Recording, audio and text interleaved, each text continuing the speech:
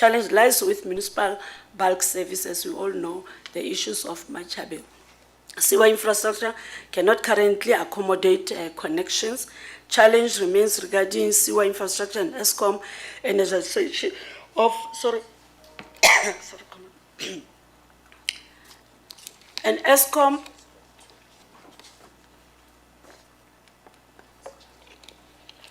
honourable members, one of the challenges even water waste treatment plant to address all these issues. So despite these challenges, security has been strengthened and measures are in place to protect completed infrastructure while back service solutions are being finalized. On Dark City and Silver City deployment, I don't know whether, yes, you did visit this one. The Ncop visited both the top site and bottom site project and expressed concern regarding contractor changes, vandalism, and repeated delays. Progress achieved to date is encouraging, honourable members, despite historical delays. 130 units have been completed. A facility management company has been appointed. An increment occupation strategy has been adopted. 19 tenants have already occupied completed units. Additional units are expected to be released during the 2026-2027 financial year. This approach is helping to secure public investment, discourage vandalism, and ensure that completed units immediately benefit qualifying residents.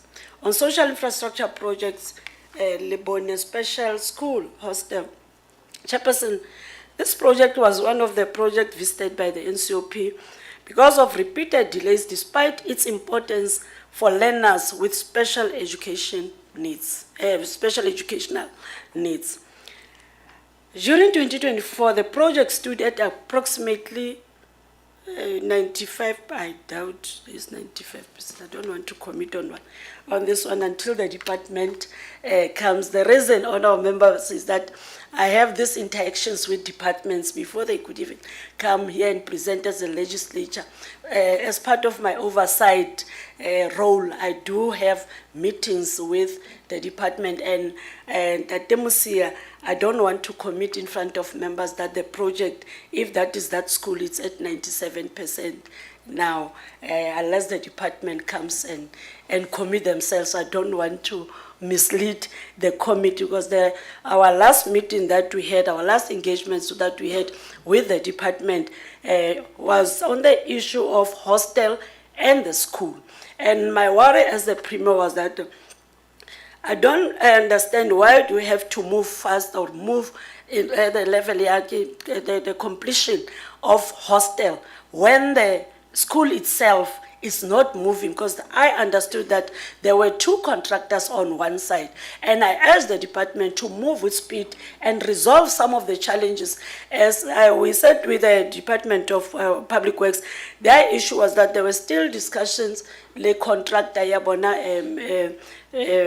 honourable members, there was some arguments around view on the side of the school where there was a hard rock, arguing the hard rock and the soft rock, and the school and the hostel this side was moving. What will be the point of completing the hostel before even the school? Will end up having a situation where the hostel is being vandalized and we do not have school, because what we need is school before even the hostel. So they'll have to add where I might be missing some points in making sure that the committee evenly information is complete and it's accurate, because my understanding in our engagement was that there were some challenges, and I even convened the engineers from the Department of Public Works that when you did during the period where you were planning this project, your geotech report, what did it say if we are still arguing the hard rock and the soft rock where the contractor failed to know the geotech report was not the one that was submitted? So those were the issues, hence I cannot commit, honourable members, on the 97 completion. The department will have to come on board and verify that information.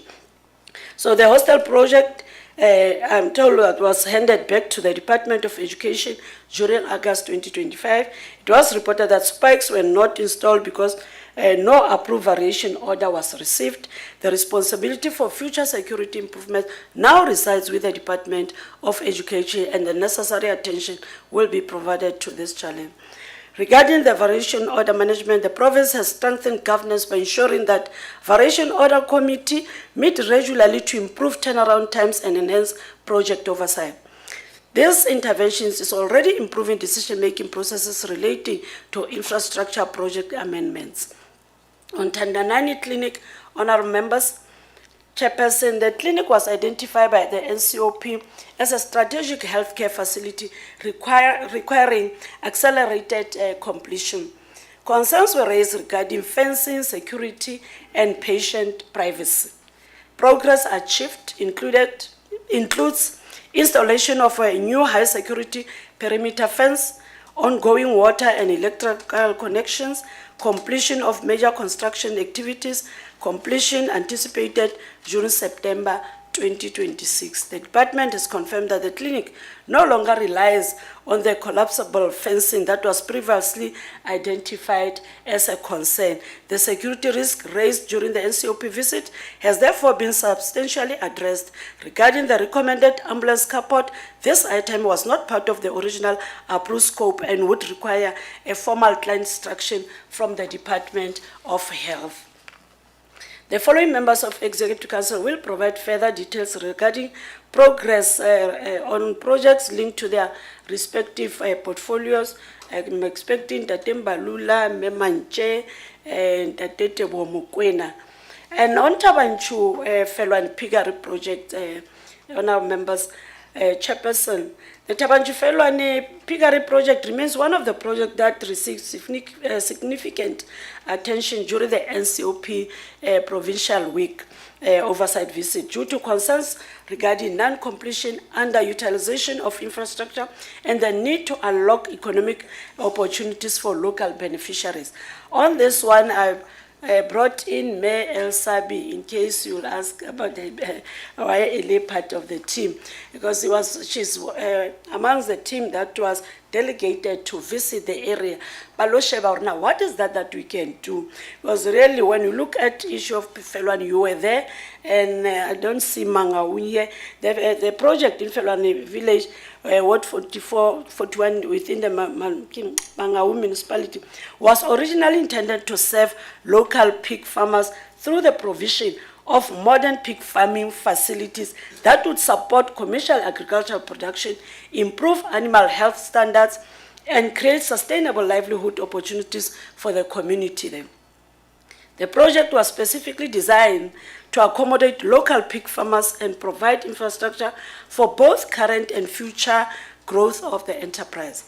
The original planning identified approximately 239 pigs belonging to local beneficiaries and determined that a dedicated pig farming facility was required to support these farmers in a properly regulated and economically sustainable manner. Our findings following the investigation, honorable members, following the undertaking made during the visit, the province conducted a detailed investigation assessment into the project. The investigation established that the project was initiated by Mangaung Metropolitan Municipality during 2015. A contractor was appointed in 2016. The assessment further confirmed that the project experienced several historical challenges which contributed to its non-completion. This included inadequate original design and planning, incomplete technical specifications and bills of quantities, and an existing structure that was partially constructed but never completed for its intended purpose. Contractor withdrawal before practical completion, insufficient supporting bulk infrastructure, only one breeding unit was planned, although a larger facility was envisaged. Funding constraints which prevented implementation of revised design. The investigation established that the existing infrastructure was only partially completed. The structure had been constructed to roof level. The steel roof structure had been erected and perimeter walls had been constructed. However, the building had never been enclosed, internal floors had not been completed, and the facility could not operate as a pig farming enterprise in its current state. The site inspection also revealed that the facility lacked critical supporting services, including water infrastructure, electricity supply, sewer and drainage systems, stormwater system, and associated agricultural support facilities. The Mangaung Metro Municipality appointed professional consultants during 2020 to undertake a complete reassessment of the project and develop a design concept. A comprehensive concept report and redesign have subsequently been completed. The revised design provided for modern pig farming facility, new pig stations, conversion of the existing structure into administrative and support facilities, ablution facilities, change rooms, waste management facilities, storage facilities, security facilities, and fencing and supporting access infrastructure. The proposed development included new pig accommodation units designed to support both current production requirements and future expansion of farming operation. This revised project estimated then, it was about 30.6 million, excluding professional fees, and 39.9 million rent, excluding VAT and full development costs, significantly higher than the earlier budget assumptions. Now, the remaining challenges are the following. Despite the progress achieved in project planning and design, implementation has not yet commenced due to primarily to funding constraints. The key outstanding issues remain, honorable members. Securing capital funding for implementation is a challenge.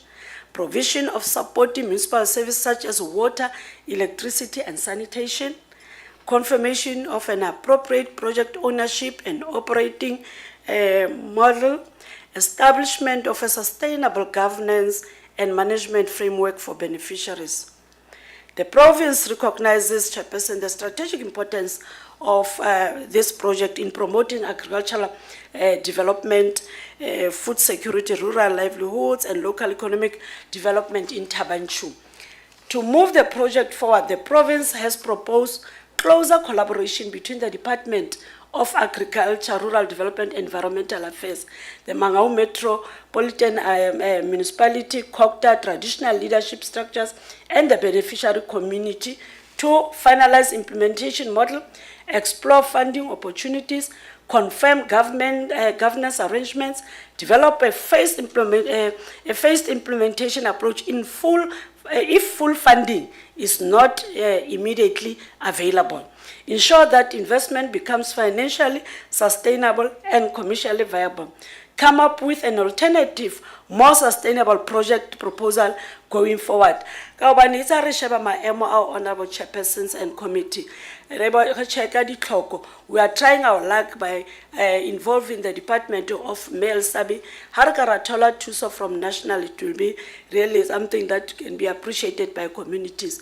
But at the same time, what is that you can bring to those communities? If Rotsanara said the piggery, recognize something else that can be of benefit to those communities. We're also looking at those alternatives because remember, piggery needs a bulk infrastructure. In addition to saying that in a budget, a whole would come as provincial government. But as NCOPs, you know, as members here, challenges that we are faced with even as provinces in terms of issues of budget. So we discuss the MEC El Sabimana Mushomong Kennedy community because there are also a lot of fights amongst communities here, as we also know that it's areas that traditional leadership as well there. To find out how best can we address these challenges, perhaps to bring communities together, register a cooperative in the names of the beneficiaries, come up with a new project rather than the piggery, because piggery is going to take for us to have that bulk. That is still a challenge even in our communities, our townships, issue ya bulk infrastructure. So Mayor El Sabi will just also touch on few issues that we discussed. Because personally, she went there as the MEC as well to go and assess my later. So the Free State Province Chairperson has made measurable progress in implementing recommendations of the Ncop, while challenges remains, particularly in municipal infrastructure, bulk services, vandalism, and funding constraints.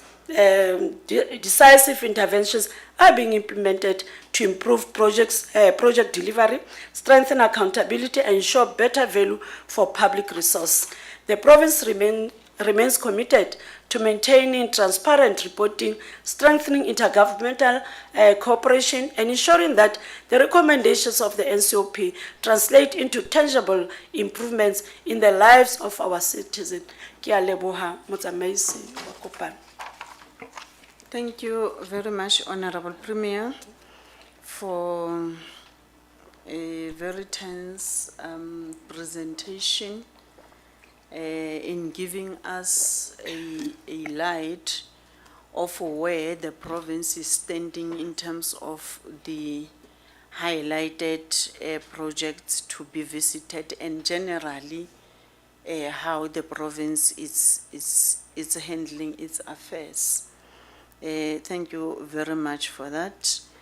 Item number 4 will be the briefing from the Auditor General, and I'm informed that Mr. Lutando Mbandazayo will be the one who will be leading the AG's office in terms of the presentation. Over to you, sir.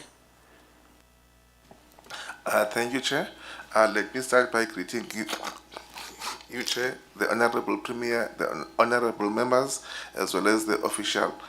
My name is Lutando Mbandazayo. I'm from Office of the AG. I'm here with Sue Ellen Steenbok, as well as Ukele Musu, also from the Office of the AG.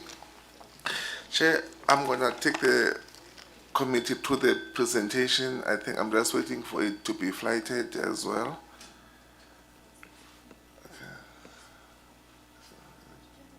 Okay, yeah. Can we be assisted? Oh, did you send it or? It, yeah. No. I think it was sent China. Yeah, we have it. Yes, yes, yeah. I'm not sure other members if they do have it. You have it. All of us, we have it. Then you may proceed. Okay, Chair. Yeah. Okay. Chair, this slide is on our culture shift strategy, where we aspire to see public sector that is characterized by performance, by accountability, by transparency, and institutional integrity. And for this to happen, we are saying that in this diagram that there are many stakeholders that must work together to achieve that public sector culture. And the stakeholders that are here are also part of that. So we are saying this is not just a one party or a one person job. It is a job for everyone to make sure that we all work together to achieve and create public sector that is characterized by the principles that I've spoken to in the previous slide. Okay, we can go. Okay. Chair, I will start with the outcomes for the provincial government. These are the outcomes for 24-25. Just in summary, we can see that in the province there were 3 clean audits for 24-25, as well as other audits are stuck in the unqualified with findings, and then there were a few that were qualified with findings. But what I want to highlight is that on the ones that are clean, these are mostly the coordinating institution. It means then they are improving their house, and they're getting better, and also monitoring and supervising other departments and the municipalities. And then on the slide of the municipalities, on the municipality outcome for 24-25, here what I want to highlight is that Free State does not have a clean audit, and most auditors are stuck in the unqualified as well as qualified. Also, there are 5 disclaimers in the province. The province has been struggling to eradicate the disclaimers. I think we can go to the next one. Chair, from now onwards, these are the slides that now will speak to the infrastructure. First, when we are auditing the infrastructure, we cover the area of planning, implementation, management, which is project management, as well as commissioning. Our most findings are in the area of implementation as well as project management, but I will elaborate on those as I take the committee through the presentation. For MFMA, we audited or we visited 21 projects, and in all those 21 projects, there were findings. Common findings that we had are I will start with areas that had the most findings.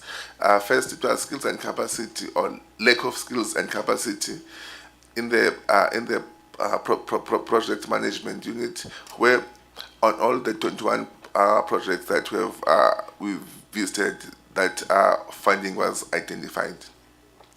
And then that is followed by project completion delays, where of the 21 projects that were visited, 18 projects, there were some delays. And then on the 10 projects, the payments were not made on time, and then the cost incurred due to conduct, there were costs incurred that were due to conduct termination on 6 projects, as well as on 5 projects, there were poor workmanship. Those are the projects we visited for the departments.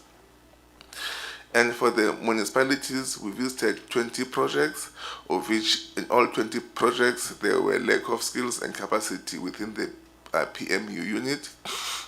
And on 19 projects, there were delays in settlement of contractors' certificate. These are delay in payments, as well as also on 19 projects, there were delay in the commission of those projects. And on 5 projects, the contractors abandoned the site owing to delayed payment, as well as on 3 projects, there was payments for work not done. And in those cases, there were MIs that were also raised. Okay. Just a snapshot in terms of the root cause that we have identified that cause things not to go well when it comes to the project in the province. First, under governance, we identified that there's weak accountability. Budgets are not ring-fenced.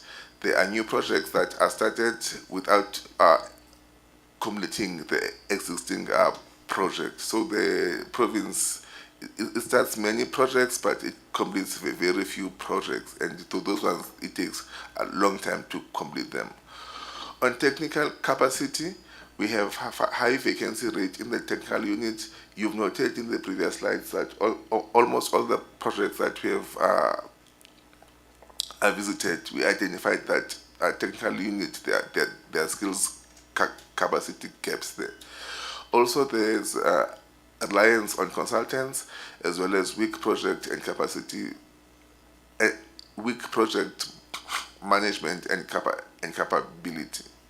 Also, on the financial management, we identified poor consequence management, repetition of findings year after year, as well as delayed in the payment of contractors. We saw in the previous slide, even other contractors left because they were not paid on time.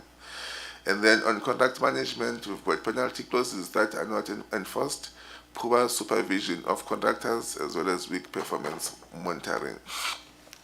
The impact in this, you can see for each department, even the municipalities under the area of water and sanitation.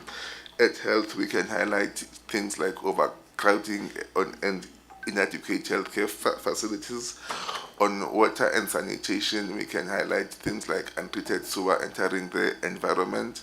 On roads, we can highlight the delayed in strategic road projects. On education, we can highlight things like overcrowding in the classrooms, as well as on the housing or human settlement, we can highlight that they are delayed in housing delivery.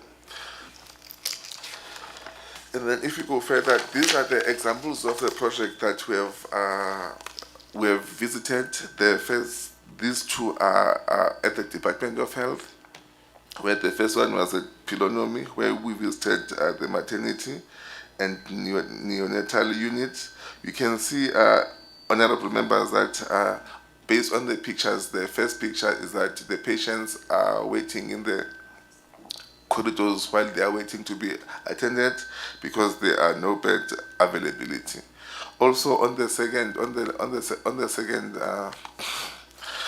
picture there, or the third one, on the third picture, that is the neonatal center, where the cubicle is supposed to have one baby, but we found that some cubicles they have 4 babies because of a lack of adequate infrastructure in that unit. And then also on the Regis Park Primary Healthcare Clinic, they were failure to complete this project. As a result, you can see that there's no privacy in the consulting room, where they have the consulting room as well as some admin is also taking place there.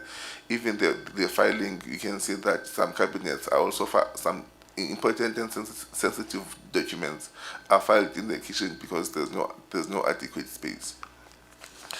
And then I can go to the next one. This one, the first project is the project that was at Malutia Pufong local municipality. This one, I think it's a good story because we went there previously, we identified those weaknesses that we highlighted, but after that, the municipality have done some work to make some improvements. As a result, now you can see that they are moving to complete this project because steps are being installed that are savings in the community. But the one that I want to highlight as well at Buchabelo, which is at Mangaung, we visited the wastewater treatment works. This one is not a good story to tell because even after we have visited and we highlighted some problem, but municipalities did not do much to make sure that they fix the operational failures in this project.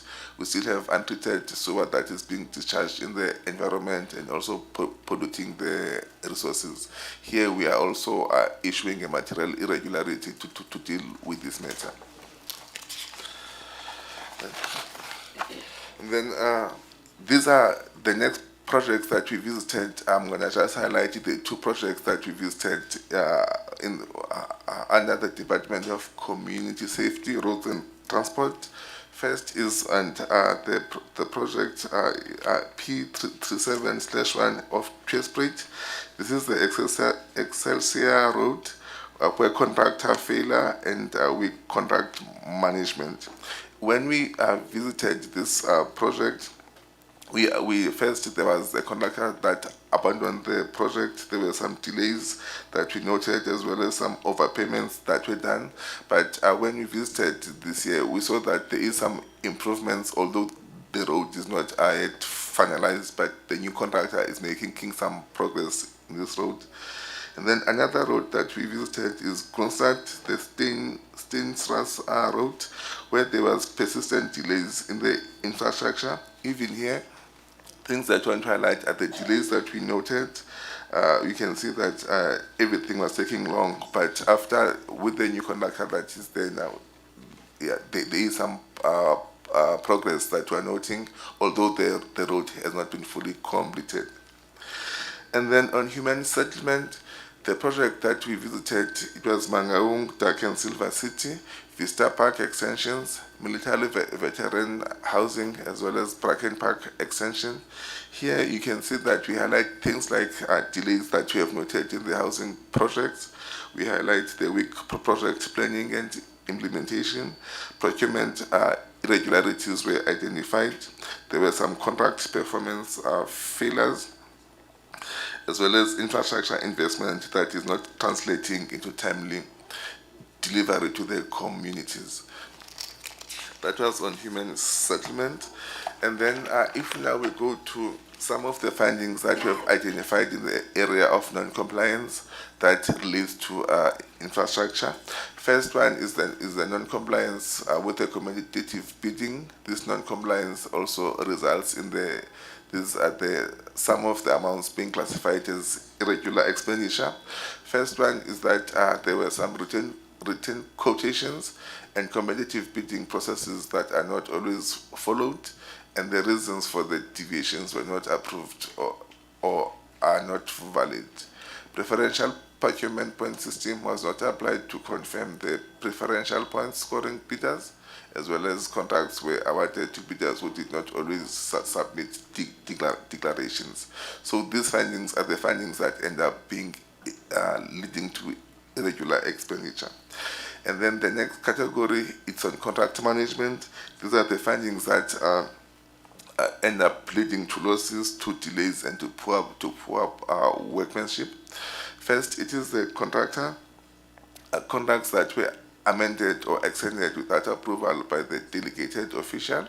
Contractors or providers' performance and measures were not monitored or were not effective on a monthly basis. Uncompetitive and unfair procurement processes, inadequate contract management, employees doing business with the state, as well as awards to other state officials. And then the impact is that, okay, I did cover the impact, and then the root cause is that there's a lack of adequate controls and monitoring in this environment of the project, as well as there's weak culture of accountability, where legislative requirements are disregarded and compliance is tolerated with the minimal consequences. And then, as I move to the end, here these are the material irregularities that we have raised for both the departments and the municipalities. For the departments in total, we raised 42 material irregularities, but I want to just I want the committee to just note the bottom block in both sides of the presentation. That's where we just highlighted the material irregularities that relates to the infrastructure. On the infrastructure for departments, we identified 8 material irregularities that caused material financial loss, and the loss amount was quantified to be 98 million. And then we identified 3 material irregularities that resulted in harm to the general public, as well as 1 material irregularity that resulted in the misuse of public resources. And for the municipalities, we identified 8 material irregularities that resulted in the financial loss, and the loss was quantified to be 35 million. We had 1 material irregularity that resulted in substantial harm to the general public, as well as 29 material irregularity that resulted in substantial harm to the public sector institutions. Thank you, sir. Okay. And then this is now my concluding, just where I'm going to highlight the call to action. But in concluding, before I even come here, Chair, I want to highlight that what we have noted in Free State is that although there are all these things that are not going well in the project, there's not a single supplier that has been blacklisted by the province. And then the call to action that I want to highlight is that with these are the role players that must play part. First is the portfolio committee, as well as MPEC for municipalities, the MECs and the mayors, as well as the accounting officer. We want first there must be strengthened oversight. We note that the site visits and continuous focus on high risk and delayed infrastructure projects. There must be prioritize the completion of existing high-risk and delayed infrastructure projects and regular review and of projects on these of progress on these projects. I think some of them I have highlighted in the presentation, as well as there must be strengthened in contract management. This is the area that results in losses, that results in poor workmanship and delays.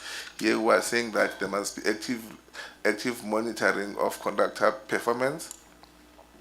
They must enforce contractual obligation, and they must be monitoring of performance, and also address poor performance that is being identified. That must be done early enough before losses are incurred. They must prevent unauthorized scope changes, as well as ensure variation and extensions are properly justified and approved. Also, to cover the skills capacity that we noted, we are saying they must fill critical technical and project management vacancies, as well as they must apply consequence management for repeated infrastructure failures. And then, Chair, if you continue with the presentation, you will note that there are annexures that give more detail in terms of the project. I will not go through those. The members can go through those at their own time. Chair, I will stop here for my presentation. Thank you. Thank you very much, Mr. Lutando and your office for your presentation. Colleagues, we're going to take questions and responses on the above presentations that were made. Then after that question and response session, we'll take 15 to 20 minutes break so that colleagues can leg stretch and have some refreshments outside, and we come back after 20 minutes. I will then take, if there are any questions of clarities, so that we...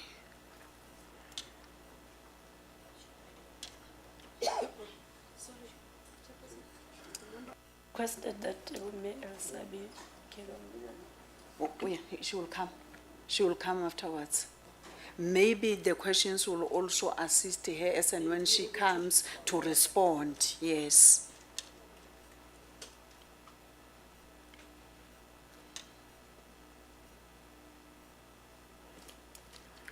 Honorable Mandisa, Honorable Ego.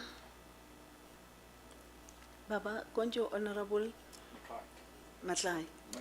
Oh, Mekai. Oh, they are calling you Makai. I nearly written you Makai here.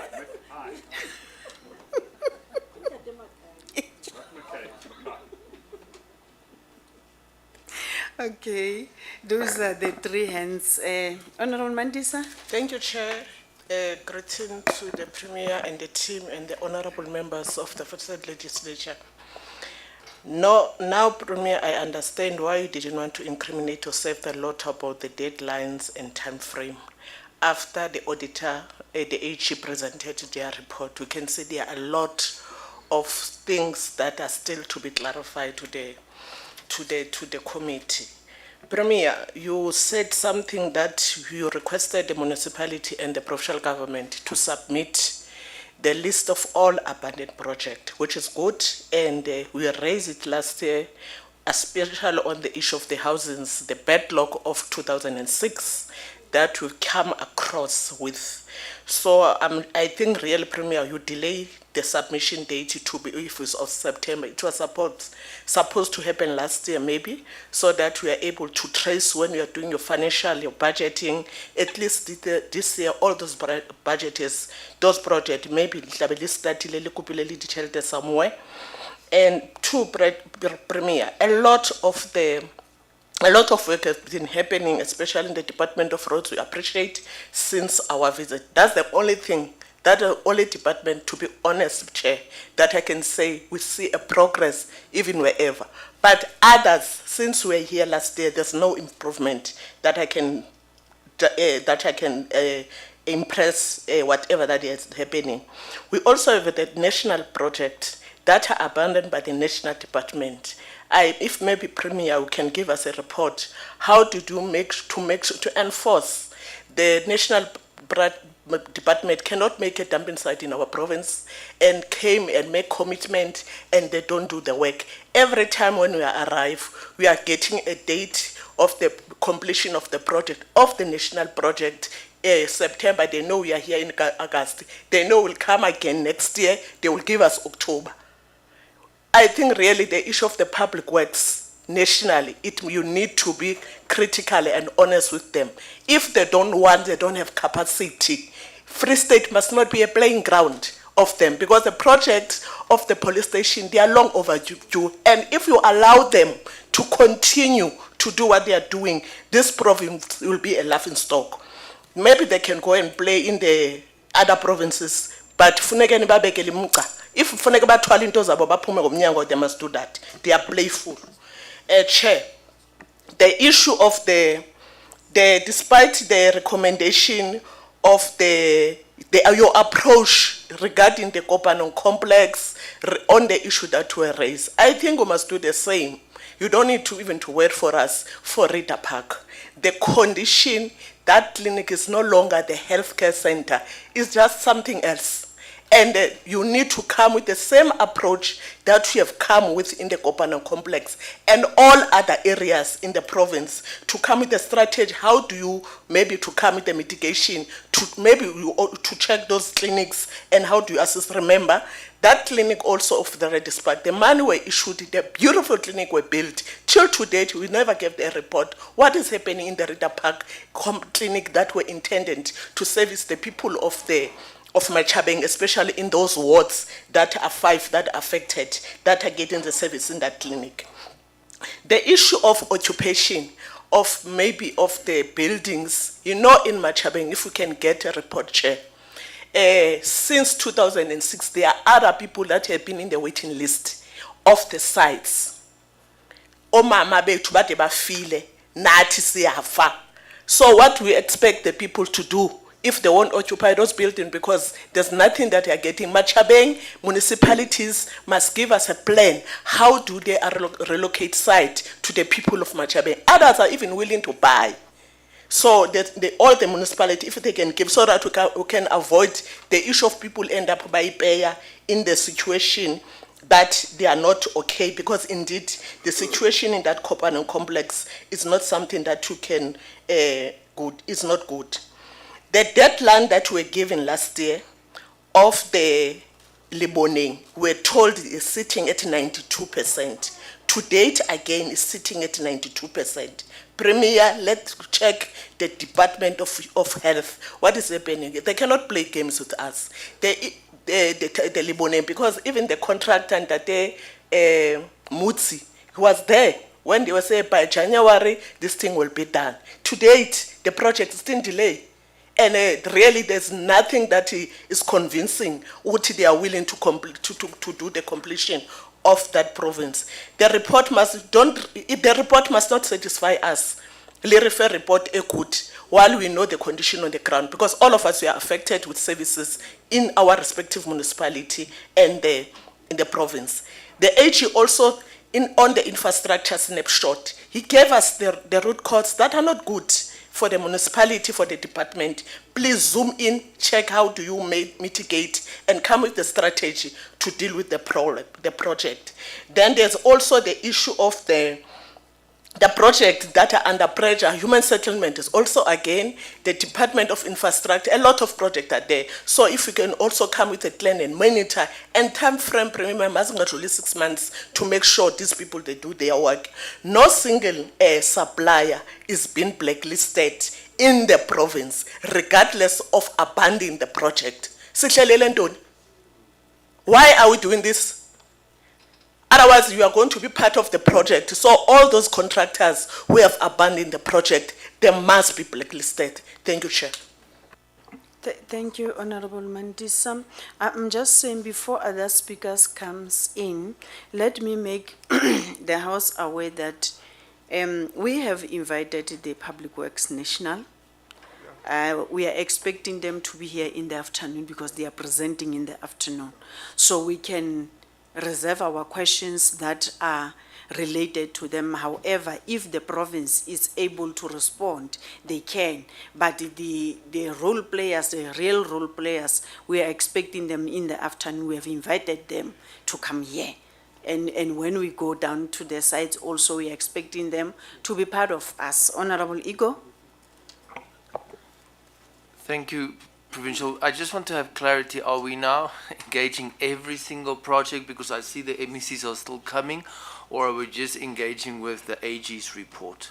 Because the Honourable, my friend, went through everything, and I wanted to make sure how I structured my question sessions. You may structure your questions, as I've said earlier, on per the above presentation from the opening remarks of the Premier to the AG. I also indicated, hence I'm saying to Honorable Mandisa, let us reserve other questions that we have because a lot of presentations are still coming. However, because we are dealing with governance from national to local, the situation of interlinking of issues might be there, but it's upon us when we ask questions to focus on what was presented to us. Over to you. All right. Thank you, Chairperson. I will just first start with the AG and then go over to the Premier. I looked at your recommendations and I won't say it very often that I would actually miss Mr. Tamande from the MK. But we do have our similarities when we sit in the committees. Now, he's my friend, he will understand what I'm talking about.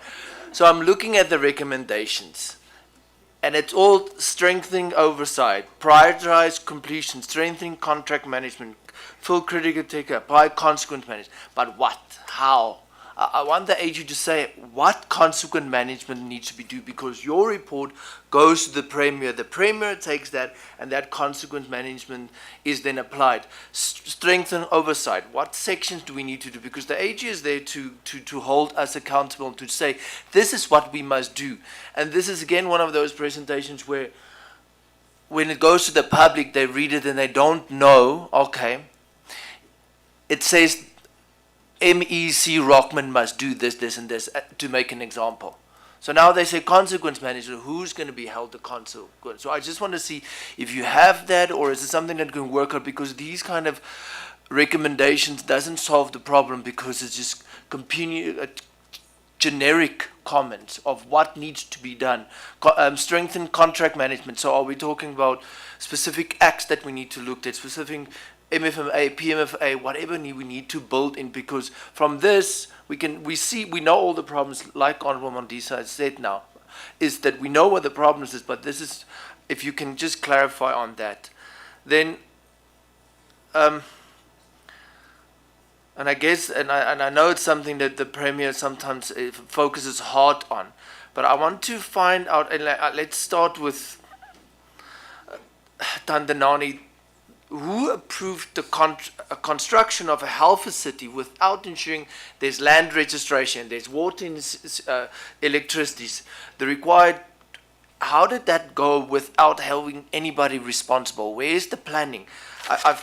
Everything that I've come across comes down to one thing: there's absolutely no consequence management.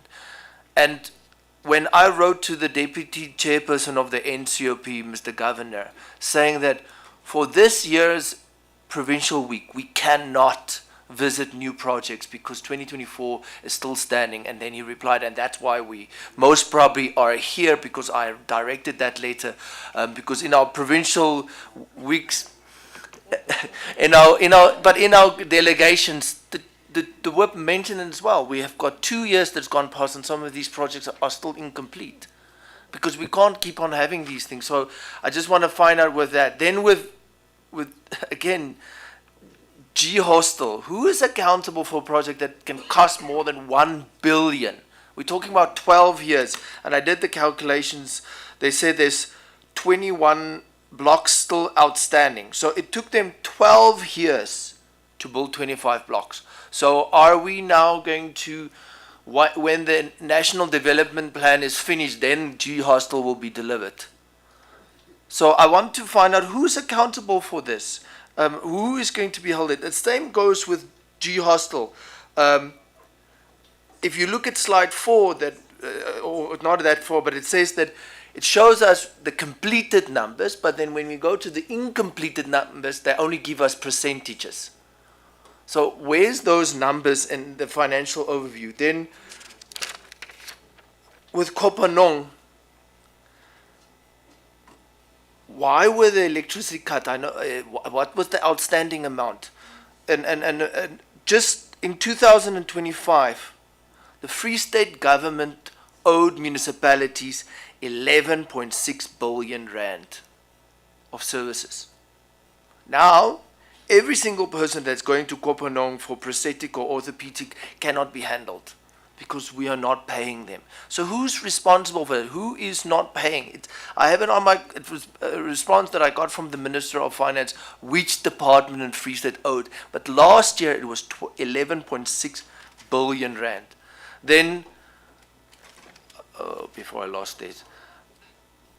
So I've covered Kopanong, Kroonstad. Yes, the roads is the one thing that we can talk about that Honorable Makasini has covered. Dark City I've covered. And then when we look at the police station, when are we going to make Premier start holding Development Bank of South Africa responsible? They are the implementing agent. If you go to Reader's Western Holdings Extension 2, Ward 35, where I was the ward councillor, the 100 house project there, DBSA. That Windhouseris police station that's across my parents' house, DBSA. When we were there last time, it was confirmed by the National Department, it's DBSA. That Rede Park, we can also not, Rede Park Clinic cannot function if storage, that you go to that street now, the storage is running past that hospital because Machabeng. So when are we going to start having these people also accountable? So that's where I'm going to rest for now because I want to leave it for when the MECs are here. Thank you. Provincial Whip. Thank you, Honorable Iko. The purpose of us being here is a collective decision of the council. It cannot be an individual who summon the parliament to do its work. You might have discussed or make certain inputs to the presiding officers, but that process went through the normal process of parliament and gazette, ACTs in the program of the NCOP. That's why we are here. Honorable Makai. Thank you, Chair. My questions first for the Premier. Premier, we've noted your challenges. You said there's several challenges that hinder projects like water, sanitation, housing, and public facilities. My question is, how are these subcontractors, how are the issues such as the contract underperformance, the vandalism, the theft, the aging infrastructure, affecting this service delivery being handled? One of the biggest problems that we have, and we've had them, it's not a new thing, is obviously the theft, the vandalism, etc., but it's all becoming from abandoned projects. So what causes these abandonments in the first place? Because we end up with projects, and we see it time and time again in the AG's report or the reports from the Premier, from you, from the various departments, that they are 70% complete, 80% complete, 90% complete, and then they're abandoned. Then they have to start, and they're left for years. And then all of a sudden it comes back, and you've got to start again. So then you add up money, and you add money and money and money. So how has this been handled differently, so that we can stop having these problems? Because we seem to have a security problem, and I've brought this up on more than one occasion, that when projects are planned, and we should make sure that we've got a decent security company there for the first place, because this is not something, you should learn from your mistakes. So almost before the contractor arrives, you should have a security company on place. So how has this been handled? Because this is, and how's the department working with the other stakeholders? For example, with the municipality, the traditional leaders, the beneficiary communities, to ensure that the project remains sustainable. Otherwise, it falls apart. No one benefits at the end of the day. For example, the piggery. Now, just let's take average maths. Regarding the piggery, approximately 70 million will be invested. That's 30.6 million plus 39.9 million. Which means that it's average, and it's for I think 22 beneficiaries. So that means an average of 3.1 million rand will be invested into one individual for 20 individuals. Now, or if you want to look at it in a different manner, approximately 292,000 or make it 293,000 rand per pig. Now that must be the most expensive pig in the world. I don't know what it's made of or what it's going to eat, because that's what it works out to be. You're looking at 70 million for 239 pigs. It's 293,000 rand roughly per pig. I don't know how you're ever going to sell them. So we need to look at what our return on investment is, first of all, when we look at these projects, and are they still viable? They've been abandoned for so long, and to restart them again, are they viable? Has their feasibility studies been done? Et cetera, et cetera. So that we need to make sure that we're not throwing good money after bad money. If the project is not viable anymore, it must be sorted out. Then going to the Auditor General. I'm a bit blind. I need to know what specific factors contribute to the most persistent material non-compliance in both the province and the municipal audit outcomes. And when these are identified, what is being done to assist them? So in other words, I'm asking, is the Auditor General in a journalistic capacity, or are they in a parent capacity? And what I mean by that is that, again, the journalistic capacity, you identify, you report. Parent capacity, you identify, you report, and then you fix, and you educate them. So I need to know in which light you're looking at things, because just to do it in a journalistic capacity, it does not assist anyone. You yourself will just have to copy and paste, end up copying and pasting every single year. And then how is the contractor performance monitored? And what mechanisms are encouraged to place or are in place to address underperformance or abandonment? So can the Auditor General not implement a structure that flags delinquent subcontractors and thereby encourage departments and municipalities to actually blacklist these people?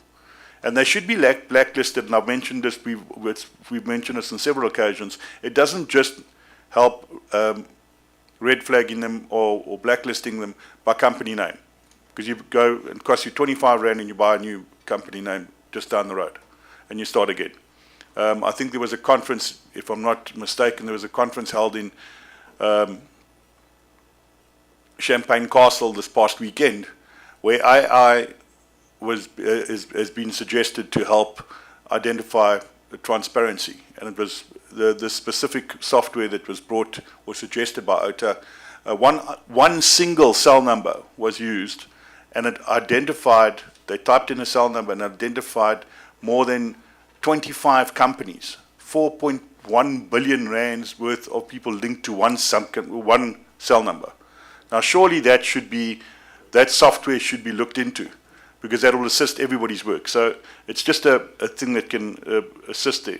Maybe we should look at other mechanisms, new software, to try and address these issues, because we cannot have the same companies over and over again, and it ends up being the same companies. You look at the directors, so they should be blacklisted by ID number.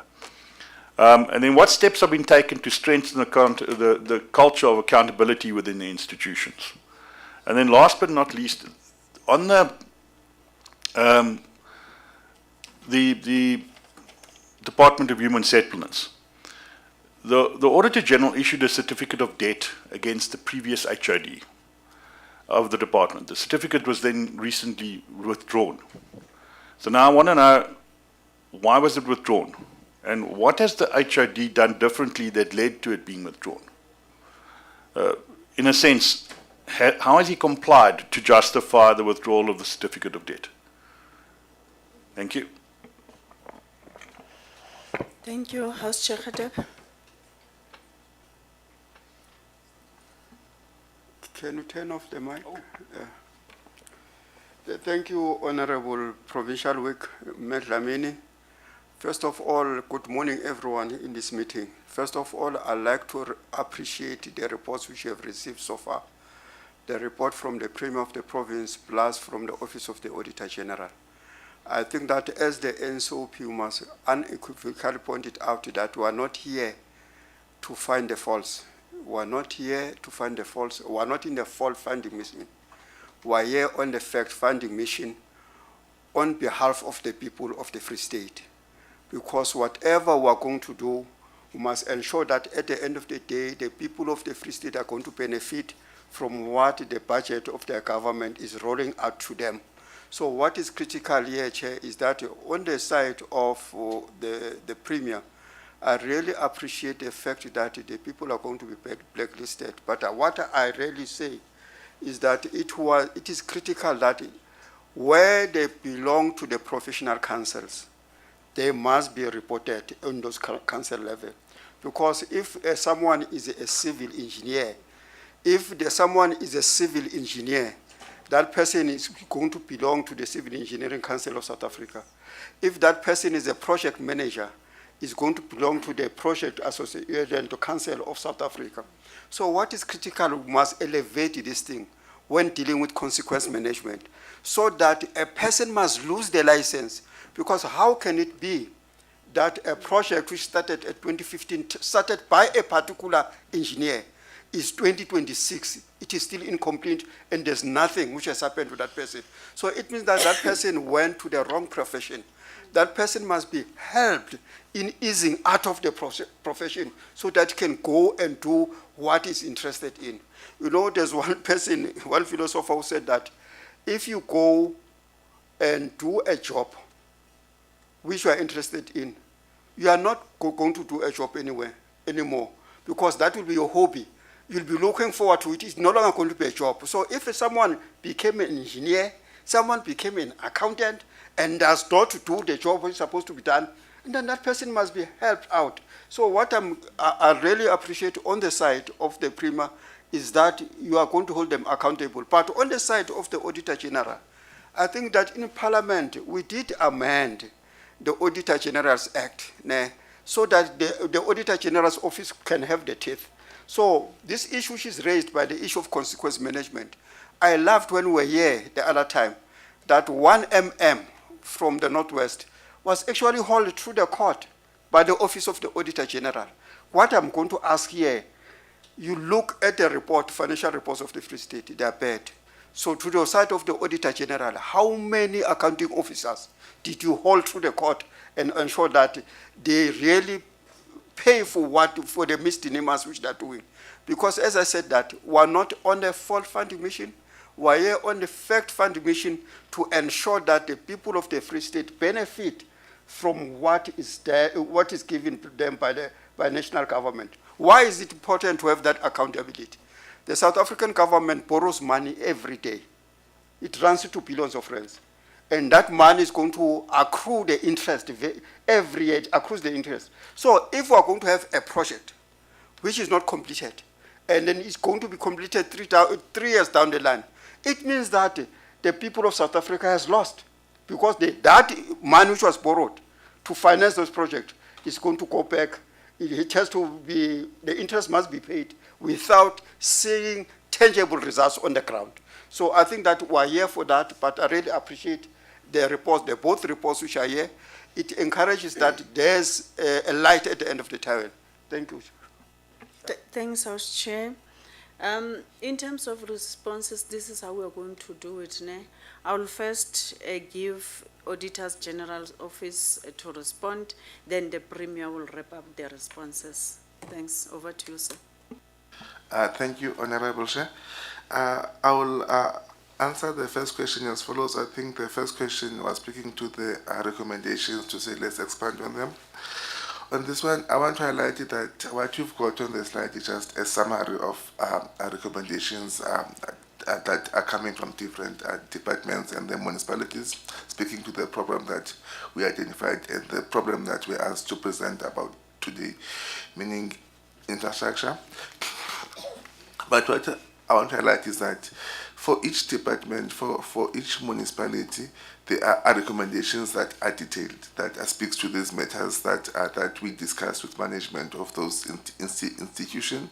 We also workshop to those recommendations to make sure that it's not just, they're not just on paper, but they are understood by not just the accounting officer, but even key management that will be required to implement those recommendations. Let me make an example. If a recommendation is around supply chain management, we'll expect that the accounting officer to be there, the CFO to be there, as well as the SCM manager to be there, because because those three will be there to work together to address the problem. But on top of that, also know that after they have worked, they need to be they need to hold each other accountable and also monitor the progress. And that is normally done by the internal audit, and then that is also guided by the audit committee. So when we workshop those recommendations, we also ask that they must invite internal audit as well as audit committee so that they work together to address the problem. So what I want to highlight is that each department, each municipality, we do that process to make sure that they understand the details of how this must be done. Also, when we are done with that in terms of the counting officers, we also go to the MECs and to the mayors where we have where we ask them to give commitments in terms of again what they're gonna do to address the problem. So the MECs and the mayors, they also have make commitments as well. And then for the province, we also get commitments from the Troika in terms of what they're gonna do to change the whole situation in the province. That's where we meet the premier in terms of the whole province as well as the key, I think, premier, the speaker, members of the Troika, just to address the areas in the province. And on both our recommendations and commitments, first on our recommendations, we track them on a quarterly basis and then we monitor the implementation of those. And when we report, we always reflect in terms of their implementations. When we present the audit findings, we do touch in terms of which recommendations were implemented and even the status of those recommendations. So even when I think for this past PFMA, we are going up present in the legislature when we're called. So our presentation, it is standard that they also reflect in terms of how each department did on implementing those recommendations. So I think that is the first question. The second question, it was on Tendanani clinic. That one, I think health is better prepared to respond on that one, because I think that is not one of the projects that we visited. Yes, so that one I don't know much on that one. Yeah. And then another question that I want to touch on is the monitoring of performance. Okay, no, it was on the finding whether are we journalistic or whatever. This one also, I want to say that what you've got here are just the high-level summary, but for each department, for each municipality, when you audit, when you find something wrong at a granular level, for each item that is wrong that we found, we issue what we call audit finding. So if we audit this municipality and we find 100 things that are wrong, each of those things will have its own audit finding. And in the finding, we highlight what is wrong, laws or regulations that were not complied with. We give we try to identify the root cause, and then we ask management to comment on that root cause to whether is this the correct root cause that caused this problem, and then after that we give the recommendation, and then you ask management now to comment on the finding, and then you assess that and then give our conclusion. So for the details of what needs to be done, the fact that there is a root cause, and we make sure that management comments on the root cause. We believe that the first step in addressing a problem, we must know the root cause of the problem so that we can address it where it's occurring, and then also we give the recommendation that addresses the root cause. So I think we don't just audit and leave. We don't just audit and report. We try to assist the municipalities and the departments to fix the problem.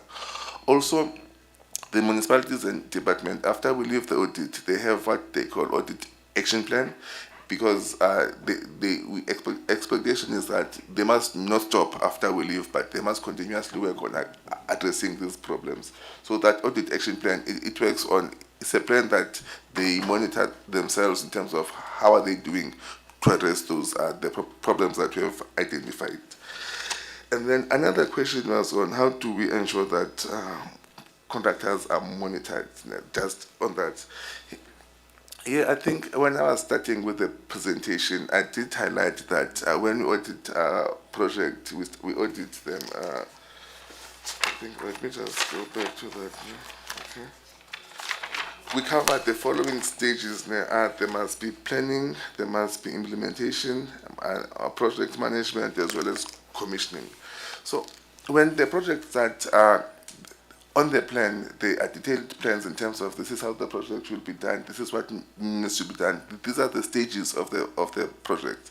So expectation is that if that is done properly, it's going to be easy to monitor the progress, because you know that for you, let's say, to build a house must start with the foundation stage, the walls, put the roof, and then put all those. And that is on the plan. No work done, but there's a plan to say this is what you need to deliver. That plan will be linked to the costing as well.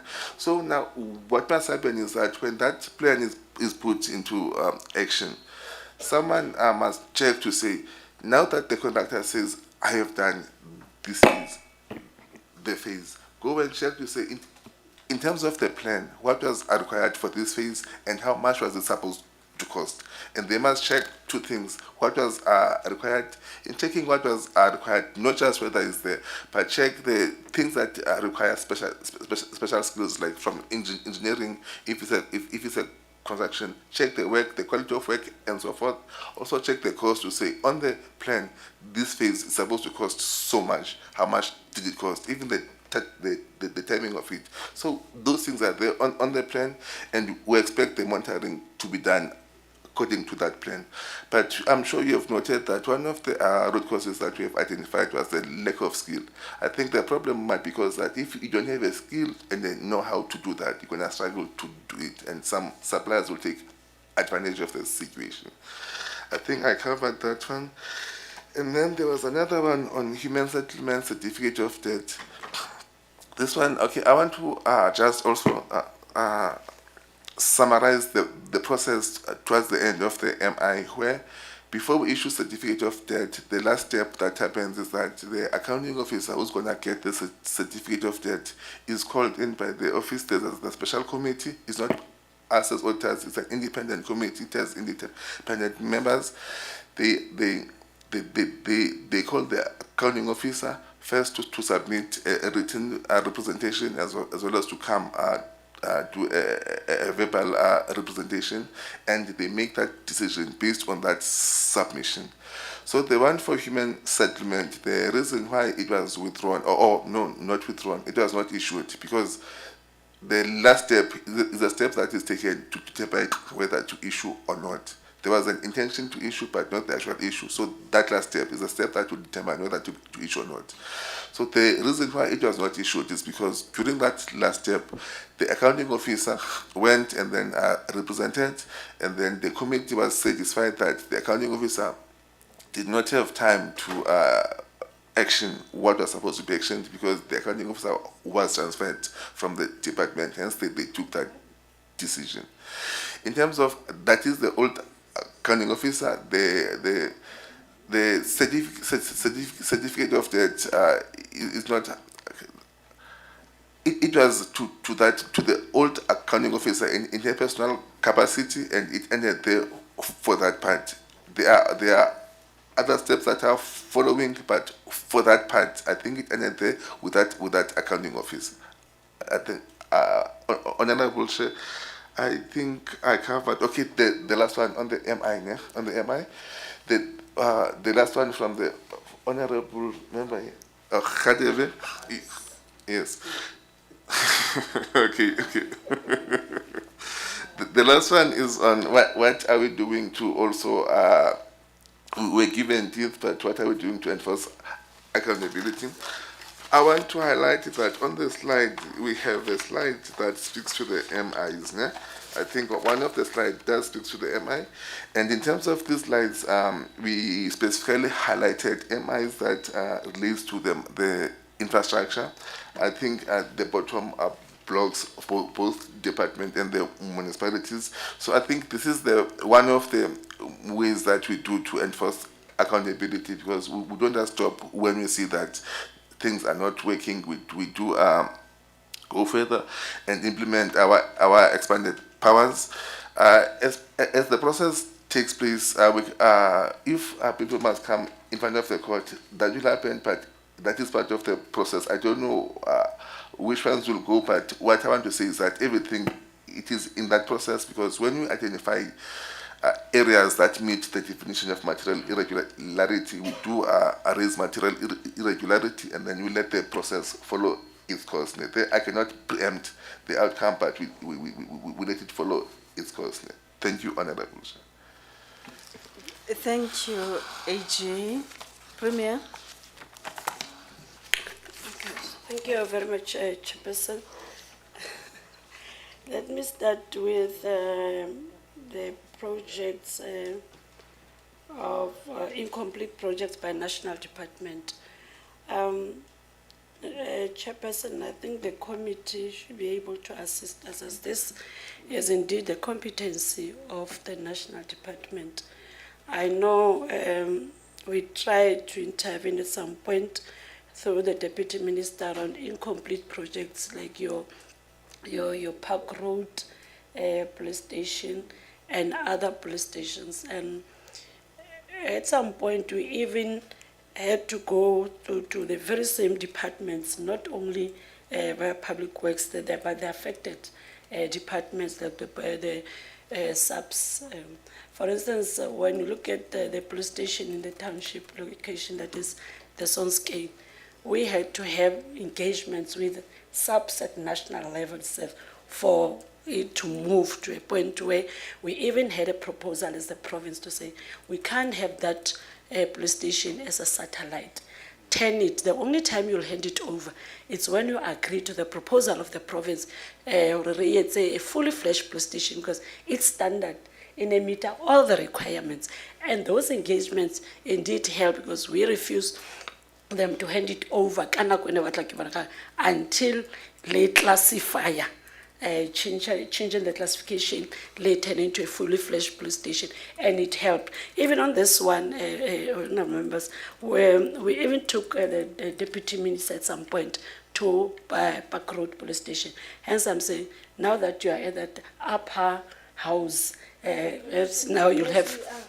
Yes, you'll have to take some of these challenges that we have at that level, even through the portfolio committees at national level, because indeed we got serious problems with the Department of Public Works. Even some buildings that are within our municipalities are national department buildings, and it's a challenge for even municipalities, these abandoned buildings and so on. So perhaps after this interaction, you'll be able to assist us.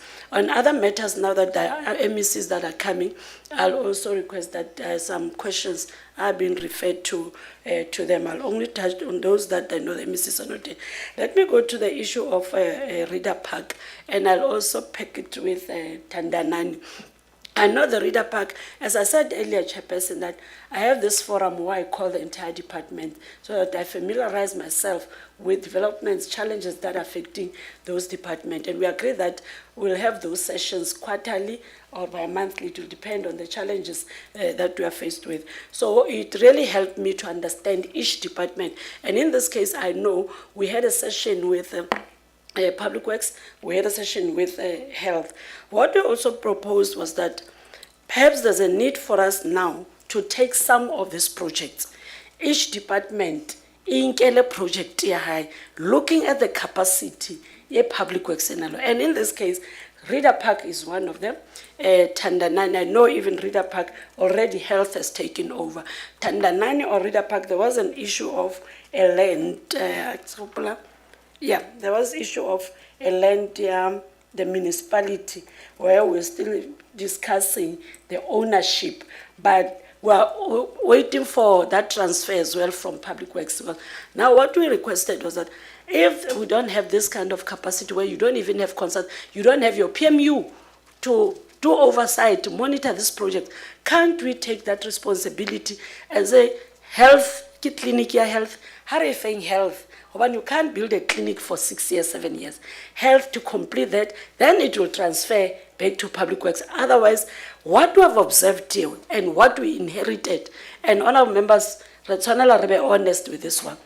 we inherited this legacy project and legacy and behavior that all these contractors, most of them, or majority of these contractors are in the Free State, chairperson. Every project, when it reaches 85, 95, they know the Department of Public Works. I warn them about that. 95, people abandon the project. Even the portfolio committee knows. I was honest and came and say, but this is a legacy behavior where people just come in. And my belief is that they're making money. You cannot just abandon a project. One example is the school that is in Botterville. It's like we're starting a new project now when you have to go back there. So we agree that where there's a need, let education take its own project, complete it. Even in Lebone, as we speak, the education has taken over. But what is left is to make a resolution, to come up with a resolution as EXCO and say, this is a collective decision that indeed we agreed, and this is what I presented even in the portfolio committee, that there's a need really, each department, in a project, incomplete, then it can be transferred back. Otherwise, to rely on one department to complete this project, it's really a challenge in this province.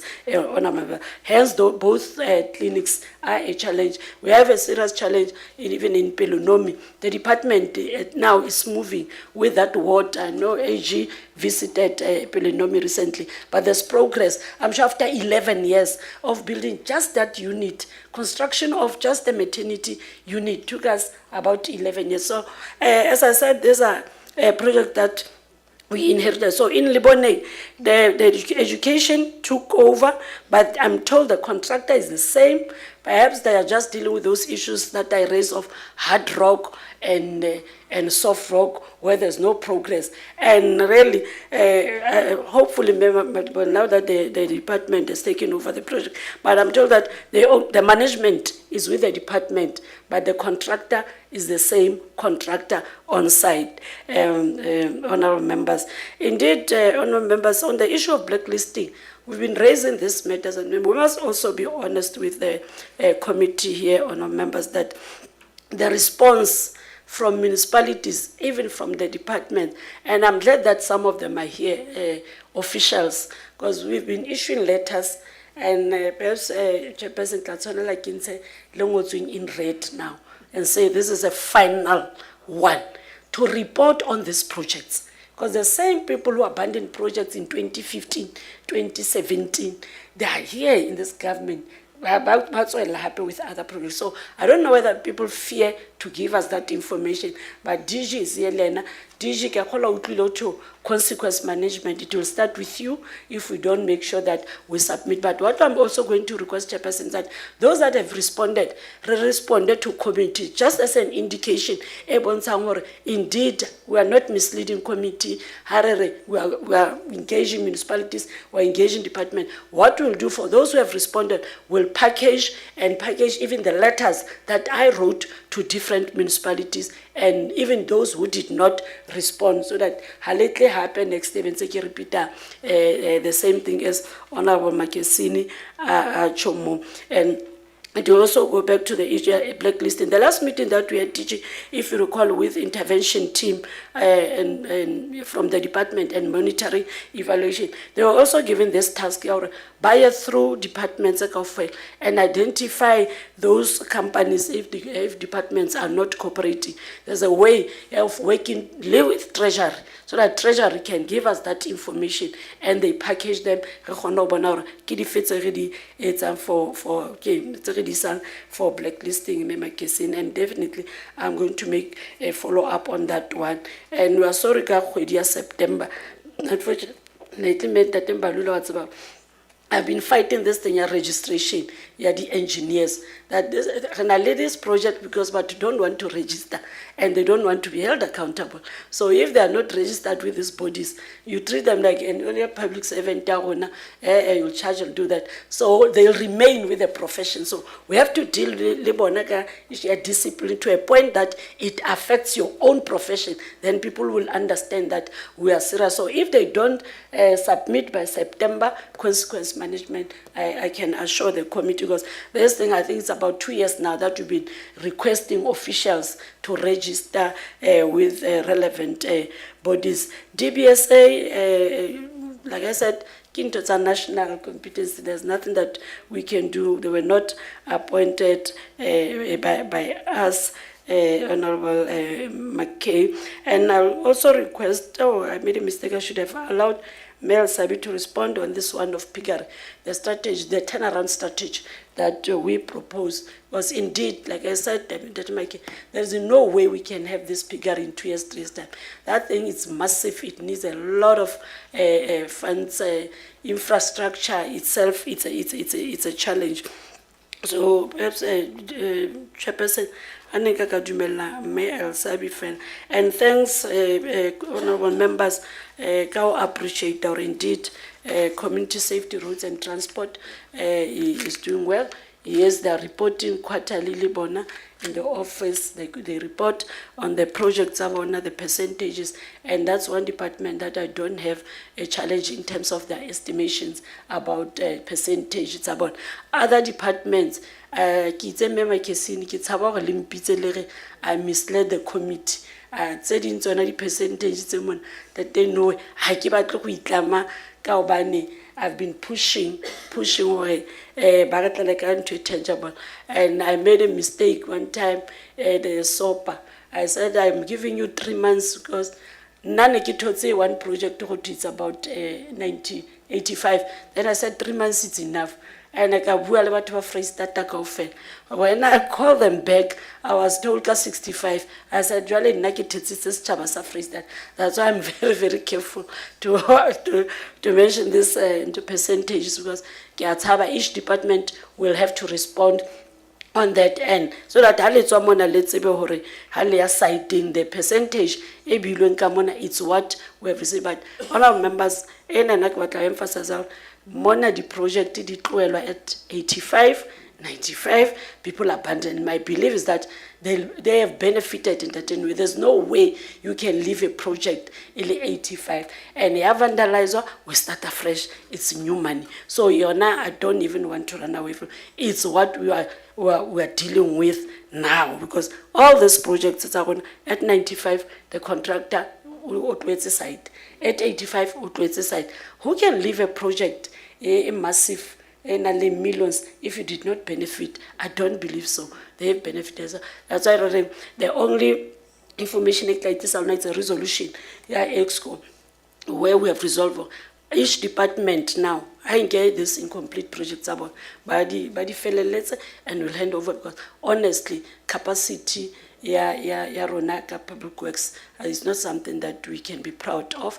And the issue of PMUs, people know no consultants in other departments, so it's a bit difficult when we have such challenges. But also it goes back to the people that we have employed. As I said earlier on, that we have engineers in the department, but the project when you are still arguing over a hard rock and a soft rock. Why did we employ engineers within the department? Because they are the ones who are supposed to. If you do not appoint consultants for that particular project, engineers are there. They should be able to assist the department. But those are the issues that we are dealing with. And I'm happy also the Department of Community Safety, Roads and Transport was advised to have consultants as well. As we speak, finally they had consultants again. That also we have set aside 10 million. Yes, so they'll be working with, because it's one area to rely on our internal. Sometimes it's better to have the support of consultants. That's what delays our project. But get happy some modular stulore tse ngata tse le di buile ra dinka jalo ka o bone mona ga tolo fa mangolo e rangolletse di masipala e rangolletse di departments, and departments that did not respond, municipalities that did not respond, re tlo letsetsa that package lebelion, so that next time when you plan your visit as well, le Kenya as part of questions that you'll take to those different municipalities le ba botsa o ba neng ba sa araba dipotso tseo. But through, the last one is through the PCF colleagues. That's where I can say whether AG by touch it's a those engagements my masipala are change in terms of compliance. These regular meetings that we have, myself, Office of the Premier, Treasury, Office of MEC Mukwena, we have these regular meetings to report or how far they a week or 2 weeks now we'll be starting monitoring their submissions as well. Are you ready to submit your financial statement before the cut-off date? So it also helps us a lot because that's where municipalities are represented and we're able to say this is what the provincial government wants you to do on the issues of consultants as well, instead of using but we decide consultant using your internal, at least strengthening your internal capacity. And also on the intervention as well, colleagues, we agree that we're not only going to send people to intervene in municipalities, we should be able to identify challenges in those different municipalities and say, Mona, we need a person with financial background, Mona, we need this, but in all these municipalities, of course, we need people with a financial background. There's no way we're going to continue with interventions because someone once served in the municipality. We want people banale capacity to go and strengthen because what's the point as well of just having this intervention and the results are the same, but we are paying people at the levels of the chief director and so on. So we are also looking into that. Thank you very much. Thanks, Honorable Premier and AG for your responses. I know that the responses might not really address 100% all the questions or concerns raised, but they have covered all the issues raised here.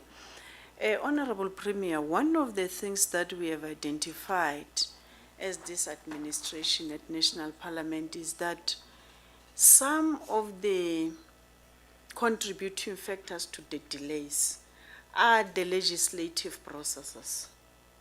Some of our, or most of our legislative processes are too long.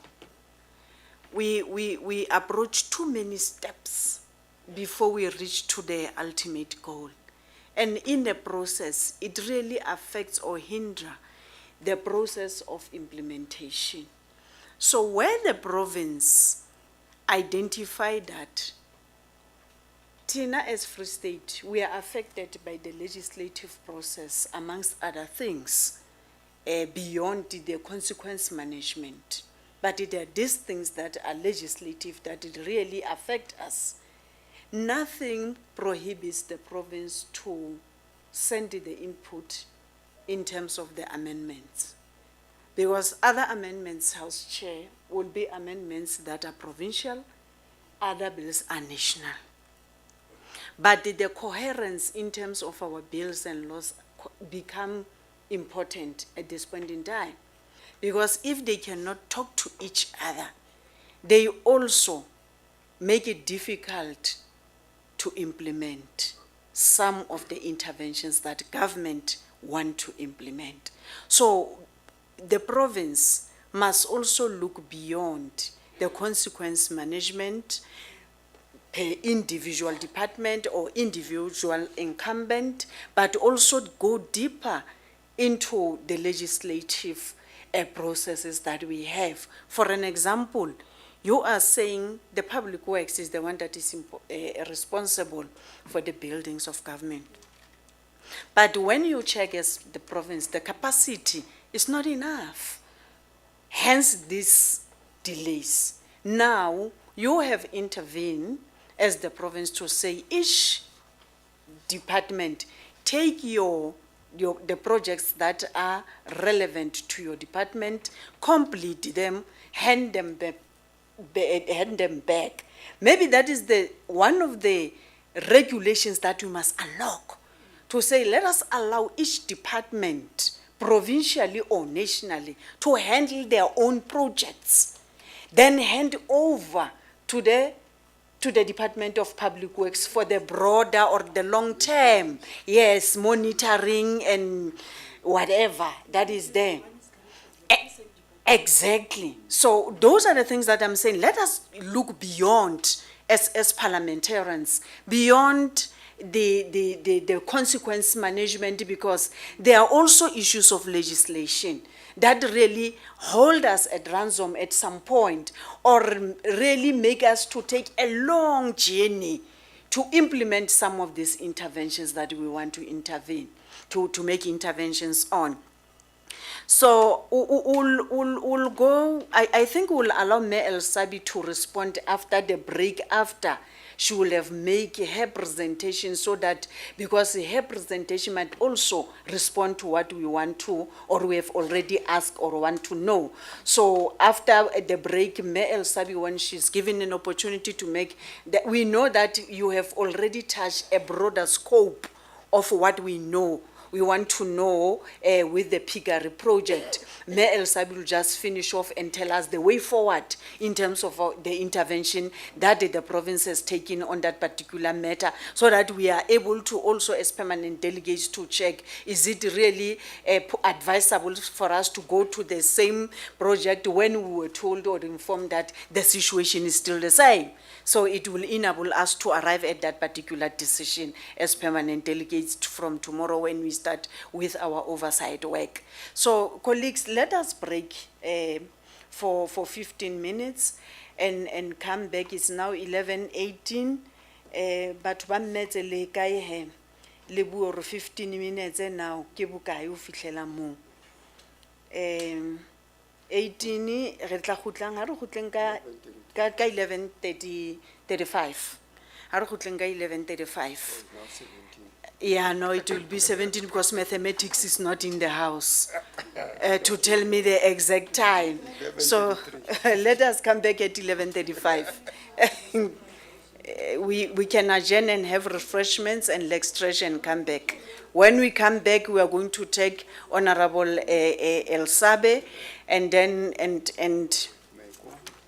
other presentations. And I know that honorable members have indicated that they are committed in other activities. We'll check, Honorable Premier, how do we deal with this session, so that by at least by 1 o'clock, we are able to finish this session before 1. When we go on lunch, we already dealt with the questions and responses, then go to the next phase. Thank you very much, colleagues.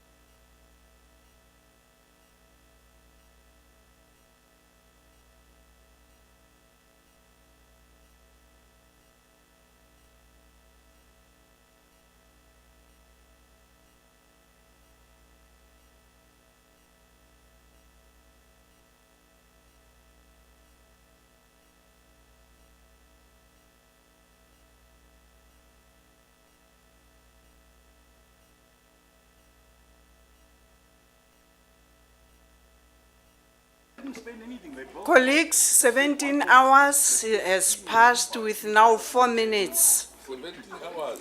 7 minutes. Let us be back so that we proceed. The time is already against us. We spent 3 million about 2019, but the original price was 300,000. And then they said, no, but the weather, because it was digging a hole. Put into it and close.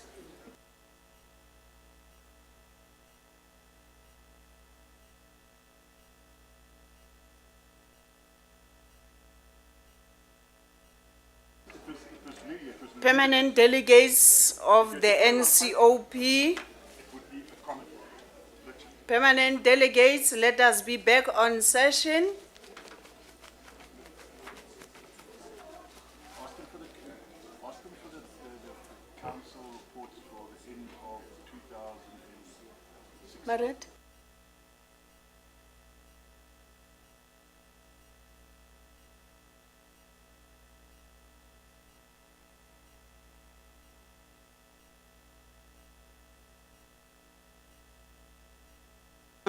We're going to have some few changes on our program due to other commitments and developments.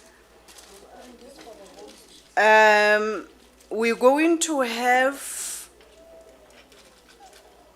MEC Rockman, followed by MEC Malula. And then we'll come back to you, Ntate Klute, after the two MECs. And then after the two MECs will have presented, we'll take questions and responses from them so that when there is the time for them to leave, at least we know that we are done. And then after that, we'll then go back to the program, given that it Lute an opportunity to present.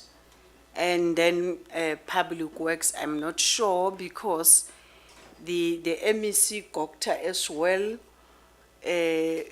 said he's here. I was hoping that if he's here, we can also, after Ntate Mbalula, give him an opportunity to present so that when we take questions and responses, we take from all the three presentations. Then after that, we can take Ntate Klute. Over to you, Ms. Elsa. Thank you very much, Chairperson. I'm not going to be long. Premier already presented, based on the report and Premier's office own verification that we submitted. I conducted the site visit on the 3rd of October 2024. On the 4th of October, we submitted our report to Premier's office, and also we issued correspondence to the Mayor. And the Mayor confirmed to us that he had referred the matter to the MMC Rural Development on the 9th of October 2024. And that was the last we heard from Mangung. So our recommendations to Mangung was basically a two-step process, that on the one hand, they do their value for money assessment on what was conducted, work completed, outstanding, etc. They needed to determine whether remedial steps were taken against the consultant for firstly the incomplete and the inadequate work done, which then negatively impacted on the work of the contractor as well as the quality of the work performed by the contractor and subsequently abandoning site. The issues of fruitless and wasteful expenditure treatment, and then also to determine whether the project is still in the IDP of Mangung, and if not, what is the future plans. So as I say, we did not get feedback on that. The other part was to say, let Mangung and Tardia work together to see if there's a way forward. Now, we've been having quite a number of engagements with the traditional house, the Borolong Buseleka, as well as the community.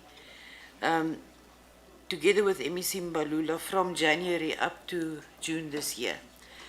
Now, the context, the broader context of Feluani Piggery project must also be seen in the context of Tardia's investments in that area. We have funded a horticulture project in Sediba village for 13 million. We have funded the Tabanchu irrigation scheme for 20 million. And if you look at our reports in brackets, it says group dynamics.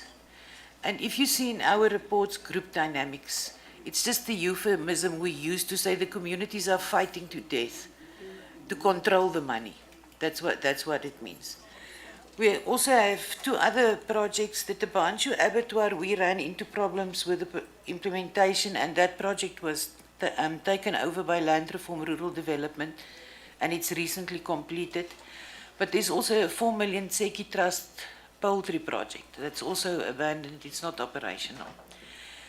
In the broader sense, we struggle in the Free State with piggery projects. So we had an engagement with the SA Pork Producers Organization last year, November. And they say to us, any viable piggery unit, minimum 300 to 500 sow units, minimum capital investment 45 million. For that 30 to 45 million, you're lucky if you get 10 jobs. Piggeries is not a viable project. Now, if we must spend another 30 million into a project that's not going to rise above food security level, we may as well take the 30 million and give it to the beneficiaries. They have a better chance of making a success with any other thing they want to do than put that money into piggeries. So that's one of our big problems. We, by the way, do not have a single black commercial piggery farmer in the Free State. That's the extent to which we struggle to get to successful piggeries. It's not only the infrastructure, it's like Premier indicated. It's the infrastructure around. Where's the water? Where's the waste management plan? Who was going to feed these pigs? With what? Because you are implementing a project amongst people who do not have money to go buy feed on a daily basis. So the operational costs, I don't think was ever taken into account in the conceptualization of the project. Another last fact, if I can just indicate, just remember that at market, pork gets a lesser price than chicken or beef. It's a low price commodity. The last point is, where's the market? Who are they going to sell these pigs to? Informal market, it will never grow beyond food security. They will live hand to mouth. That's what they will do. Now, your investment required of 30 to 45 million does not justify that. Now, we met with the Barolong Busuleka in June. They have a new master plan, 2023 to 2050. They are focusing on 4 major areas when it comes to agriculture's priority 4 in that master plan. It's maize production, it's the Kanaka food security program, it's horticulture, the revitalization of the Woodbridge feedlot, an improvement of livestock genetics, and an abattoir development. Now, with them, as with the other royal houses, we are setting up a joint working group with work streams that will focus on Land Reform Rural Development is part of that. They will lead the work stream on the Ranger Drone pilot project.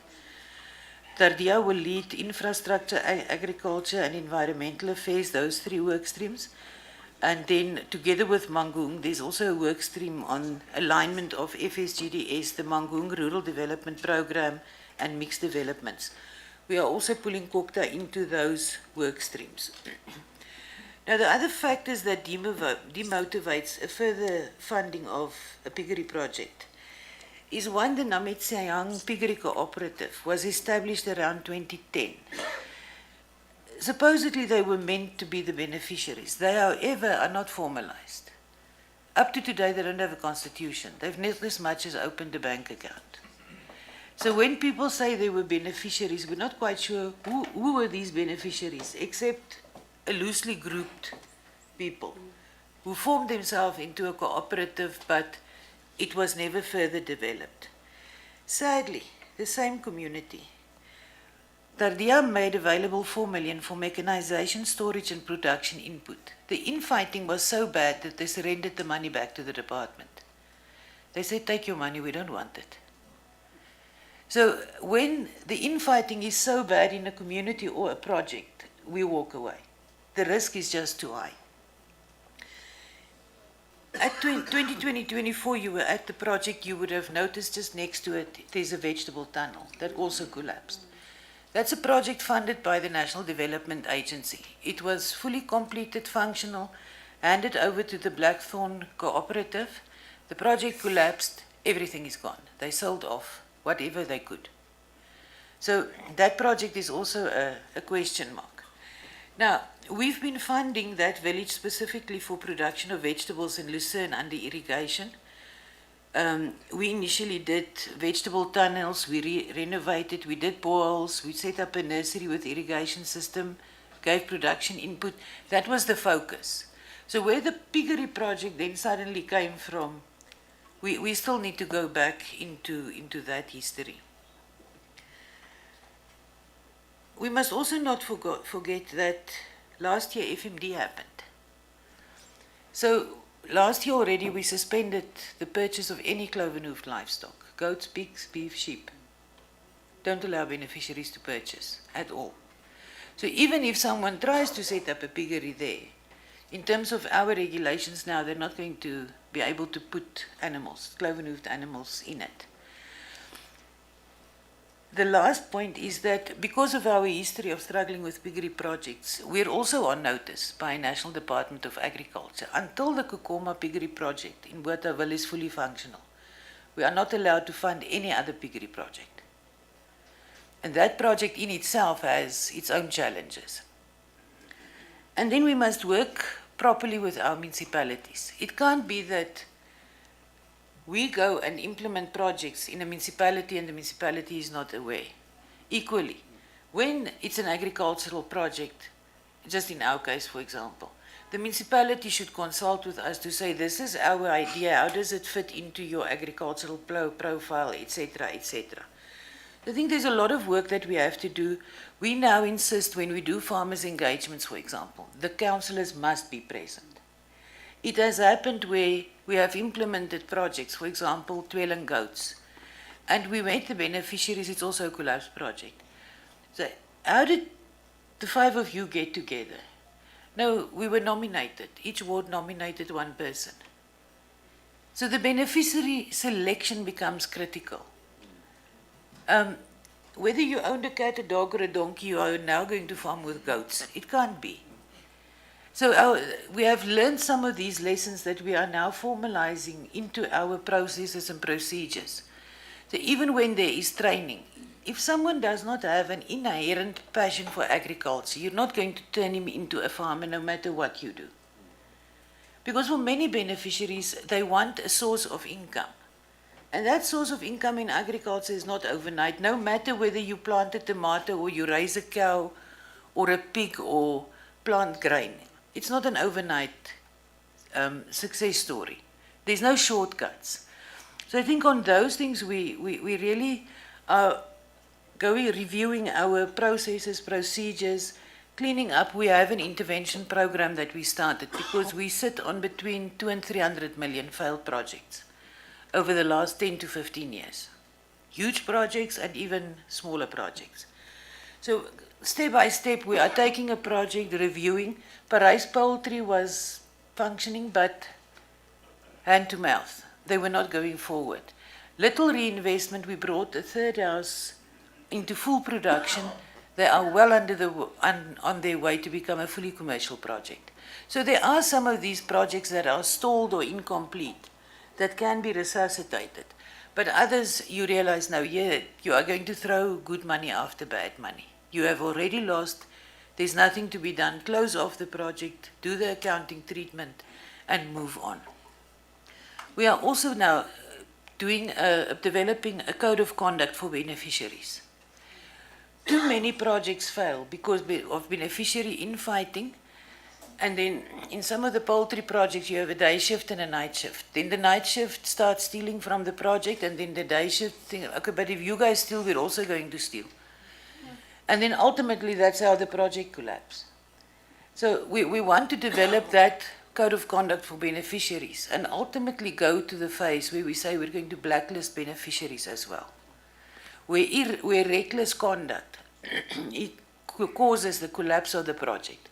We cannot bring the same people back into other projects and circulate. There are too many farmers in need. You must remember that if we do our CASP application process, if MEC Jabu, for example, applies, he will compete with 1,000 other applications. That's the broader picture of how big the need is. Also the funding of agriculture. If we don't get new money into agriculture, and I'm really abusing the opportunity, if you have a 270 million grant, and the money that actually goes to projects is 90 million, the rest goes to veterinary services, training, extension recovery, Glen College. There is a whole host of other matters that you have to attend to. There's not enough funding that can respond adequately to the need of our farmers. So let me stop there. Thanks very much. Thank you, Honorable MEC Rockman. Tatembalula.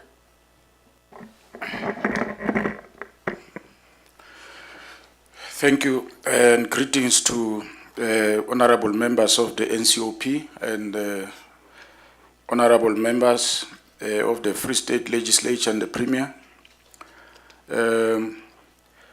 I just want to start by confirming that we indeed were requested by the Premier to look into the registration of engineers. We have since requested our HR to convene a workshop for these people. That workshop is sitting today. After which then we'll consider other steps if nothing is happening still.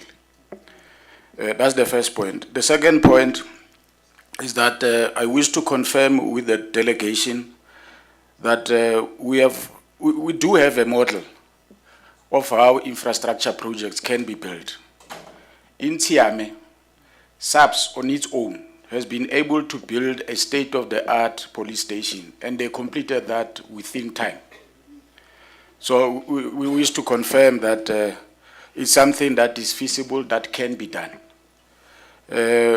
Now, in addition to that, we have done our investigation each time we receive NCOP delegation. With regard to the Ottendal police station, that has also been abandoned, not once, several times. We are in full agreement that alternative means of concluding the police station must be considered.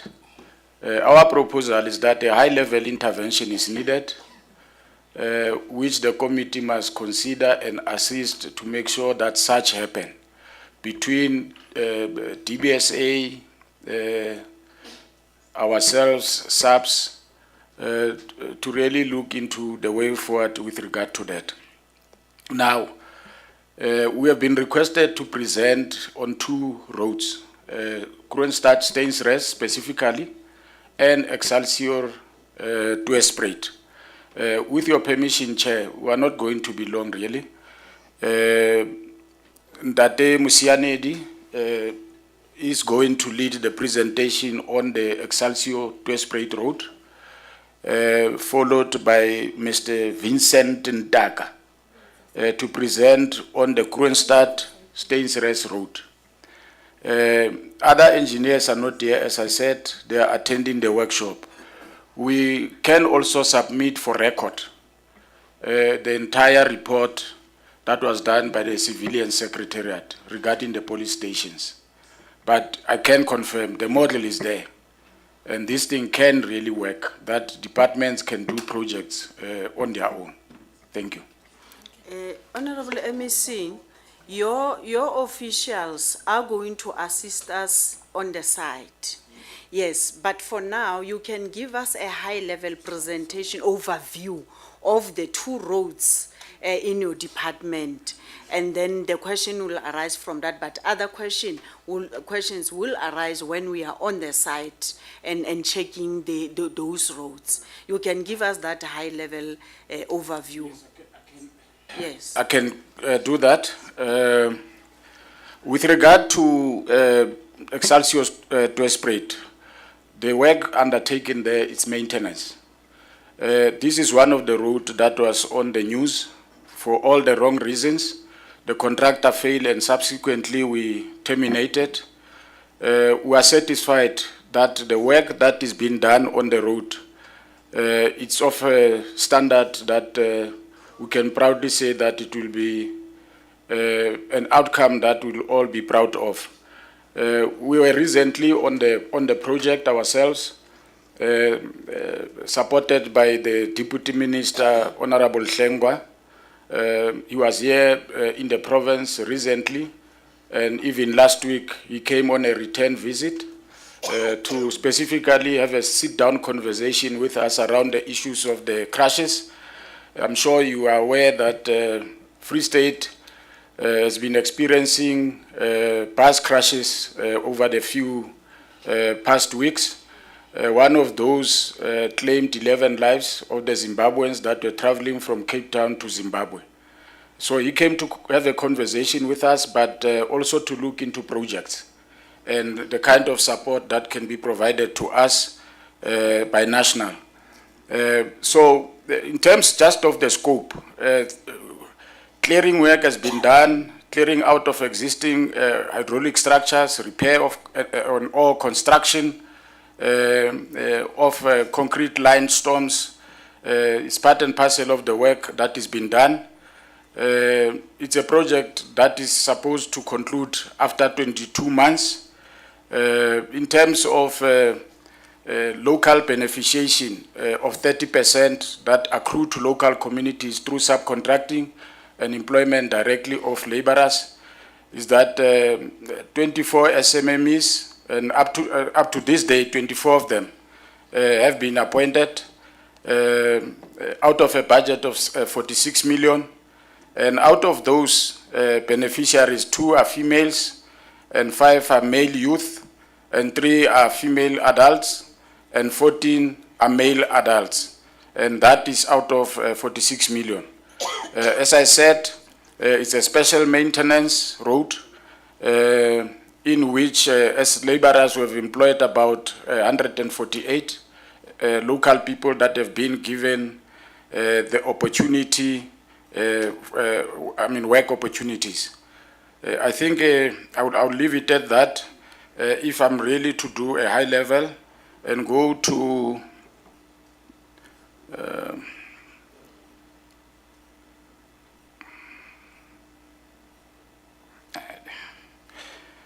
I'm still looking at my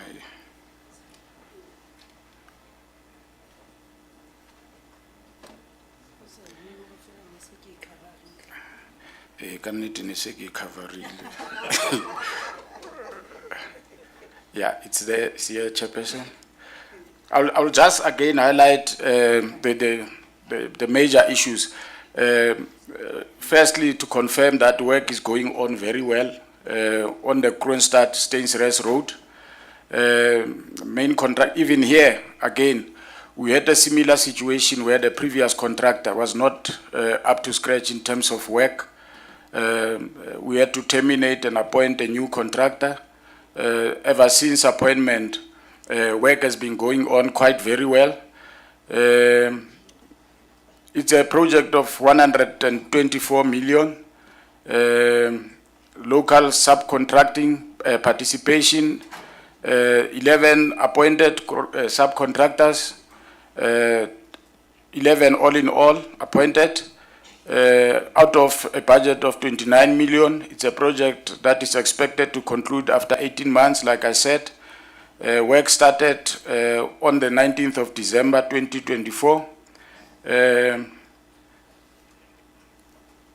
In terms of participation, 108 under the age of 35 have been employed as given employment opportunity as laborers on the road. Out of those under 35, 104 are males, 118 females, 119 females.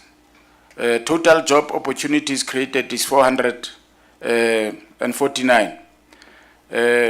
Potholes that were on the road to make traveling safer were also attended to as part and parcel of the work.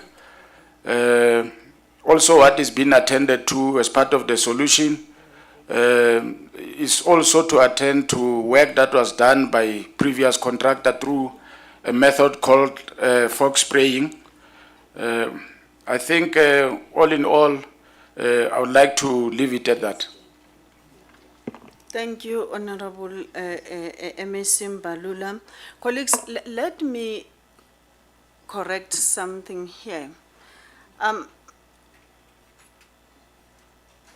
The item where we were expecting the chair of chairs to present to us, it was holistically on the site visits that we are going to undertake this week. We were not expecting the presentation on COCTA issues. We are not here for COCTA. We are here for specifically the projects that we visited in 2024. So the chair of chairs was expected to indicate to the NCOP as to the portfolio committees of the legislature relevant to the projects that we are going to visit, how far they went in conducting their own oversight beyond the oversight we undertake in 2024. That is mainly the reason the item of chair of chairs was there, but not necessarily for a certain committee to come and present for us. It will not be fair, because if we have to take provincial legislatures portfolio committees, we must take all of them as portfolio committees. But ours was about the sites that we visited. Hence, our request was for the chair of chairs to come and make a presentation on behalf of committees. Since the chair of chairs is not here to do that exercise, as the NCOP, we're still gonna request such presentation from the chair of chairs. But the item of committees of COCTA will not be taken today now in this meeting, because it is not part of the package of our visit. I think it was important for me to clarify that. I think in that day you are covered, ne, on what we have raised. Now, your presentation and other presentations of the committees, we still gonna expect them as the NCOP from the chair of chairs office, since all committees are responsible to him. That is basically that is that. So I just want to clarify that so that you don't have a confusion that we find ourselves dealing with COCTA when we are not here to deal specifically with COCTA issues. We are here to deal with those issues that we have identified and communicated to the province prior our visit. And having said that, I can see that MEC Mokoena is here. Ne ke na le maikutlo a hore house check is ka mofa. Ke mo fe after lunch. Mara jwale, o lile man. O lile hore he's committed on other issues to respect us. He is here to make a presentation, and the honorable members after that will then take questions and responses from the three presentations, and then go to the other business of the day. Over to you, Ntate Mokoena. Thank you very much, Chair. Honorable members of the NCOP, members of the Provincial Legislature, the Premier, fellow MECs, HODs, as well as the senior management of government that is here, including the DG. Thank you very much, Chair, for granting us an opportunity. We do indeed, I think all of us are battling a very hectic schedule where our days start at 6 a.m. in relation to other lives. We nevertheless are here to present in terms of the CRUs, which is the G Hostel as well as the Dark and Silver City in Mangaung. G Hostel is in Machabim, Velkom. I will speak to them, Chair, at the high level, that these two projects, Chair, are the 2014 projects. They have been inherited by successive administrations, wherein they will have had progress, but on a number of occasions, they will always collapse back to where work has got to be started at almost zero, with government incurring quite huge amounts. We have placed an effort as the department to make sure that we pull these projects out of the scenario that has characterized their lives since 2014. The approach we took was to work on them in a phased manner, wherein we finish a specific portion and immediately tenant it to avoid issues of it sliding back to problems, including the vandalism that we have seen occurring at these two instances. There will have been various reasons, Chair, why contractors will either abandon the sites, either due to non-payment, due to the contract coming to an end, with the department then not really moving fast enough to make sure that they either extend or they bring in the newly appointed contractor on site. There will have also been one or two disputes arising out of retaining contractors on site who are out of contract, which will trigger a number of issues, complications, or interests, which we really have sought to avoid.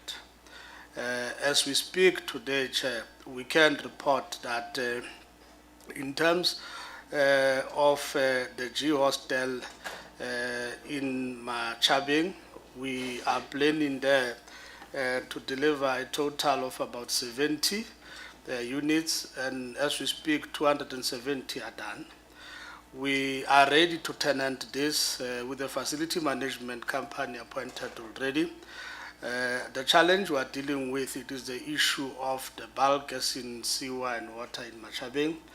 We are working as well with Ncop to make sure that, because it is Ncop that is reticulating in that area, to provide electricity.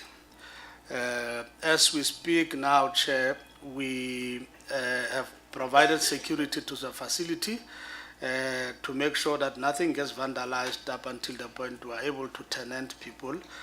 Once we solve out the issue of water and electricity, we are trying a number of creative ways, including containerized ones, to make sure that we do service the site.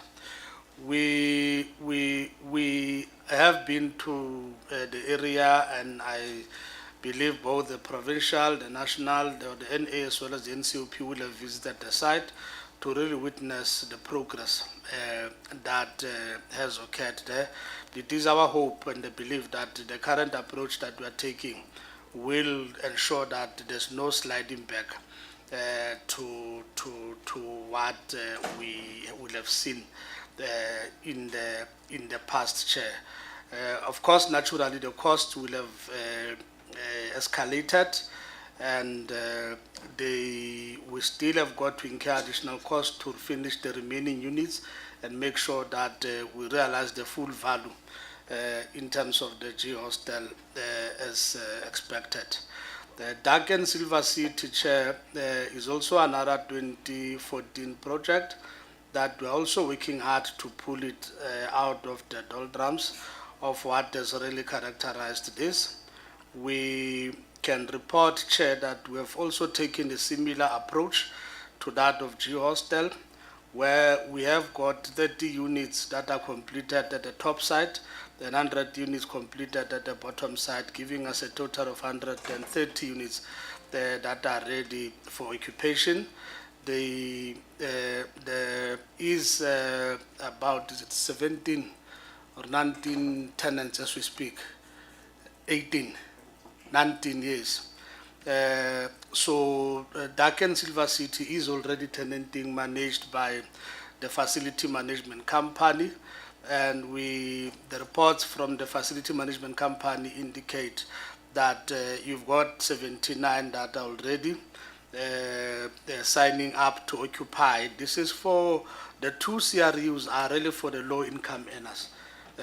In terms of the various units that offers, your single units that offers, your double for families and so on. But like I said, it is really for the low income earners to make sure that we provide accommodation to those who are really coming of age, those who are beginning to establish their families, and those that are really finding work and are now going on their own. To resolve pressure to the entirety of Mangaung, not only the Ward 3, we will have launched the tenanting of Dark and Silver City much earlier, but we have had to encounter problems with the community, which we needed to work with them to address what will have been promised as a RDP type of an arrangement where people of Ward 3 will just move in and occupy or be allocated. We had a running session with the community there, Chair, but eventually we found one another in terms of how we deal with their pressing problems, but also allowing the Dark and Silver City to be tenanted.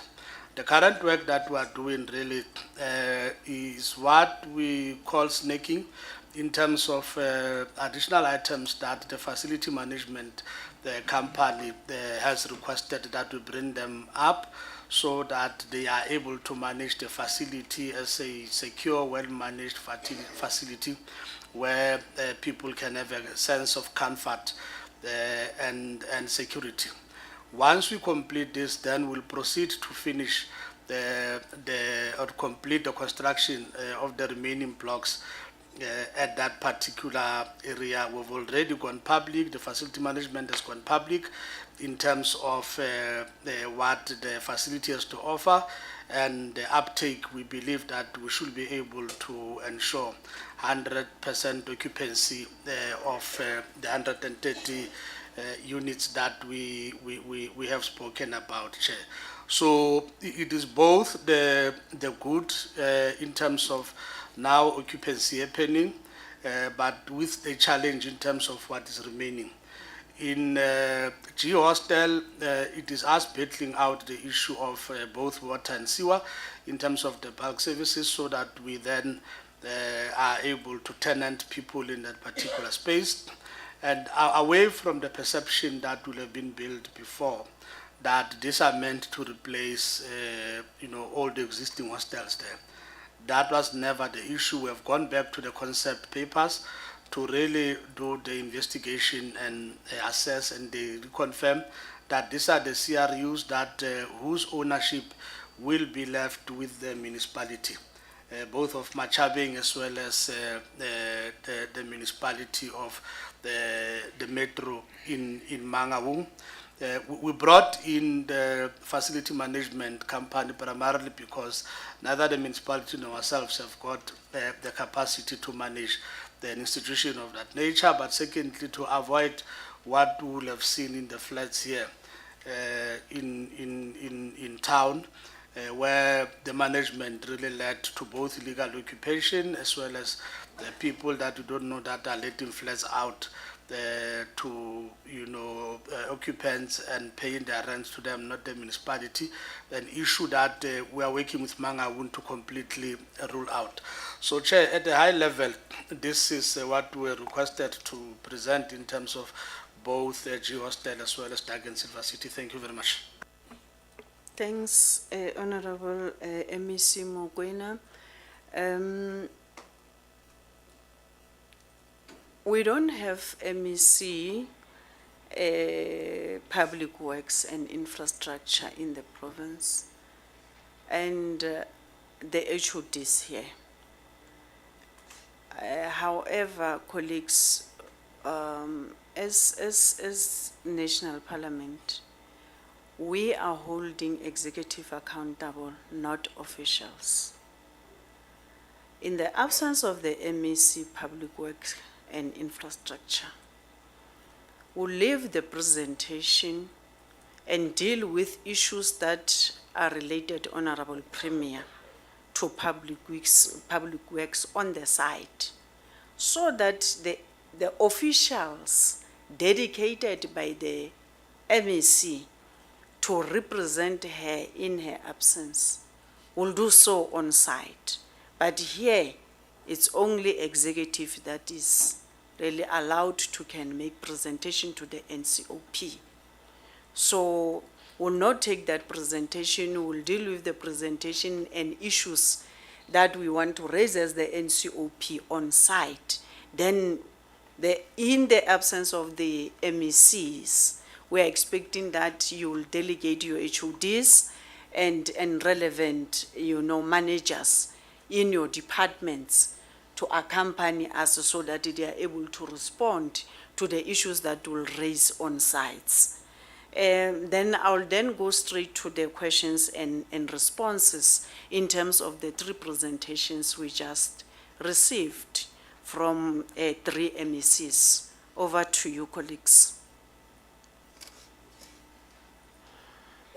Honorable Noe will be the first one, and then Honorable McKay will be the second one, then Honorable Mandisa will be the last one. Oh, Mkhotsi, you will be the fourth one. Thank you. Konjo, you are honorable? Pretorius. Okay. Are you now, McKay? I raised my hand. No, I'm still coming to you, but Honorable McKay raised the hand before you. Let me jot you down as the sequence of raising your hands. Honorable Pizzo, Honorable McKay, Honorable Mandisa, Honorable Pretorius,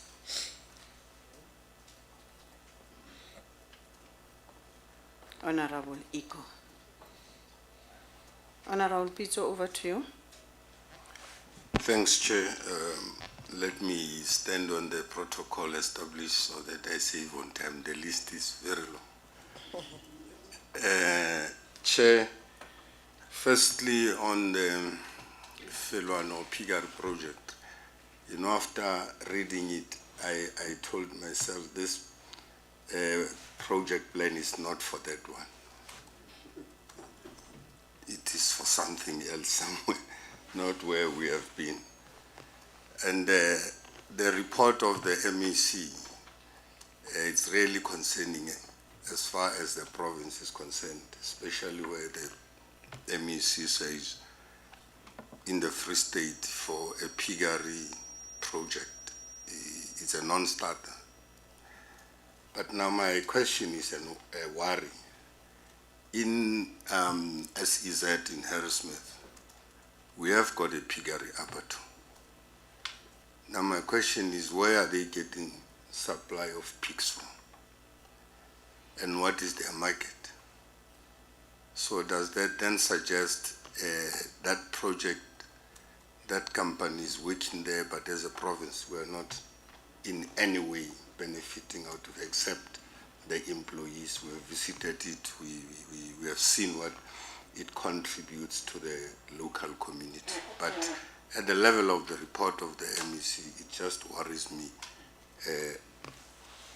why the state of affair is like that, and we perhaps maybe still looking into how will we break into that sector. Two, Chair, my question to the MEC is going out, or it's not. Chair, the two police stations is one of my main worries. Purely because this is the second year we come here. And the two projects, Odindal, it's 8 years under implementation, before some of us even thought we'd be here. And Park Road is 6 years. And we are still talking the same thing. But however your answer, MEC, it suggests that you have been working on this problem. But it ends where you're saying maybe you rather employ the higher or national level, so to put it, to intervene. But there is already National Department of Public Works there. But your concluding statement, it's not contained in the report itself. So my worry is, after 8 years and 6 years, are we really doing justice in the manner in which we have been approaching these two projects? It's a pity I'm asking when DBSA is not here. I'm not sure if they are already here.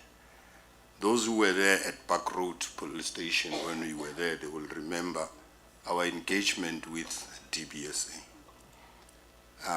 I would have loved to address them, Chair. Unfortunately, they are not here. But We are they are still coming. expecting them. Okay, that's in the fine. afternoon. I would have expected MEC maybe today, considering the years of this project that they have been ongoing without completion, at least the MEC will present us with an intent program that will be saying, we have started and this is how far. Not a report that still say, giving us some hope. So I'm not satisfied with the report, MEC, especially in OD. My question is, was that police station really intended to service? Was there a need for it in the beginning? It's 8 years down the line. Lastly, Chair, there is this statement. I understand it when it is mentioned by executive, the high level. But when it comes to an implementing officials, I don't expect a high level report. Because we can't wait 12 months down the line. And I said it last year, Chair, and I made a cordial joke with Honorable Pasho that looking at his hair, he was sitting there, I was sitting here, and we were discussing again AG report. I'm sure if you go back to your reports of last year, they are still talking about same way. As Honorable said, it's like cut and paste. Because you should be giving us the meat, not the bones. And that meat, I think it should be with the Premier or the two departments. If you look at your report, which you call a high level, I mean, how is it going to help us to understand out of your fundings what you are doing? Because that's what needs to encourage us. Not just one statement strengthening the institution and then you leave it there. I'll make one example on slide 6. If you check your slide 6, there's a statement where you say there's work that was done. It's about 3 of them. Money was paid for a project that was never there, about 3%. And then you stop there. Then if we live here with that kind of a statement, how does it assist us? If you come with a high-level report, because we are here to understand what is happening and what are you doing about the challenges.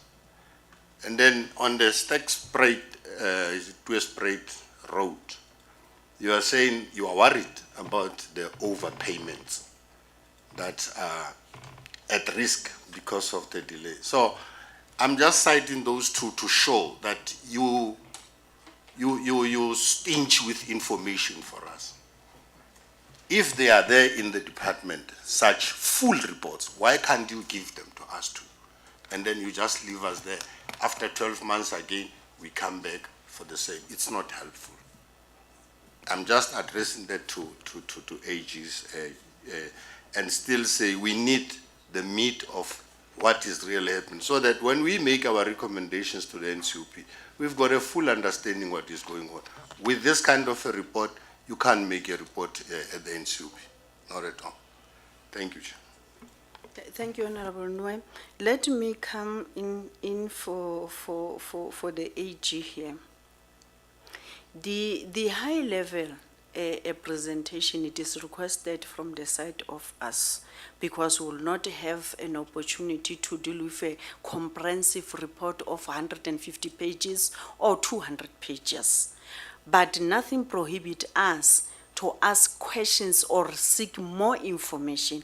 And I think earlier on when AG was presenting, they even committed to say, if NCOP will need more information, they are willing to provide. Tina is upon us to say what kind of information would we need from them as extra to what they have given us. So I just say maybe it is important for us to clarify that, but nothing prohibits us to ask questions and to request for more information. They are willing to give it to us, but unfortunately will not be able to deal with a huge documents of information, because we know even in our committees in Parliament, you will receive 600 pages from the department, and it will not be easy for you to read those 600 pages, but for your future references, yes, that information will be helpful, so that when you make intervention or you proposed interventions as NCOP, you have that comprehensive report. So whatever comprehensive report we need as NCOP, it can always come before us. Thanks. Honorable McKay. Sorry, thank you, Chair. Chair, first to the MEC of COGTA about Dark and Silver City and G Hostel. It's extremely worrying to me that I've just roughly worked out the costs of the completed Dark and City things would be of the 812 units. Each unit is going to end up costing, once the new additional funding is come in, is going to cost 1,050,500 rand each. That's a cost of extremely high-end flat. I'm not so concerned about what worries me is that it's taken 11 years. There's been theft, there's been vandalism, and I covered this in earlier as well. There seems to be nothing being done about that, and that is really issuing. And it is, you've only got to put out 70 units of 812 units in that specific one. In the G Hostel, there's 780 units in total. There it's going to cost 1.3 million, roughly, per unit. The two hostels, if you look at the blueprints, are virtually the same. So the one's costing 300,000 rand more per unit than the other one. Yet the other one's got even more units. So that's the first problem. The second problem is, I'd like to know what steps the department is taking to secure the additional funding required. Because this is a lot of money to ask for a project that is not going anywhere. And again, it's one of those projects that I mentioned earlier that's always said 50%, 70%, 80% finished, 90% finished, gets vandalized, gets stopped. The previous contractor was taken off now in April. He was stopped. His extended time frame was expired, but he had completed all the work he had to do with his variation orders. The contractor was changed. No one knows why. Could you give me an explanation why the contract itself was changed? I mean, surely that contractor, if his work was good, and according to your reports, the work was good, a new contractor was then given more work. I don't understand why the same contractor wasn't continued. And then has the department considered other options of getting the funding in, maybe with private or something else, just to get this done? And given the current status and the outstanding issues, what is the realistic timeline for the full project completion and tenancy readiness for the entire project, not just for the 70 units? Or will we be finished in 2027? Will we be finished in 2030? Will we be finished in 2092? We need to get some sort of completion date and somewhere where we can work towards, and hopefully the money doesn't just keep adding and adding. I mean, between the two hostel sets of blocks, we've added 600 million. 401 for the one for G hostels and 200 odd for the Silver and Dark City. We cannot keep putting money into a situation where it's not conducive. You've got 801 units or 812 units. If these were RDP houses, you could have built double the amount, averaging for what you're paying for one flat. And when I'm saying the average for the one flat, I mean single bed units or bachelor units compared to 2-bedroom units. I'm working on an average of what it is per unit. You could have built double the amount of RDP houses, and they would have been finished by now. So that's the one question. And then the last question, have you sorted out your SLL problems with Centlec around with the Silver and Dark City? Has that been sorted out? Are installation now happening with electric meters? Will the new tenants have a meter? Are they going to be worked on standard, or will they be prepaid meters? And then the strategies with the, what is your strategy to expedite the resolution of municipal infrastructure issues within Bachabeng? Because we all know that's an absolute nightmare. The municipality is a mess. How are you going to handle the issues of the 780 units, bigger load on electricity, sewer, stormwater, water pressure, accesses to roads, etc., etc. All that has to be taken into account. Have you sorted that out with Machabeng, and is there a way forward? And how is the department coordinating with Eskom and the municipality to finalize the utilities connections? Then moving over to transport. MEC, through the chairperson to you, MEC. Are there any unforeseen technical or environmental issues that have risen during the construction of the two roads? Because the two roads have taken a long time to done, and in your reports it keeps saying that there's slight breakdowns here, and there's potholes here, and there's road cracks there. And so, what causes this? Is it due to environmental issues, technical issues? Was the surfaces not laid properly? Was it not done properly? So what is the problem? Or was it the fact that the subcontractor wasn't competent to actually do that specific work? Did the engineers, before they signed off that specific part of the road, the completion certificate, before you could invoice it, was it checked properly? Because it's worrying that you built a new road. And then there are technical issues that come in, and there's potholes that come in, etc., on a road that hasn't been completed yet. And it has to go back and then fix the previous contractor's work. So my question again is, has those contractors, have they actually been blacklisted now? Because every time we ask the question, it's always, no, we're getting to it. No, we're getting to it. So I need to know, have those contractors been blacklisted according to the INE numbers as well as the companies the companies that they opened? And what is the revised anticipated completion date for each project? I know you said it's an 18-month project, but it was an 18-month project in 2023, end of 2023, 2024 when it started. We're now in 2026, middle of the year. 18 months have long gone past. So what is the new anticipated completion date? And then, just for fun, please. Honourable, Okay, let us not go to the fun part of all right. it. For interest sake, can you please give me the tally between what the actual cost is going to be now for the completion of these two roads individually compared to what the original price was? So that we know what the difference is, how much more money have we paid because of incompetent subcontractors, and how much of the actual money has been recuperated from those delinquent subcontractors. Thank you. Thank you. Honorable members, as and when we ask these questions, let us also be mindful of the first presentation from from the Premier and the AG, because some of the questions that are being asked now, already they've been responded to, like the issue of blacklisting of contractors. The response was, the registration is in progress. The estimation period of completion of such is September. So that particular issue has already been responded to. So let us not repeat what has already been responded to by the previous presentation, so that we save time for new questions that we would like to raise in here. Honorable Mandisa.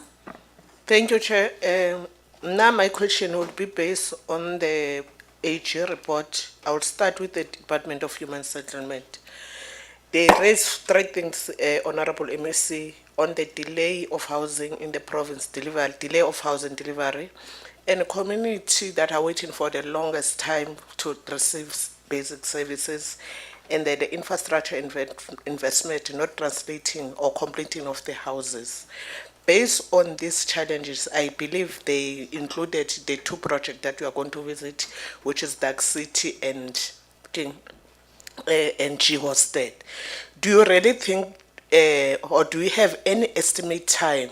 When will we finalize these two projects? We appreciate 19 occupants in Dark City, they started to land in, but in Machabeng, we don't see any or unforeseen anything that can happen in our maybe in our term.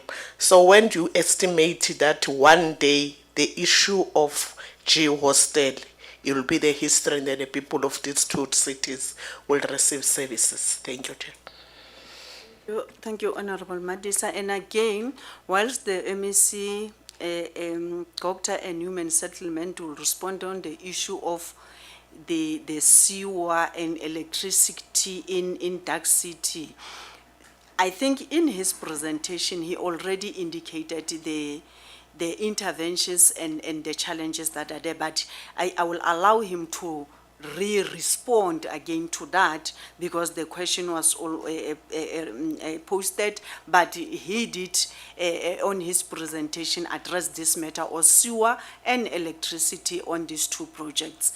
Honorable Pretorius.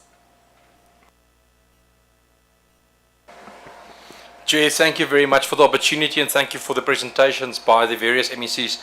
Chair's mine relates to the feedback presented by Kochta on the Brandwag social housing units. The MEC took us into confidence and he noted that he's working with the Mangaung Metro Municipality to turn around those social housing units at Brandwag. If the MEC can please take us into confidence what is transpiring there.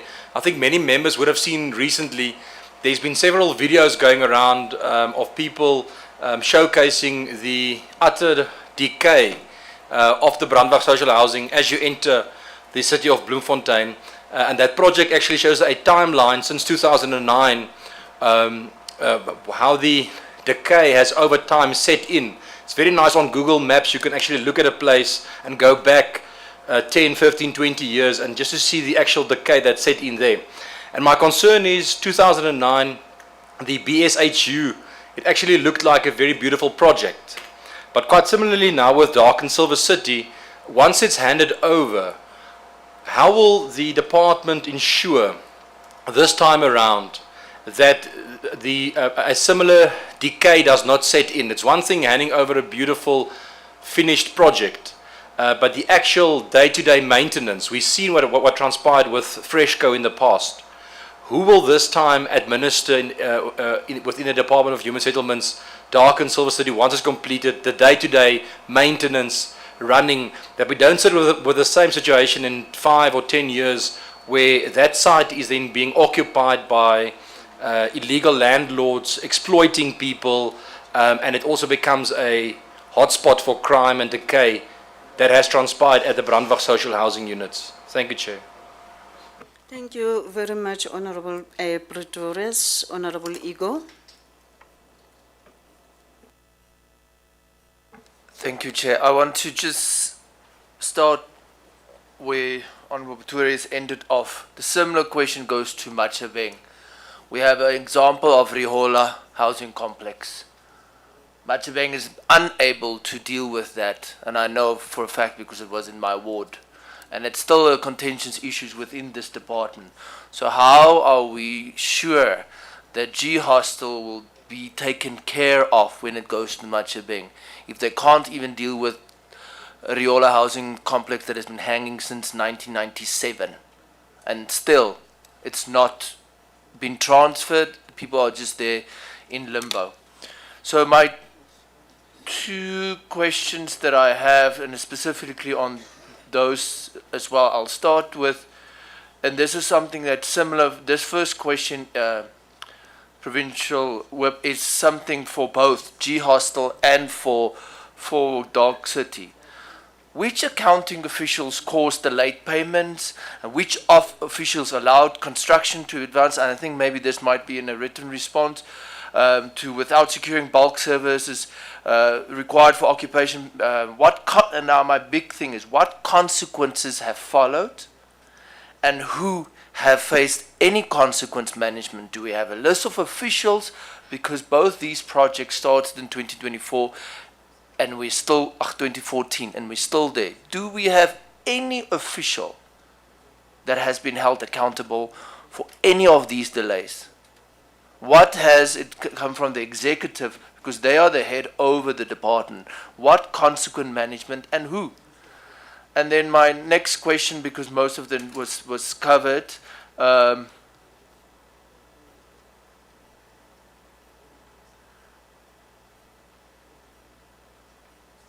I was covered by Mr. McKay, so I'm covered. Thank you. Thank you, Honorable Igong. And with the sequences of presentations, I will start with Honorable Rockman. You can respond to the questions directed to you, ma'am. Thank you, Chair. I think it was more an observation about the abattoir at the SEZ in relation to the state of our piggery projects and the challenges of piggery projects in the Free State. I think big capital, the people who have the money to put into the piggeries, those are the ones who are benefiting more at this stage. I think it was the same as the concept of the rabbit abattoir. We don't have established big rabbit projects in the Free State, but there's going to be a rabbit abattoir at the SEZ.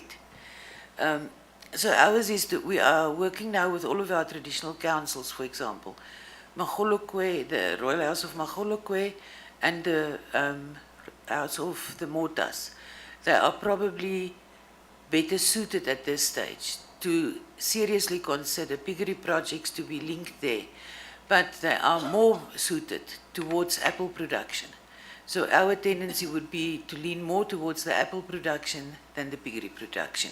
But with each house now, we are redeveloping agricultural profiles and agricultural master plans, focused on what are the best suited. Is it produce, is it livestock, is it whatever else? For that area, the dynamics between the different councils vary hugely, both in terms of interest and what the soil productivity tells you, which is going to be the better enterprise. So it will be part of our bigger discussion. We are working closely now with economic development as well as the SEZ to bring together this agricultural projects and agricultural processing.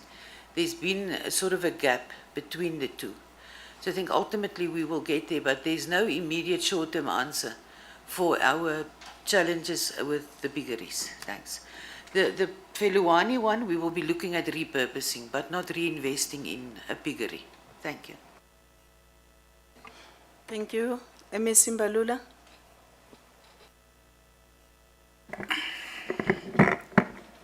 Thank you. On the issue of the police stations, I don't know how I answer this one, except firstly to say policing is a concurrent responsibility. HR, infrastructure, budget are dealt with by national. They are a national competency. we play oversight role over subs. That's why I was deliberate in saying we are proposing and agreeing with the committee that a high-level intervention must take place. That was in view of the power relations that exist between a province and national with regard to policing. With regard to the roads, on the Kroonstad-Steynsrus, there are two factors there, Honorable McKay, that impacted on the road. Firstly, there was a consultant that was appointed by Public Works on that route. When the consultant left, that's when the problem started. Yes, there are other factors that impacted on the state of the road. The inclement weather is one of them. Secondly, and which is a general problem with all the roads, when you construct a good road, then you also, at the same time, are inviting congestion on it. On that road, there are a lot of trucks that are using it, and some of which are overloaded, and that also impact on the state of the road. We will provide further comprehensive response with regard to actions we are taking, because I did indicate that there was a set rate contractor that was working on the road before, which we terminated. So we'll provide a comprehensive report of the steps we are taking. With regard to, and we are not anticipating any new revised timelines in terms of completion. On the Excelsior Tweespruit, the company that was there before New Beginnings, and we did indicate this in the past as well, we have paid them 79 million. What did we do to recoup the money? We tried to do that through the guarantees, which we later found that they were also not authentic, so there was nothing we could get back. In addition to that, we opened a criminal case. We can also provide the progress in writing to the committee. I don't have a report at the moment, but we have certainly opened a criminal case. Up to date, we have paid 214 million to the current main contractor. The expected completion date, which we do not foresee any problems in revising it, is end of August 2026. Thank you, Chair. Thank you, MEC. Mbalula, MEC Mokoena. Thank you very much, Chair, and thanks for the questions. We have been indicating, and I'm sure that honorable members from the legislature would have asked some of these questions in terms of written questions, to which we have responded. At the point when we took over the department, the performance of the department, Chair, was hovering around 15–16%, if I'm not mistaken. Into the second year, we are fighting to get it to where we want it to be. And I think the last time we presented to the portfolio committee, it was around 68% or so, if I'm not mistaken. It is a department that the committee at some point, the chair will even threaten that we need section 100. We got into the department where we're losing money to national treasury. We have had to turn the situation around and to begin to plead and fight for more money. So there was no, accelerated construction of houses that was happening. Today we're building, and we stand a better chance now to meet our annual targets. We are doing everything in our power to make sure that we achieve a total turnaround of a department where things were not well. We are still rebuilding and repositioning that department, including reshuffling positions, to make sure that it gives us a best option. We are not only battling with the CRUs, but we're also battling with the incompletes, which initially we thought they were about 2,000, but that number escalated a little bit, and we are in every town trying to address the historical parts as well as deal with the current. So it's our work is cut out. We are sweating every day to really turn the department into what it should have been, even historically. I think the AG's report, seated next to me here, members from the AG, that report will indicate that essentially we're battling with historical issues. Historical issues that will explain why the CRUs were bedeviled in the type of situation where they could not be completed. And yes, there are those that are being investigated by the police. There are those that were charging to really bring in the consequence management into the space. But the contract management was not the area of strength of the department. And this is an issue that has been a finding, and we're fighting with that to get it right. And you fight with both really the culture that will have set in over many years into that particular space, but also a belief on the side of those who have got what it takes to at least be part of the new culture where there's accelerated delivery, there's accountability, both at the level of the executive as well as the accounting authority, cascaded down to the department. We are cut across improving our working relations with municipalities, because if you don't do that, there's nothing that will get right. And as a result, despite whatever challenges, we do have sessions with Machabing to try to get the G hostel through the line, and that is also coupled by some of the creative measures, including alternative sanitation that we have had to go across the seas to look for a quick, speedy response to this.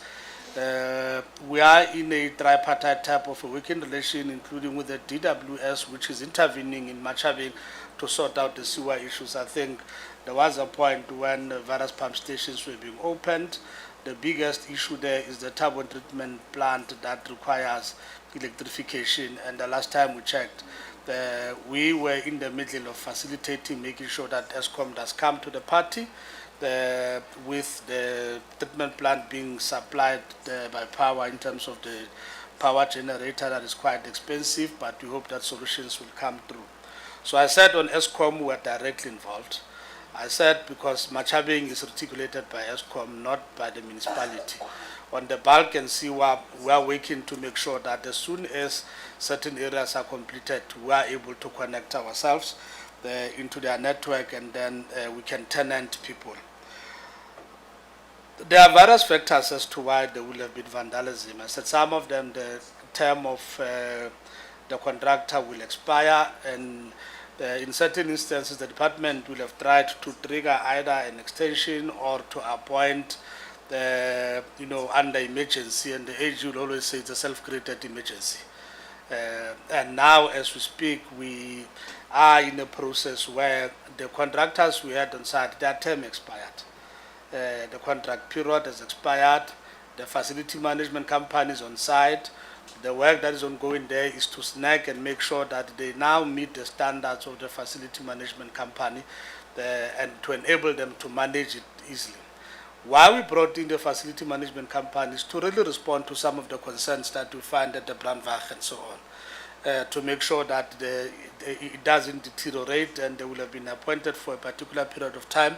Both Machabing and Mangaung are clear that they don't have the capacity to manage those facilities themselves, and they are for the arrangement of a facility management company. Now, the completion date, subject to availability of funding, which is reliant on HSDG, we're looking at 2028. What will have been the reasons for this sliding back? I would have said it's contract management, it's number of issues that were not being handled internally, it's contractors, we've got a whole lot of list of that. which in terms of what we are currently going through, we are dealing with those issues, but also to make sure that we set the space for future such that there are no problems of this nature. Let me repeat, the CRUs are a rental stock. So there's no list of beneficiaries that is somewhere. It's people who apply, who qualify, and it is the low income bracket where I think a single unit at the CRU will be around 1.2, 1.4, somewhere there. So this is not your market type of establishments that you'll find elsewhere, where people where our low income earners will not be able to afford. And I've tried earlier on to explain, Chair, as to the type of space we're dealing with. I would prefer that Manga Wong speaks to the Brandwag details, Chair. But we were there not so long ago, and we didn't see anything that is from 2019. There would have been a joint operation with the police, I think in the past year or so, where you find all manner of problems at the center. And the municipality is thus dealing with how do you get it right and make sure that you also speak to all elements that are required whenever you take people out. We know what we have discovered in that particular area. We know that it is wrong. It has got to be resolved. The strategy is dealing with Machabing. Look, we're working with everything and everybody to make sure that we sort out the issues that I've spoken about. I wouldn't look. You might want to interpret the delay mathematically and ascribe them to an individual unit. I wouldn't do that. But neither will I stop any member from doing that. But on our side is that we inherited the project from 2014. It had problems. Where we are now, 270 is completed, and we are protecting it to avoid vandalism. Once we sort out the seaward, we will tenant it. Where we are now in G Hostel, 130 is completed, and we are tenanting it. And there's 24-hour security being provided, and it will remain a permanent feature of that particular institution where security is provided. And at the initial stage, the proceeds that are received by the facility management company are not yet being processed to the municipality. They are being used to bring an upgrade to all the aspects that they need to make sure that the facility is secured. And when everything is done, and then they're at a point where we can, maybe in simplified language, profit is being made, then the proceeds can be taken to the municipality. But the issue of water and so on, including individual metering, we are finalizing issues with the municipality on the issue of the SLA, so that we've got individualized meters, particularly on the electricity. Centrelec wanted us to sign a servitude, which is an issue that we had a difficulty with, and we're sorting it out with Mangawi municipality on how we can deal with it. And remember that Duman settlement, we don't really have assets that are registered in our name. We don't hold that, and we could not sign a servitude in that regard. So we're finding a solution. We have got a team that sits regularly with Mangaung, which is what enabled us to open the Vista 2 projects for military veterans, and it is what enabled us to reach a tenanting stage at the level of the Dark and Silver City.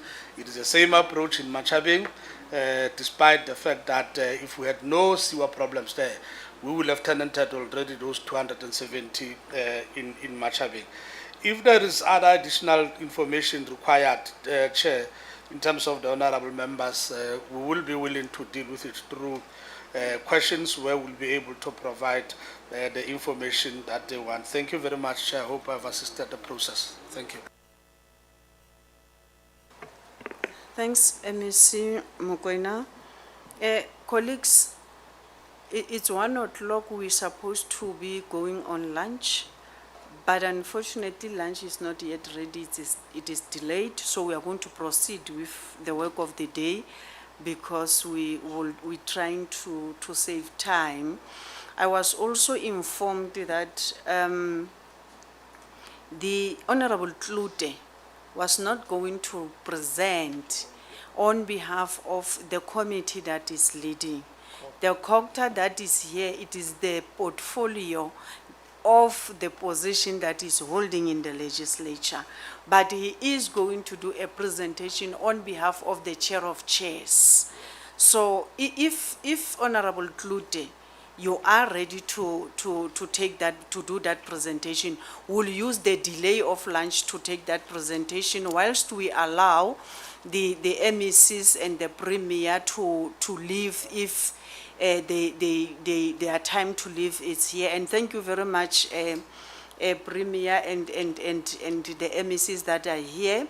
We know that you are under a very hectic schedule in terms of your work, but at least you managed to be here with us. We really appreciate it so much as the NCOP. Then I will give Ndate Klute to present on behalf of the chair of chairs as to what is it that the legislature portfolio committees have earned on these projects that we're going to visit in terms of their mandate. Over to you, Ndate Klute. Thank you very much, Chairperson. Yes, I think the confusion came in when I introduced myself as Chairperson of the Portfolio Committee. But yes, I was also this morning informed that I'm going to do a presentation. I usually scrutinize presentations.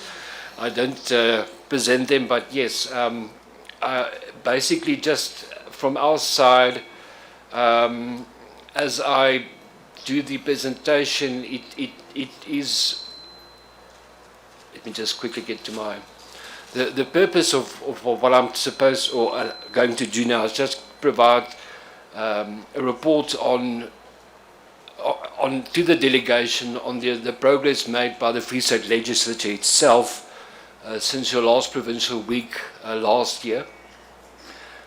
So members who have seen or received the report, I think it was circulated on the group as well, on your group, but I'm going to skip to, I think the most important page or the slide is slide 8, which is also there on the screen. Those were the 4 responses to the resolutions. I must just add, during our meetings with the departments and even municipalities, we did request them to give us progress reports on these resolutions of yourselves. So we didn't just leave it there. We did ask the departments to make presentations and to submit it to us. But there you'll see the 4 responses. The first one is to urgently finalize, let's call it unwanted expenditure investigations and refer criminal matters as required. Public status updates to the legislature. You also see the timeframes there, the deadlines, 31st of January this year, progress reports on the 30th of April and the 30th of September. And I can report back that no report has been received from the provincial government for the publication in line with the deadlines provided. This is going to be the trend in all 4 the resolutions. The next one will be to strengthen impact capacity and ensure written outcomes of investigations. They should be tabled and follow up in council. Once again, no progress report was received. The Premier was requested to mandate a provincial-wide audit of unwanted expenditure backlogs and ensure impacts receive resources to finalize investigations.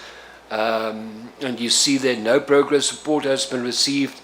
And also the last one then is to finalize all UIFW investigations older than 12 months to ensure impact reports include disciplinary, civil recovery and criminal referral actions. Once again, no progress report was received from the provincial government in line with the deadlines as we provided. So if we look at the status of the implementation, there were 4 resolutions, 0 progress reports received and 2 reporting deadlines already passed.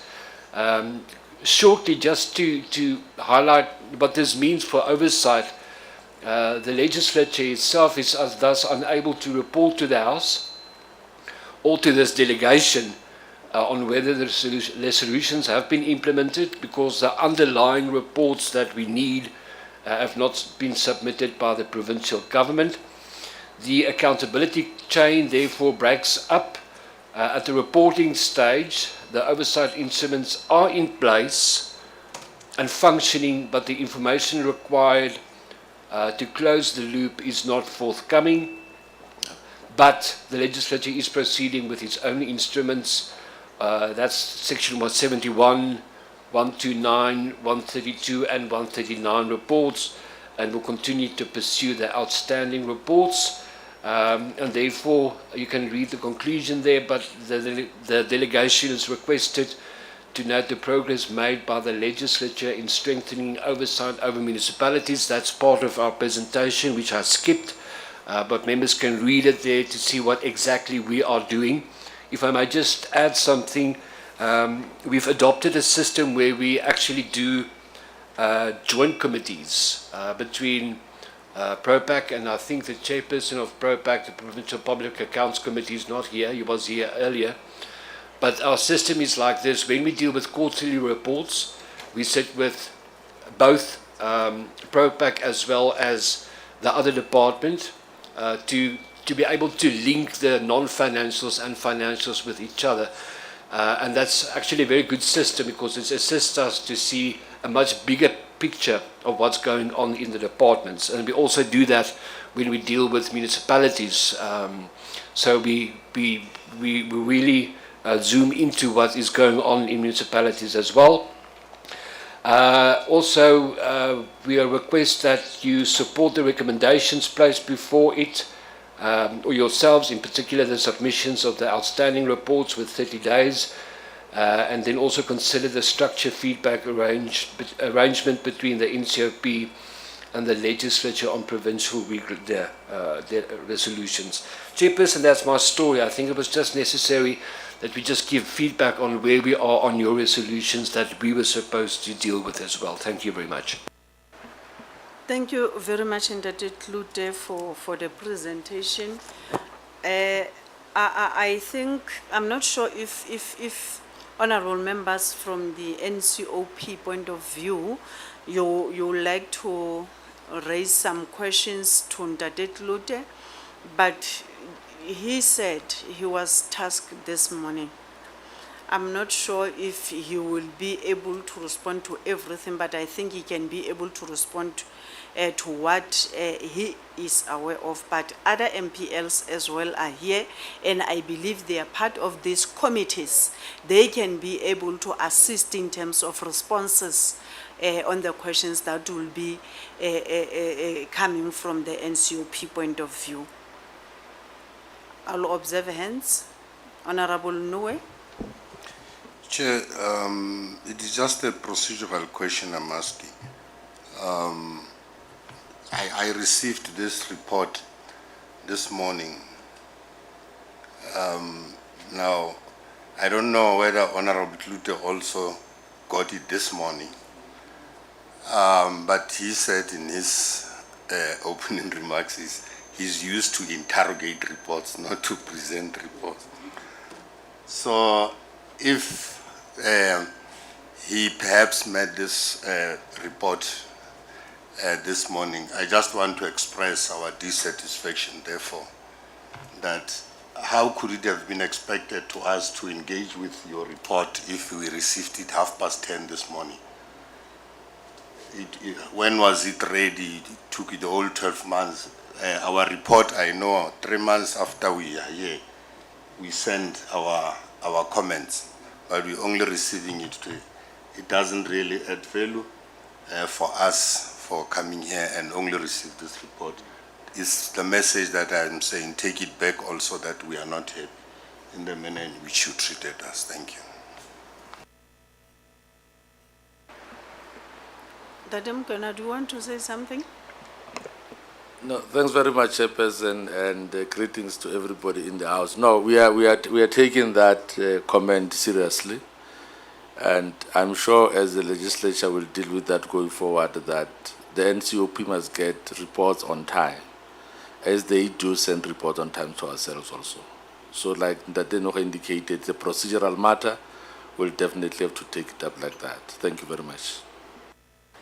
Thanks, Ndate Mokoena.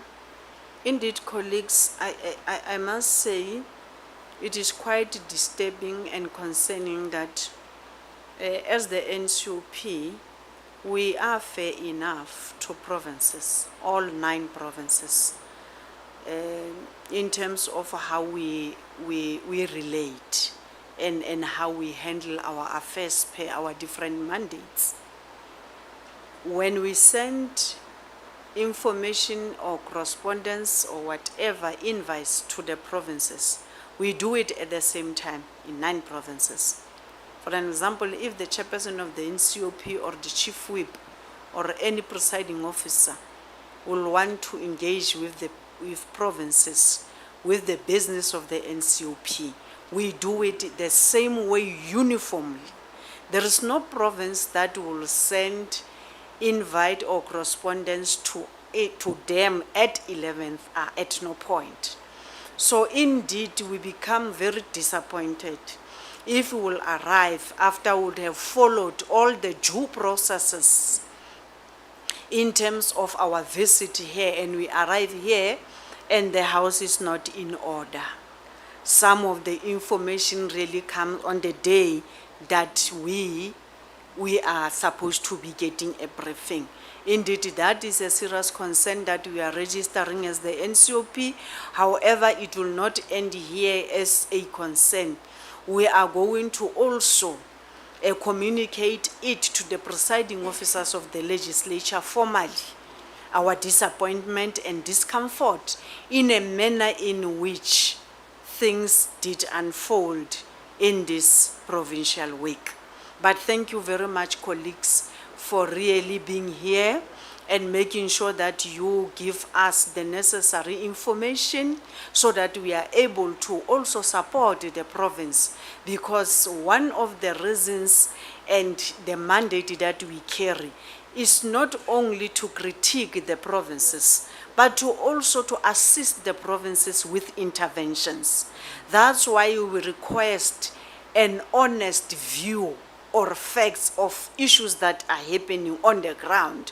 Because if our issues are good on paper, but when we go on the ground, we found something different, it becomes a problem to us, because we have to deal with the issue of honesty first. And at that time, we have to provide interventions where the need arises, the NCOP, to support the provinces that we are coming from. Because not as permanent delegates from the Free State, we want our province to prosper. We want our provinces to give the communities what they have promised them and what the mandate of their responsibilities requires them to provide to the communities. That's why we are called public representatives. If we can underline that, all of us as honorable members or as parliamentarians will be able to work along and go along, traverse the journey of finding South Africa being a better place for all of us to live in, because we'll really, Tina, as lawmakers or public representatives, are able to be accountable of our actions. Because if we lack holding each other accountability, I can tell you, colleagues, we're going nowhere as the society. So colleagues must see being held accountable as part also of assisting them to carry out their mandate. Because without it, we cannot move. That's why all these systems are in place. So thank you very much. Let us see each other after lunch. I'm not sure if the lunch is now ready. I don't see Mariette, but they said within 20 minutes from 1 o'clock. I'm told that the lunch is ready. We can break for lunch. We'll come back at 2:15. And then when we come back, we are expecting to have National Department of Public Works and their supporting agencies to be here, so as the Executive Mayor of Mangaung, Thank you very much, colleagues. Let us have a wonderful lunch and come back at 2:15.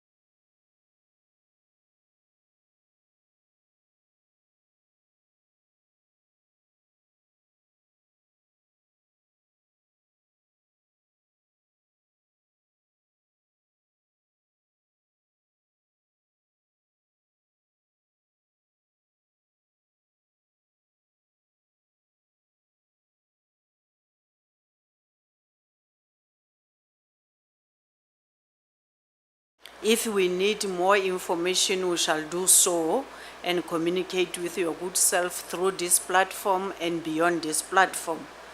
But for now, re tsholele so o re phetseng sona ntate, and welcome. Over to you.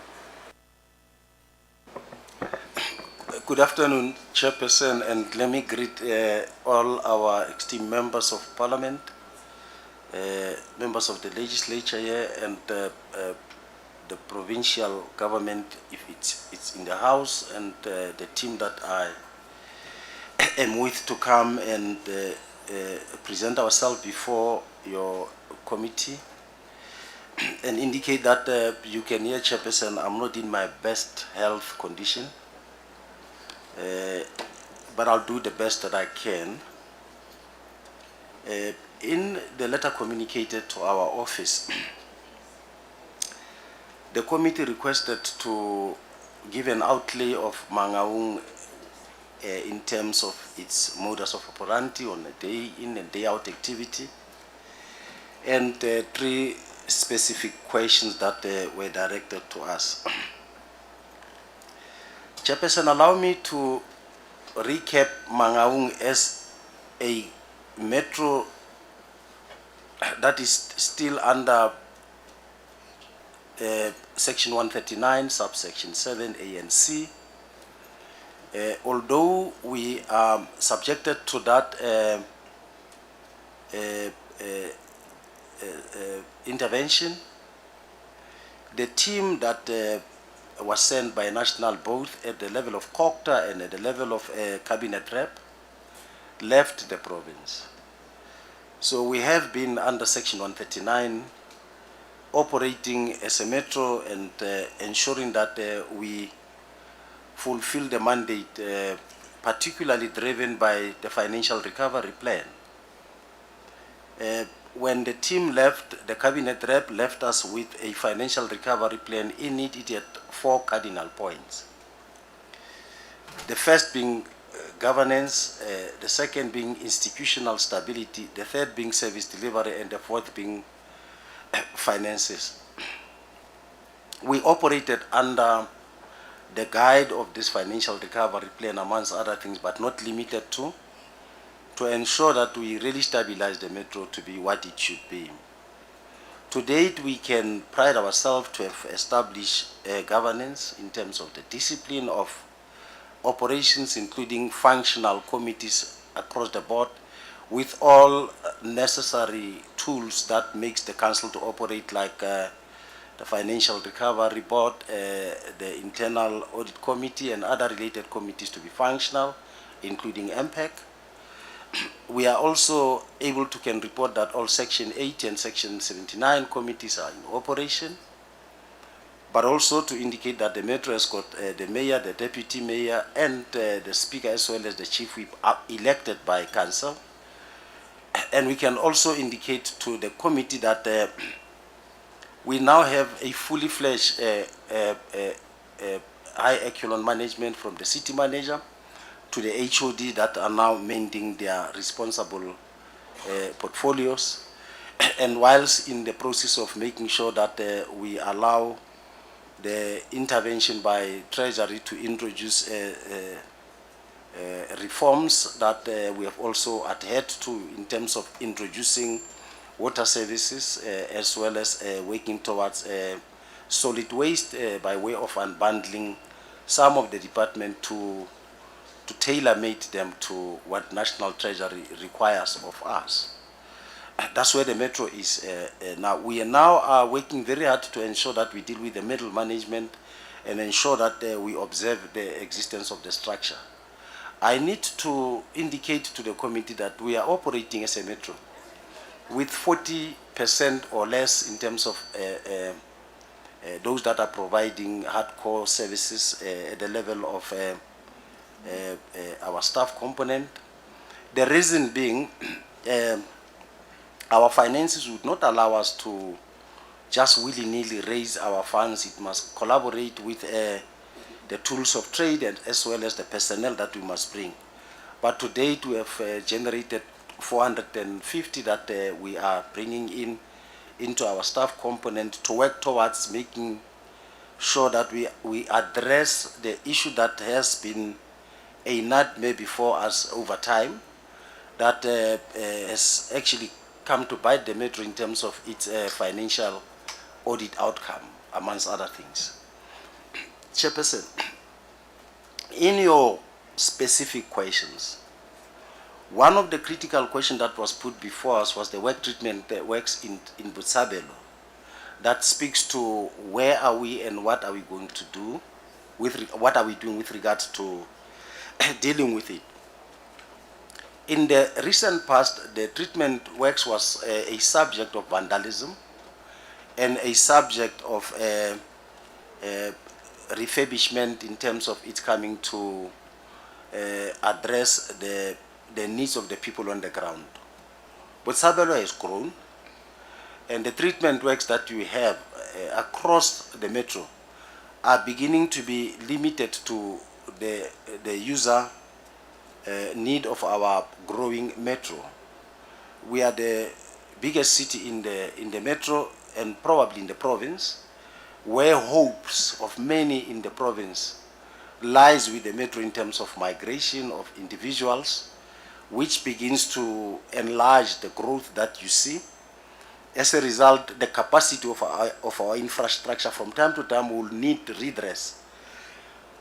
And owing to our difficult past, where some of this infrastructure were not existent in some areas that preceded my age, for that matter.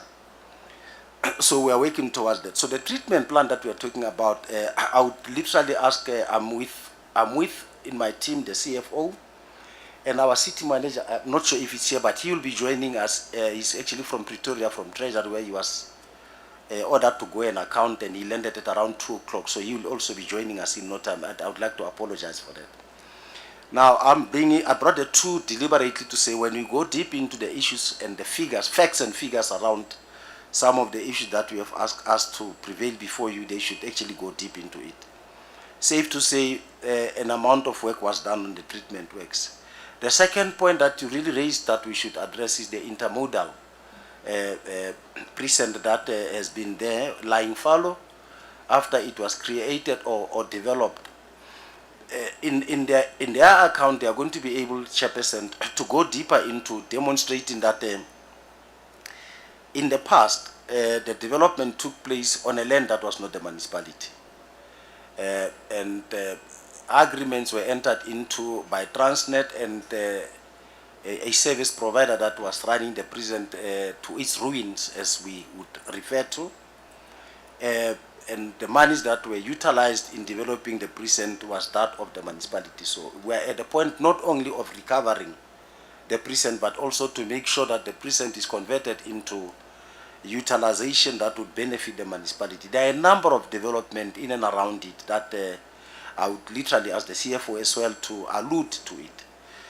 We literally took a trip to have a discussion with Transnet on the transfer of the land, because the monies that were used on top of the land of Transnet is ours, but the property belongs to Transnet. For us to be able to make any impactious development on it, it must be that the property belongs to the municipality. So we have had a meeting of minds with Transnet, and we have arrived at an understanding that the transfer must take place. There are figures involved in terms of payment of services that were as a result of the service provider that was hired by Transnet to literally run that prison. I think that is the bone of contention, but the CFO will be able to allude to what kind of an understanding we are reaching with Transnet to ensure that we really indeed do transfer the property to be on our side, and we are working hard to do so. Now, Chairperson, if you do allow me, which I will literally from time to time come in as and when the question are asked, I really want to live into the limited time given to us and ask my CFO next to me to zoom directly into facts and figures of the two prisons that I've made reference to. If you do allow, Chairperson. Thank you. With pleasure, Councillor, she may proceed. Thank you so much, members, for the opportunity. Let me take this moment and greet the parliamentarians present here, the members of the Free State Provincial Government, the Executive Mayor, and all those that I need to greet, protocol observed. I'm going to be expanding on what the Executive Mayor has already alluded to. I will start first and expand on the state of the city, because that is also one of the areas that the communication we received wanted us to expand on. And we did present a short summary to the person that we're communicating to, but I'm going to take that opportunity in less than 10 minutes to run through and expand on what the EM has already spoken about. I think he has raised the fact that the city is under cabinet intervention. That intervention is still in place. It has not been uplifted. We are implementing the financial recovery plan, of which since we came in as the new administration with engagements between ourselves and National Treasury and looking at the financial recovery, we requested that the FRP must be revised so that it can incorporate the state of the city's finances and service delivery in the manner that we had observed and documented the status quo after we have arrived. And indeed, that request was accepted. The FRP is under review. They've done the collection of information. There is a report that will be going to council on the 27th of August with the revised activities under the new FRP that will start reporting on. We want to report to this committee that the cities has tabled a funded budget, which was confirmed by National Treasury, but we want to also present to this committee that the funding status of Mangaung's budget was dependent on the instruments that were proposed by National Treasury, which is the ESCOM arrears that are bordering the city. We are currently sitting at about 1.6 billion in arrears with ESCOM, but we have now a signed repayment plan with them. And we are trying our level best together with Centlec to adhere to the terms and conditions by ensuring, number one, we are paying the current account in full and making those repayments in accordance with the agreement. We also have an agreement in place with Val Central, where we started our debt at 606 million in arrears as at March of 2024. And we've been making the payments in accordance with that and keeping up to date with the current account. As a result of those two agreements in place, when you're looking at the creditors of the city, there is an apportionment between the current and the non-current, which are assisting in arriving at a funded budget. So I wanted to put that because it is a conditional funding as a result of those instruments. And if those repayment plans can be not adhered to and be reversed, then the city's position will be dire in terms of the budget overall. On the cash position, I think the members would also know that the city was part of the municipalities whose equitable share was withheld, and it has since been released. And the reasons for the withholding of that equitable share that was mainly around the dealing with the UFW and the consequence management, which we are in consultation with National Treasury. We had a meeting on Friday discussing the progress that we are making, and I think the city remains committed in resolving those issues so that the December equitable share is not affected. We are sitting at an average of 2 months cash coverage, meaning the cash that we have in the bank covers the operations of the city for about 2 months without any stresses. We have seen, though, a decline in the collection rate since the announcement of the withholding of the equitable share by National Treasury. But we are driving collections in the city, led by the Deputy Executive Mayor, who's also the MMC for Finance. Our conditional grant spending as of 30 June 2026, we are sitting at 95% average across the board on all the grants. The major grants that the city is receiving is the Urban Development Finance Grant, which is the new grant that is dedicated at improving infrastructure and service delivery on water and sanitation. And so we've spent about 95% on UDFG. Under ISUPG, we are sitting at 92%, and USDG, we are sitting also at 96%. Those are the three major grants that are being implemented for infrastructure improvement. Then we've got your PTNG that is utilized for the development of infrastructure for the bus transit system that we all know in Mangaung as Haweng.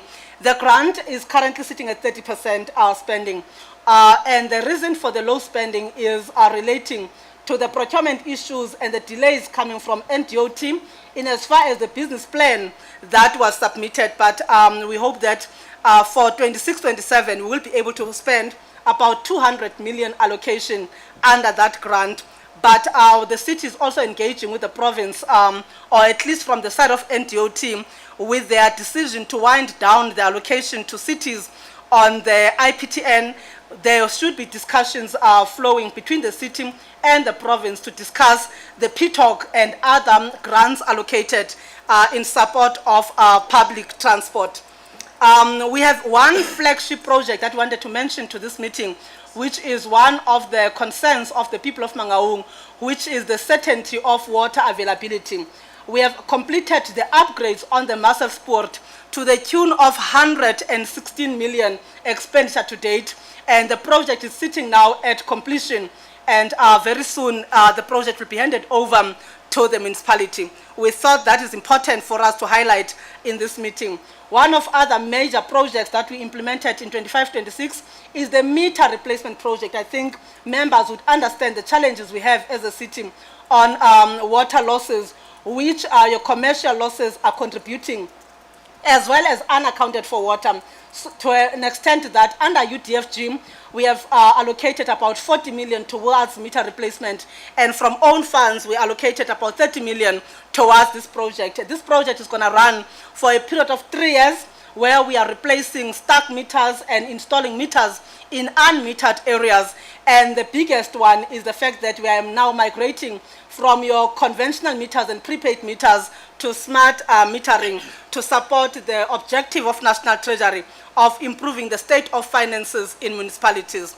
On the intermodal taxi rank, the executive mayor has spoken about it, but just to touch on key points is that the city spent 379 million in the development of the intermodal. And that intermodal was completed on the 8th of October in 2012 when it was officially handed over to the municipality. And I think all of us, when we're passing around that precinct, it is a sore eye to see. But we have been engaging with the NDPG unit of National Treasury. We are intending to repurpose the precinct.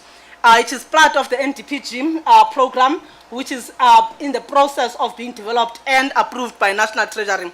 But the points that the mayor has raised, number one, are the challenges of the transfer of the land. The land belongs to Transnet, and the property on the land belongs to the municipality.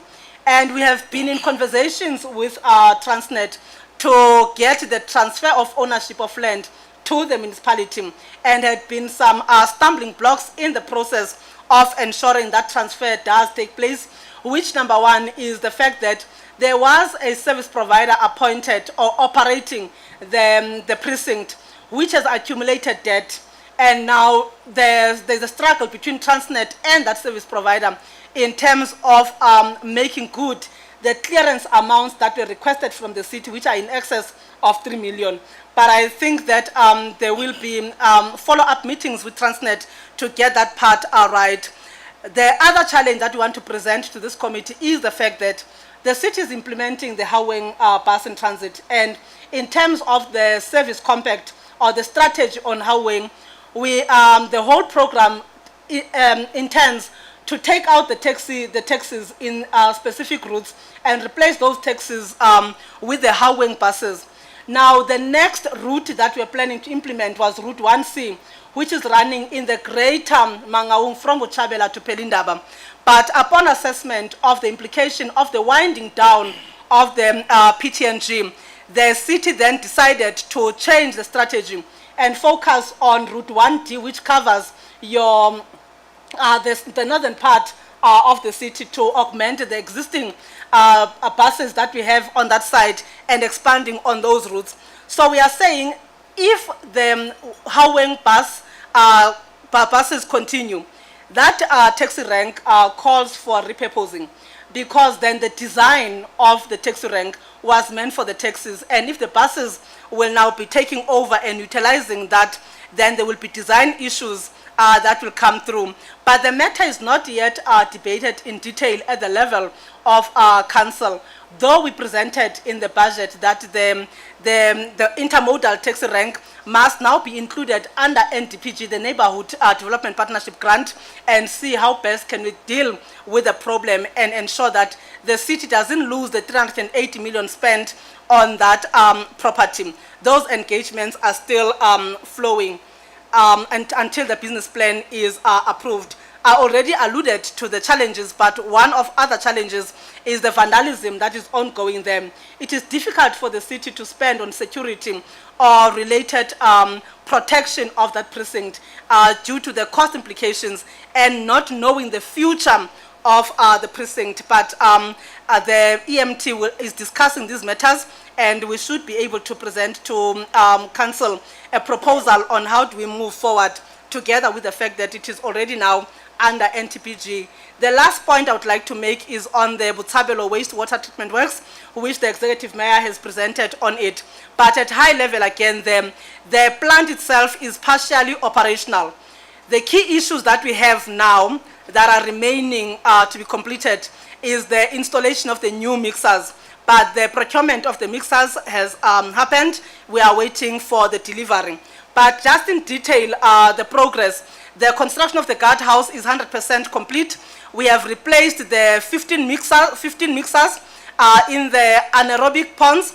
That project is 10% because we are just waiting for the delivery of the mixers, get them installed. Then that part of the project will also be reported completed. Then we have refurbished 8 aerators. They are currently sitting at 80% in progress. Then the vandalism that has taken place in terms of the mechanical equipment, that project is completed and is reported at 100%. We are busy with the rewiring and refurbishment. The project is funded, is currently sitting at 85%. We have refurbished the sludge pumps at 100%. The clarifiers had been completed as well. They are sitting at 100%. Security monitoring system had been installed. We've got a service provider that is monitoring the movements around the plant to prevent vandalism that we have suffered. That project is 100%. The refurbishment of chlorination system is sitting at 50%. That project in 2 weeks' time, according to the project manager, will also be completed. And we are now installing the outflow meters, which the project is currently sitting at 70%. In terms of the spending on this plant, the city has spent about 90 million on the refurbishment, not only on the Botshabelo wastewater treatment plant, but across the board from the USDG funds that we receive, as well as the UDFG that is dedicated for water and sanitation projects. That is all from our side, Chairperson of the meeting. Thank you, Executive Mayor. Thanks, Madam CFO, or what's again, City Manager? CFO. Okay, Madam CFO. Executive Mayor, do you have any additions, or you done? Chairperson, I think we are in a position to take questions if there are any. Okay, thank you. Colleagues, our colleagues from the Department of Public Works National, they are here. Welcome, colleagues. We have been waiting for you. I have received quite a list of names, 8 of them. So I'm not sure because I can see only 4 faces here or 3. So I'm not sure who's gonna be leading in terms of your presentation. Because we want to take these 2 presentations. When we take questions and responses, we know that we are done with presentations for the day. So who's going to lead us from your good selves? And then you'll introduce yourself and your position. Thanks. Okay. Over to you. Good afternoon, Chairperson, the parliamentary members, members of the provincial government and the executive mayor and the protocol observed. My name is Tepiso Ramofi.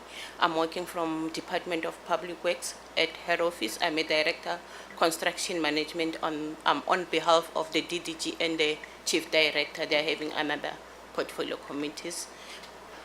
Yeah, I must indicate that we'll respond to them. In future, we are not going to allow that the minister and the DGG are not here when we request them to be here. Because those are the people that, whom we are holding them accountable. We are not holding officials accountable as the National Parliament. So we are going to address it directly with them because our letters went to them, not to yours. But proceed, Madam. Thanks, Chair. Under DPW, we have two projects, the Park Road and Odenda's Rest SAPS. I'll start with the Park Road SAPS. The project started in 2017, where due to the delays that encountered through the department, we have assigned the project to DBSA as our implementing agent to assist us with the implementation.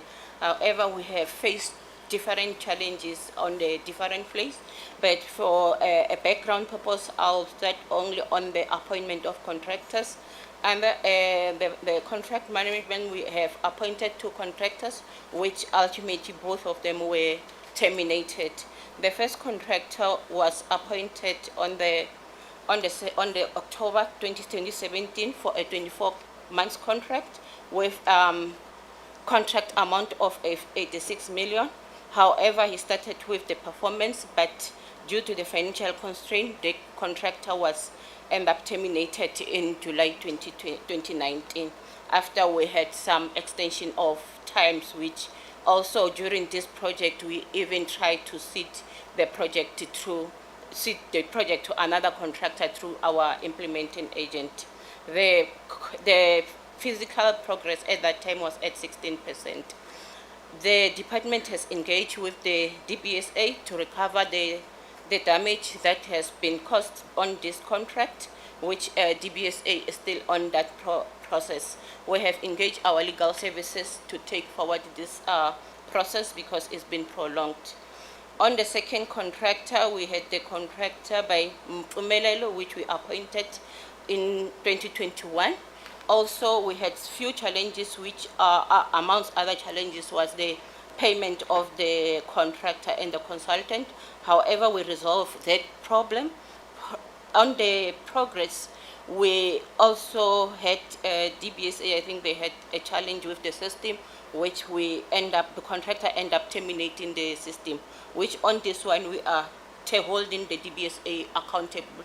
Also, our legal services is in that process. From this background, we have decided that we try to give DBSA opportunities to revive themselves in implementing this project. We have seen that the strategy is failing. Therefore, we decided that as DPW, we are going to implement this project at our own.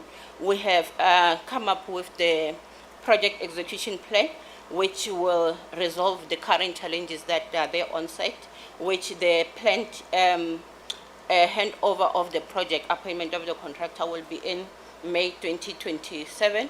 I will go through the implementing plan so that I justify why we'll end up appointing the contractor in May 2027. Currently, we are having the allocation of 30 million to be spent in 26-27. However, we don't have approval of the overall project cost, which it's presented to our infrastructure committee internally. They have returned it because they want a clear strategy on how are we holding the DBSA and those two contractors. They need a recovery plan, which we are going back to them on the 31st of August with a clear plan, assisted by our legal services. So we're going to go, because the IBC only sits once a month. We'll be presenting the overall budget with all the recovery plan on the 8th of October 2026. We're also having the appointment of a consultant, because we're having structural engineer that has terminated their services. We're going to start with the process upon getting approval of the funding from our infrastructure budget committee. From the 12th of October, we'll start with that process. We are planning to appoint the consultant by the end of mid-December, before we go on builders' holiday. They will start to review the designs, because we cannot go with the initial scope that we have. I believe that from what we have done previously, the state of the police station is no longer the same, therefore we cannot use the same design. They will need to review those designs. The plan is to complete that process by the 1st of February 2027. The process of procurement of the contractor will be concluded on the 7th of May 2027, which will have a handover of site to the contractor on 4th of June 2027, considering the construction permit that will have to engage the Department of Labor. This project will be for 12 months. We are planning that we'll give the SAPS their building on the 3rd of June 2028. I will move to the second project, which is Odendal's Rest. Odendal's Rest also, the project, like I said in my opening, we have assigned it to DBSA. In 2017, DBSA has appointed the contractor on the 8th of May 2018. Between the project implementation, we had the challenge also on the payment between DBSA and the Public Works and the consultant. The architect decided to put everything on hold before the payment can be done. The payment was done in 2022. The contractor was instructed to go back to site. However, they have sufficed a claim of 5 million, which they demanded that Public Works pay them as an advance payment. Therefore, Public Works couldn't adhere to that. They decided to terminate their system. So the plan to have this project resuscitated, currently I must indicate, Chairperson, that we have not done anything, but there is a security on site. We are having the plan also. This project, we have decided that we'll be doing it using the DPW process. We are not going to use our implementing agent. Also on this one, because we still need approval from SAPS, this one is a capital project, is funded by our client. However, they requested some information that will comfort them. Also, the issue of accountability. Who should take responsibility on the damage that has been caused on this project, because they have made a budget available, then there was issues that we have encountered during the implementation. Therefore, the issue of budget also is taking time, but we have planning to have the contractor on site in June 2027.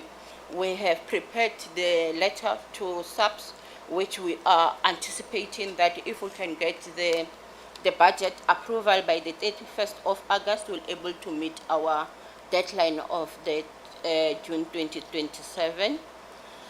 According to our plan, the reason that we are saying we'll appoint in June also, there are consultants that terminated their services, but this one was not due to any other reason, was because of their retirement. Majority of them, they retired. They wrote the letter that they cannot proceed with this project when we try to resuscitate, because it's going to be for 18 months contract, therefore they won't be avail themselves. We are planning to finalize the procurement of this consultant by the 29th of January 2027. Also because on this site there is vandalism, they need to go back and do the designs. We are planning that we are going to have a design review completed by 26th of February 2027 and have go through the procurement process for 3 months and appoint the replacement contractor. Due to the value of this project, also we are anticipating the month of the construction permit, which we are going to hand over the site in July 2027. With 18 months, we are planning that the client, subject to approval of the funding by the 31st of August, will finish this project on 15th of January 2029. Thanks, Chair. I'm done with both the facilities. Thanks. Thanks, Madam. Colleagues, there we are, two presentations, one from the Mangaung Metro, one from the Department of Public Works at national level. Questions? Let me do this.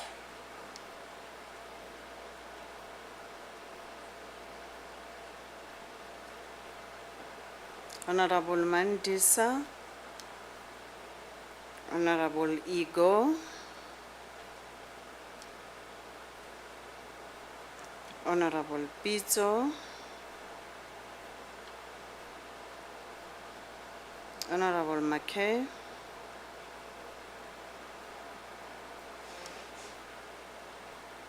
Honorable Pretorius. Honorable Mandisa. Thanks, Chair. Good afternoon to EM from Mangaung and the team and the DPSA and the Public Works. Chair, I just want to check one thing, okay. I'm not sure, last year we visited 3 projects of Mangaung. There were 1 project that we didn't get more clarity, although agriculture was here, regarding the project of Pigari in Tabanshu. If you can just update us, how are you planning either to phase out or how to revive the project? Because the presentation that we have received from the agriculture is worrying, and I don't think the people of Mangaung, of that community of 41, will get any closure. The issue of the intervention of the National Treasury regarding the financial recovery plan. If they have left the municipality, what support are they giving you at the distance? And what is the plan of the minister so that they can hand over the municipality? Or are you still under administration of the national, although the rep of the national department is no longer here? The last issue on Mangaung, I just want to check, Chair, the clarity regarding the dispute of the treatment plant in Botshabelo and Transnet. What is the delay of resolving so that the Transnet to transfer? Because I know most of the time they are more effective, or is it the problem of the consultant? Maybe they are owing, or is there any mechanism while they are resolving their dispute, they can hand over the land so that we are able to do your work? More so, you are already committed to finances of the municipality. What is exactly the challenge? Then on the issue of the DPSA and the Public Works, I think really DPSA and the Public Works, we are taking the people of the Free State for their right. We are really, there's no commitment. Last year we were told that you are going to do the plans. Now we are told the plans, especially of Odindal, will be done either 2027 or 2026. While the people of Kutlwanong, they don't have a police station, and that the money that has been spent, because the DPSA last year committed that they will do the work. And why did you wait the Public Works till now while we see the DPSA is not doing anything to assist us so that we can get out there to finish this project? For how long must we come? Or next year you are here because you are coming to the presentation, you just told, let's go and tell them we are going to do it. Next year we're still going to get another story. And the gentleman with the white shirt, you were here last year presenting to us. We're with you in that park road. You promised that we'll hand over whatever that we are doing, their progress with the team that we're leading. Something like that in your team. Today, Kamata is not here. Other people are here. Just to play with us. When are you intending to finalize the project? If we don't have a capacity, why do you delay the people so that they hand over to the relevant department, including the Public Works? They are just waiting for just to come with a lame excuse to tell us the project will be fine. When are you intending, both of you, to finalize the project? And what are you doing with the resources that were injected to this project so that the people of Free State of Park Road, the people of Odindal Kutlano, they do get services. Thank you, Chair. Thank you, Honorable Makesin. On the issue of transfer between Transnet and the municipality, I had it to be about the taxi rank, not the treatment plant. But when the municipality come back for responses, they will clarify that, because I was about to say, if the issue is the transfer between municipality and Transnet, we can engage the Minister of Transport at national level to intervene so that this process can be speed up, because it cannot be the one that held at ransom. This process has been like on hold for a very long time, and at least Mangaung is trying to move towards intervening in that project that was worrisome. Honorable Igor. Thank you, Provincial Whip. So my first is going to Mangaung, and I assumed it's also a project that you have inherited. But have you done any back-checking on who approved the design, what was the business model, without really securing an arrangement with the taxi industry? Do you have documentation where you went to sit with them? Who signed off the project, delivering? Is it value for money? And what consequent management have we done? Even though it's a legacy, but there needs to be somebody held accountable for something that is built and now it's not fulfilling its whole purpose. And then I just want to go in. It was mentioned that you want to repurpose it. So can we just get some clarity on what do you want to repurpose it now? Because when you drive through there, it's dark. And I know the last time we were there, and no official from Mangaung accompanied us there. They just didn't bother to even send us response to us, so we had to do a tour by ourselves.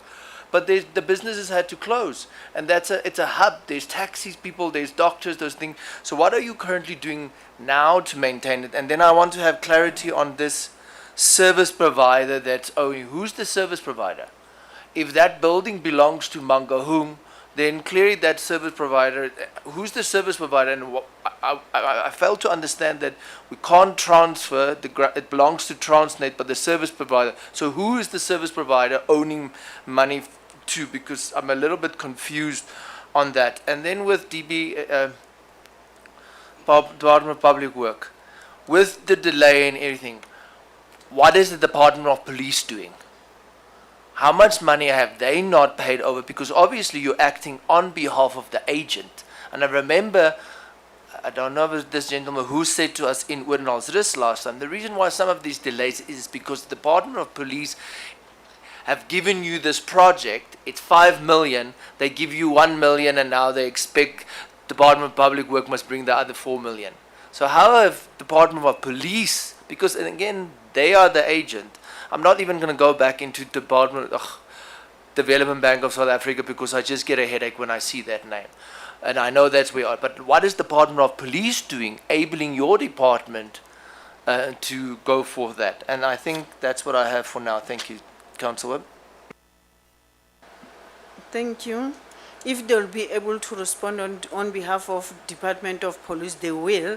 But if not, it is our responsibility to seek those clarities from the Department of Police at national level.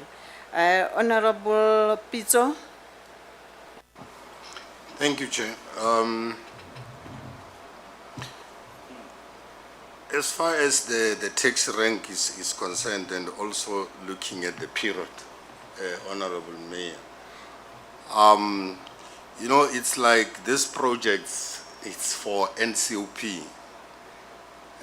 Only after a year, when we come back, we still get a report that says we're doing this. Nothing has come to fruition that at least you wanted this, or the community wanted this, and therefore you have completed it. I'm just making that chair statement on the basis of, it's like, yes, something will be happening if you're listening to the executive mayor and the CFO, but I must express that it is disappointing that after a year the state is still the same. And completing it with the DBSA and Public Works, I want to agree with Honorable Makiseni, well, no, she stole the thunder. Without being repetitive, I don't know this marriage of Public Works and DBSA, whether it's helping South African taxpayers or it's only serving to continuously pouring money into DBA's pocket, but with no results. And after 9 years, ma'am, you are adding another 3 years to 12 years to complete Odindal Strays Police Station.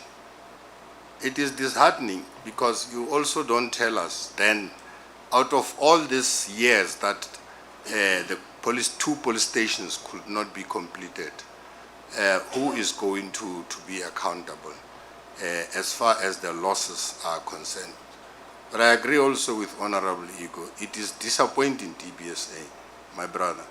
You know, when we were at Park Road, how we expressed our disappointment. And I just want to ask this question. If you were the one who were investing this money for 12 years and your house is not completed, how are you going to feel? How are we expected to account to the South African taxpayers as public representatives that we promised them to deliver 2 police stations, which was handed to the contractor in 2017, and you were appointed, trusted that you will make sure that the project is in 9 years down the line, we are still talking the same thing.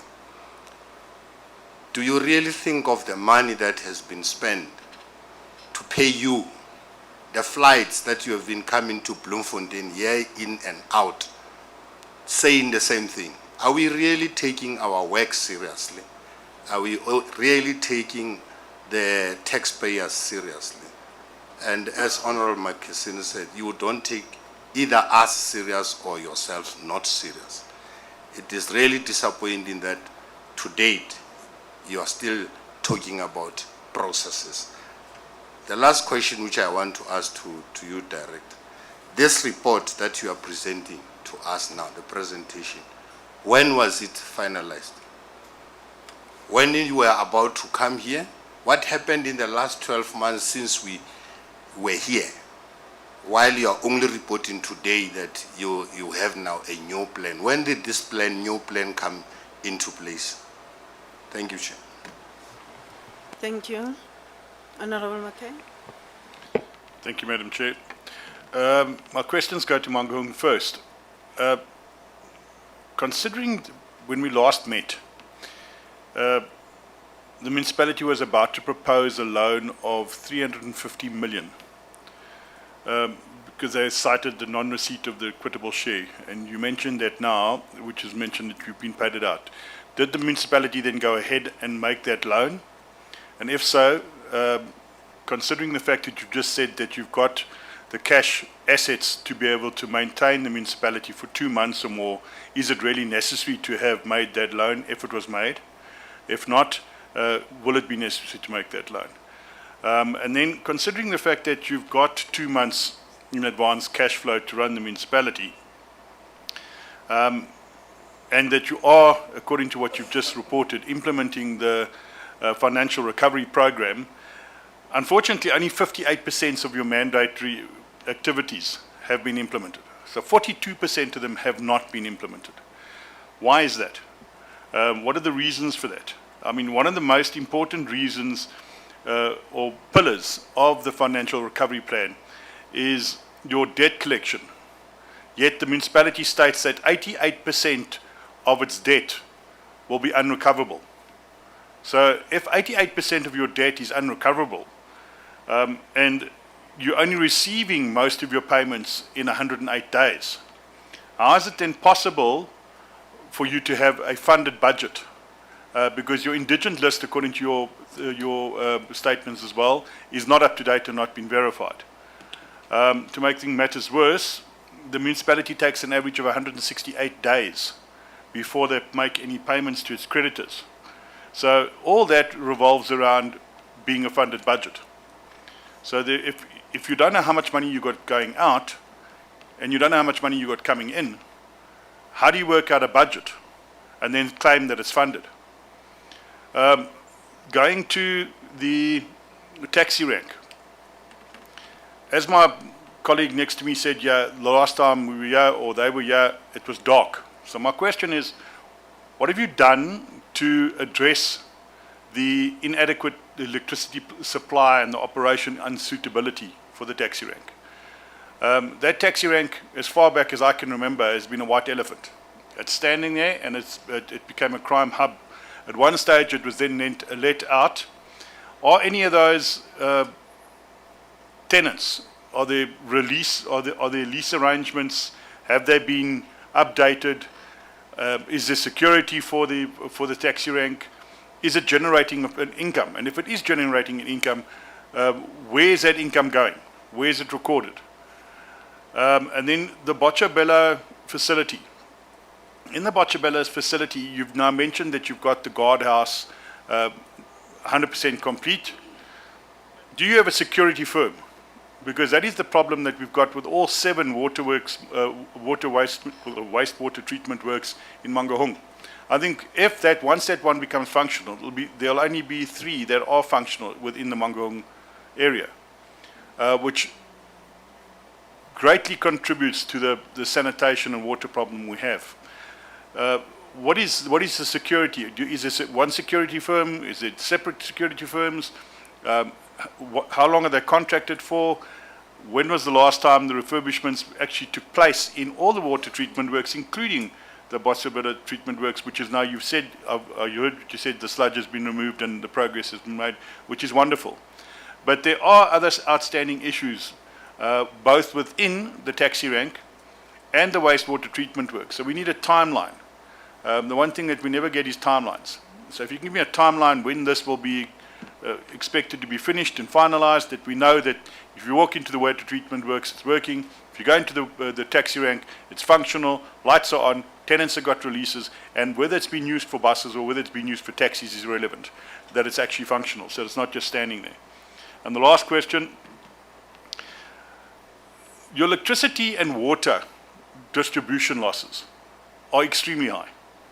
I mean, you've got 40.42% of electricity losses. 22.46% is in water losses. The water losses that is according to your report, but according to independent reports, it's closer to 35, closer to 40%.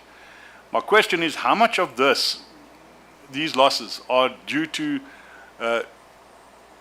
old infrastructure, leaks, illegal connections, and vandalism? And if it is largely towards illegal connections and vandalism, what has been done about it? Have you got, is your Metro Police lined up to be doing investigations? Are they going into it?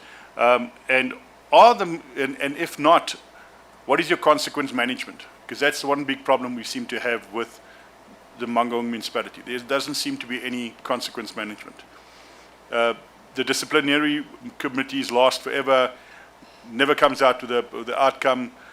If they are held, others are not even tabled. They're pushed under the table. They never take place. So the consequence management, how many officials in the last 5 years have actually been held accountable for maladministration and financial malfeasance? Thank you, Madam Chair. Thank you. I think some of the questions that the panel might not be able to respond, they can always send the responses in writing at a later stage, because some of the questions will not necessarily per what we have requested on the presentation from the speakers. Honorable Pretorius. Thank you very much, Chairperson, and I've been greatly covered by now. Chair, my only question that I have is regarding the Brandwag social housing units. The MSc of Human Settlements indicated the progress made with Dark and Silver City, and then the question was regarding what is the plan of Mangaung regarding the Brandwag social housing units. As indicated, it is in a terrible state in terms of the infrastructure.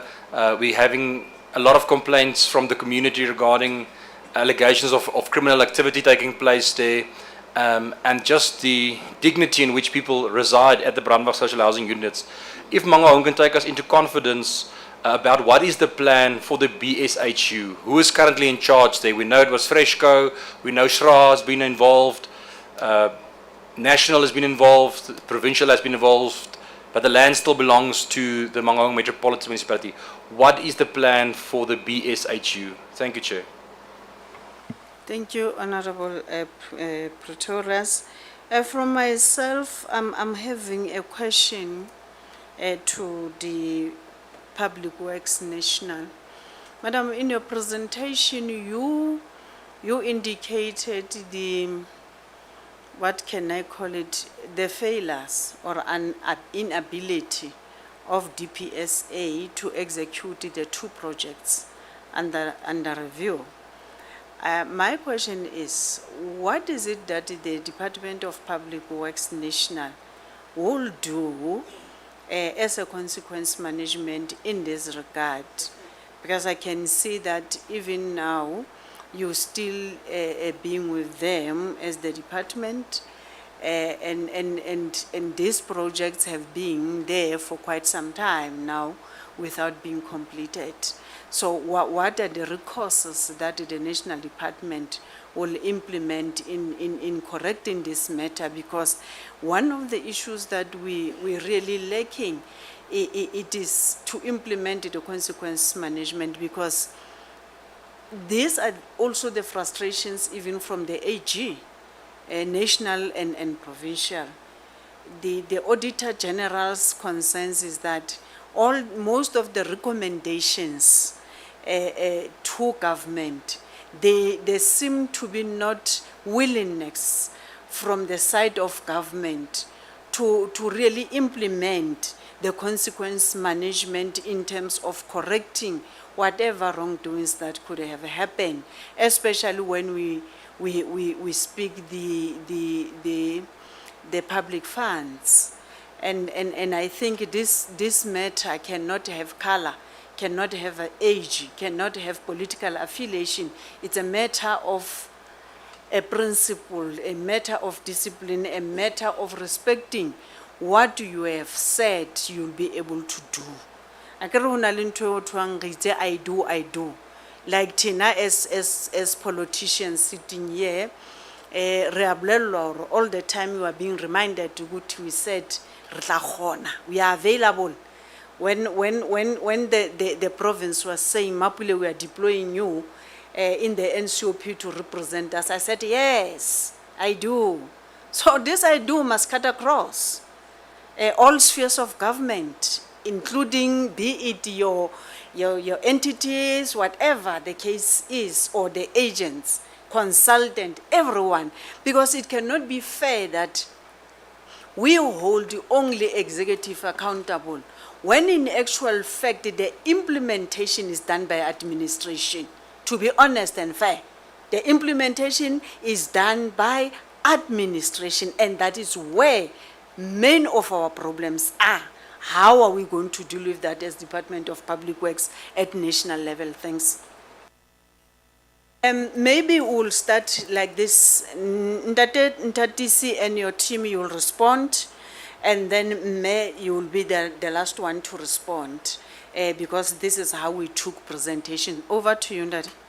No, thank you very much, Chairperson, and thanks to the members, honorable members, for asking the question that they did. Let me start first with the question that deals with piggery, and I'm starting with this deliberately because the last time I was before you, I was asked this question and I ridiculed myself to say, I can't remember the municipality dealing with pigs.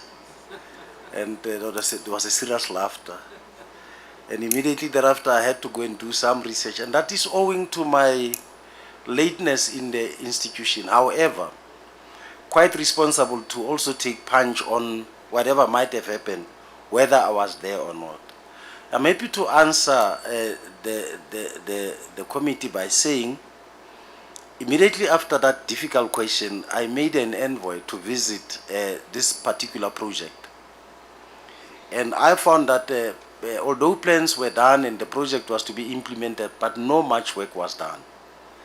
meaning therefore consequence management had to be the order of the day. I'm not going to harp on the consequence management because we are through MPEC and as well as a financial disciplinary board dealing with a number of cases that include but not limited to some of the issues that were raised. Where we are with the project is that we then send our MMC together with the Department of Agriculture on site, and upon realizing that there is a need for that project to be resuscitated, they concluded that they will, on a share-based arrangement, putting the resources, they are therefore then going to kindle and put the project in place. And last week they then had to put a plan in place to say it's happening in an area where the royal house and the royal and traditional leadership is responsible. So they will be having a meeting with the traditional leadership to introduce themselves and indicate that it is their quest to resuscitate and put the project in place. So I must indicate that, and that's what happened. So that's what will be happening. With the figures and facts that happened in the past, which this committee alerted me to, is the one that I then had to take it to my team to say, subject to UIFW, can this also be one of the area of interest to ensure that accountability is inside?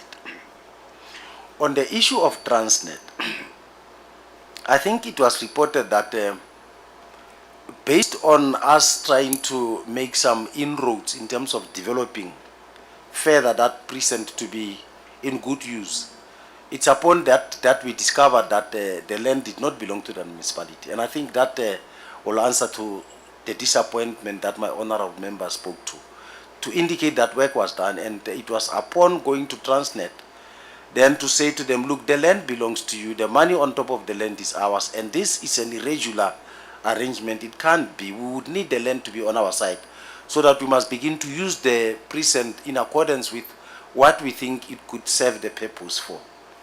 And my team went, led by the city manager, they met with Transnet.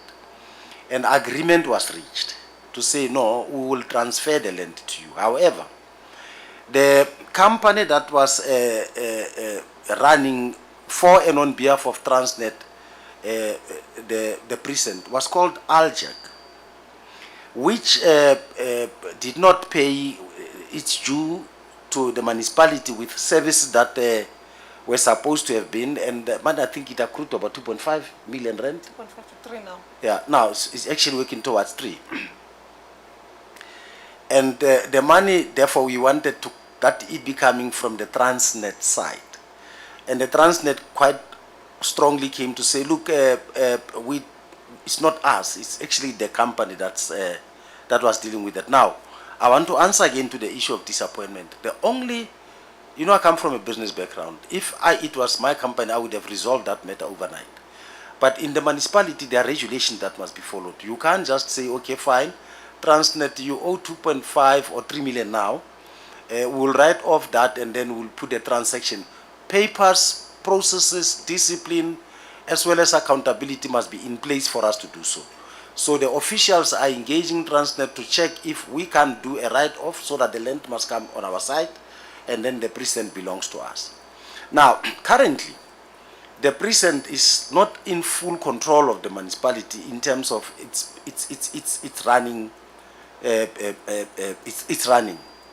However, there are people that are in that property, which, and I want to put this as a jigsaw puzzle. If you look around the city, you will find that buildings that were not occupied are vandalized. And vandalism comes mainly when people come in and they can't find any security arrangement and therefore then start molesting and vandalizing the property. That's the first point I want to register.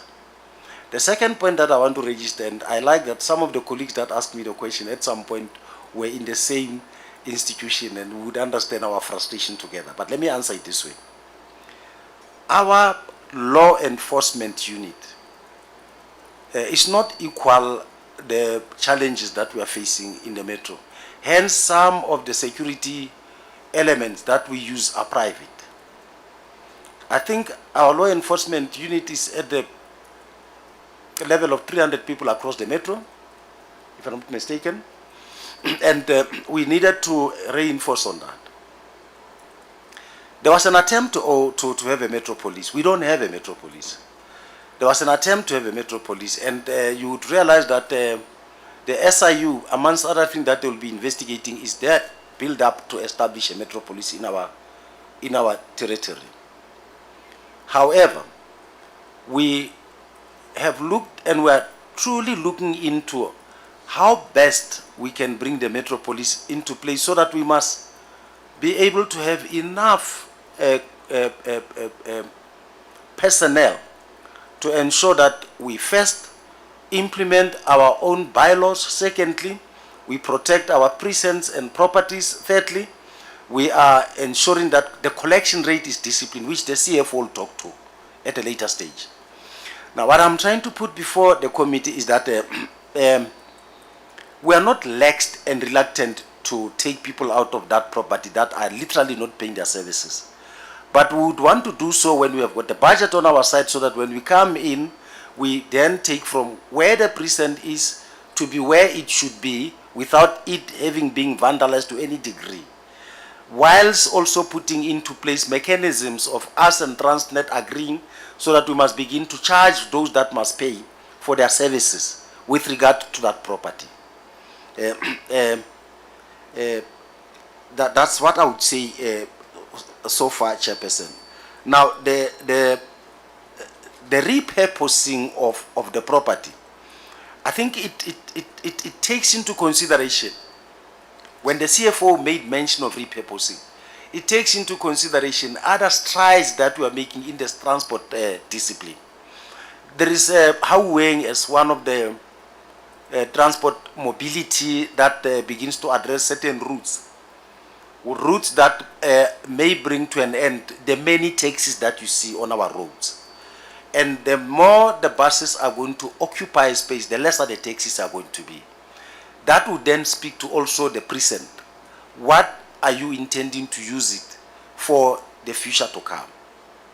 Now that would actually then speak to repurposing. As to the exact discipline of repurposing the precinct for, there are so many needs, and we'll have to really look at the needs that are closer to service delivery and the needs of our people on the ground.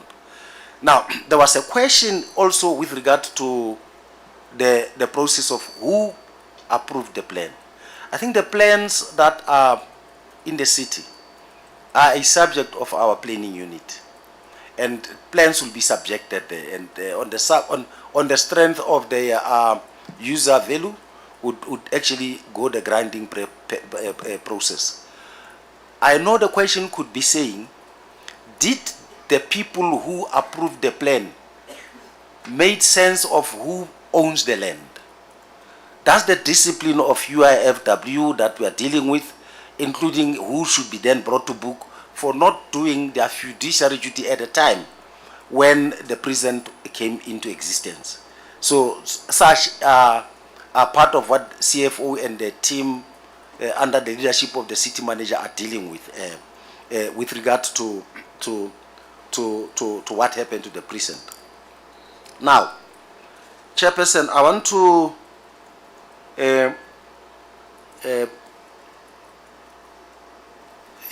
the question was also, did that process engage taxi owners? According to the records, there were serious engagement, and but those engagement, I think, did not also take into consideration the discipline of mobility into the structure and proper planning. That led to the taxi owners boycotting the property to say it does not fit, it's not fit for purpose with regard to the utilization. So repurposing it would also take into consideration that as and when we budget to fine-tune it to the needs of our people, all stakeholders that must use the precinct at the point of refurbishing it must be taken into consideration. I have engaged the taxi owners. They had made some proposals, and we still have to work on them with regard to how best that precinct can be utilized. And I know that the question comes from, there was a contradiction between the taxi owners and the municipalities for limited or lack of consultation as the precinct was brought to life. So all those aspects must, as we move forward, be taken into consideration. Consultation at its best discipline. Chairperson, before I allow my officials to take other questions, let me deal with the issue of Brandwag. The Brandwag precinct, it's a property that was financed by SHRA and developed. I think Fresco was a company that came to liquidation, and SHRA came into the picture. But as a municipality, we took charge of Brandwag. I can tell the committee that at a time when we were dealing with Brandwag, of about 1,000, I think 1,100 dwellings that are in Brandwag, only 0.4% was paying. It was around, I think, 18 people. 18 dwellings occupants were paying. So we then took a charge as the municipality to ensure that Brandwag adhere to its payment pattern. We verified the people in Brandwag, and in our process of verification, we realized that there were bogus, and there are still bogus tenants who are receiving payment from the occupants of Brandwag. The original occupants are no longer there. The new people that are there are the ones that are either renting and are renting from these bogus tenants that are living in Brandwag. So then we brought everything to book, we verified everybody, we channeled them to say, you can't be paying to, you have to pay to the municipality. And the municipality was working in line during that process with SHRA. Now, SHRA took the matter to court to seek eviction.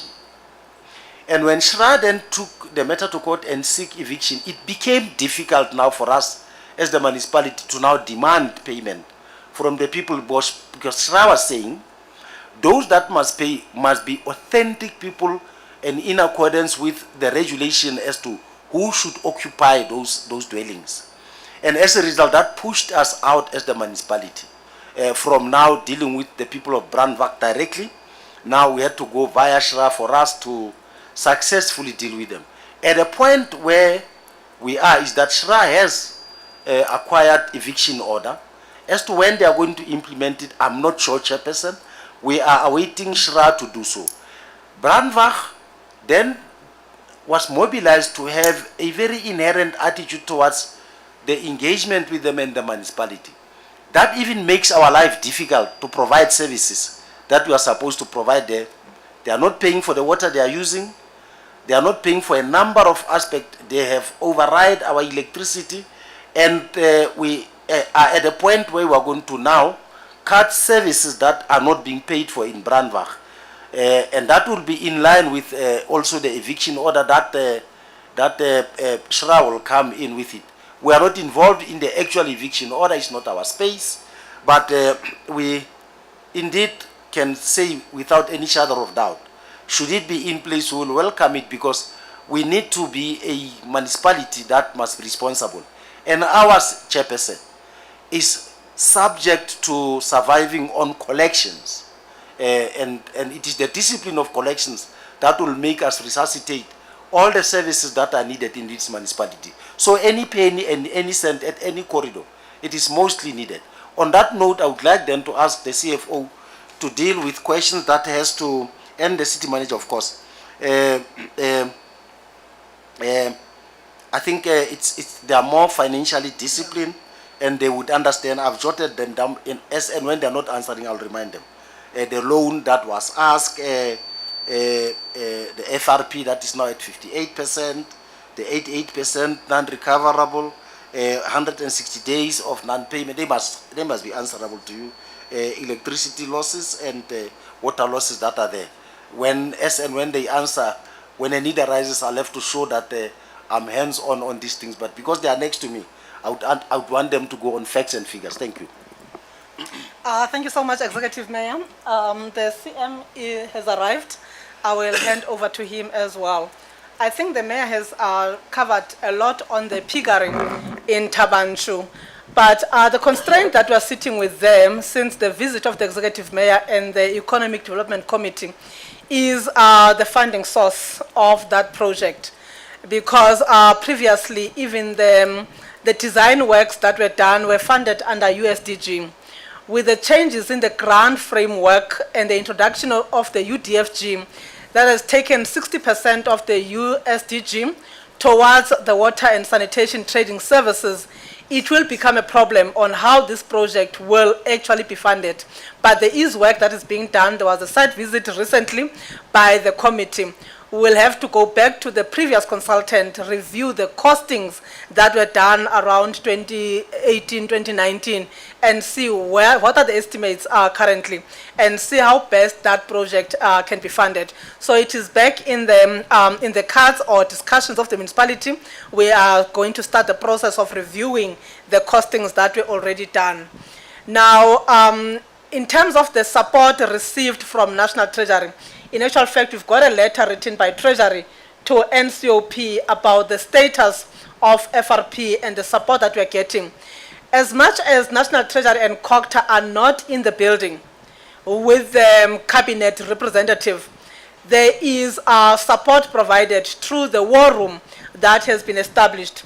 We are sitting on a quarterly basis. They are assessing our Section 71 reports and give us comments in terms of the progress we are making towards achieving the targets that are set in the FRP. Therefore, they are not there, but on a quarterly basis, we meet with them, we track progress, they highlight priorities for the next quarter, and we work on those priorities.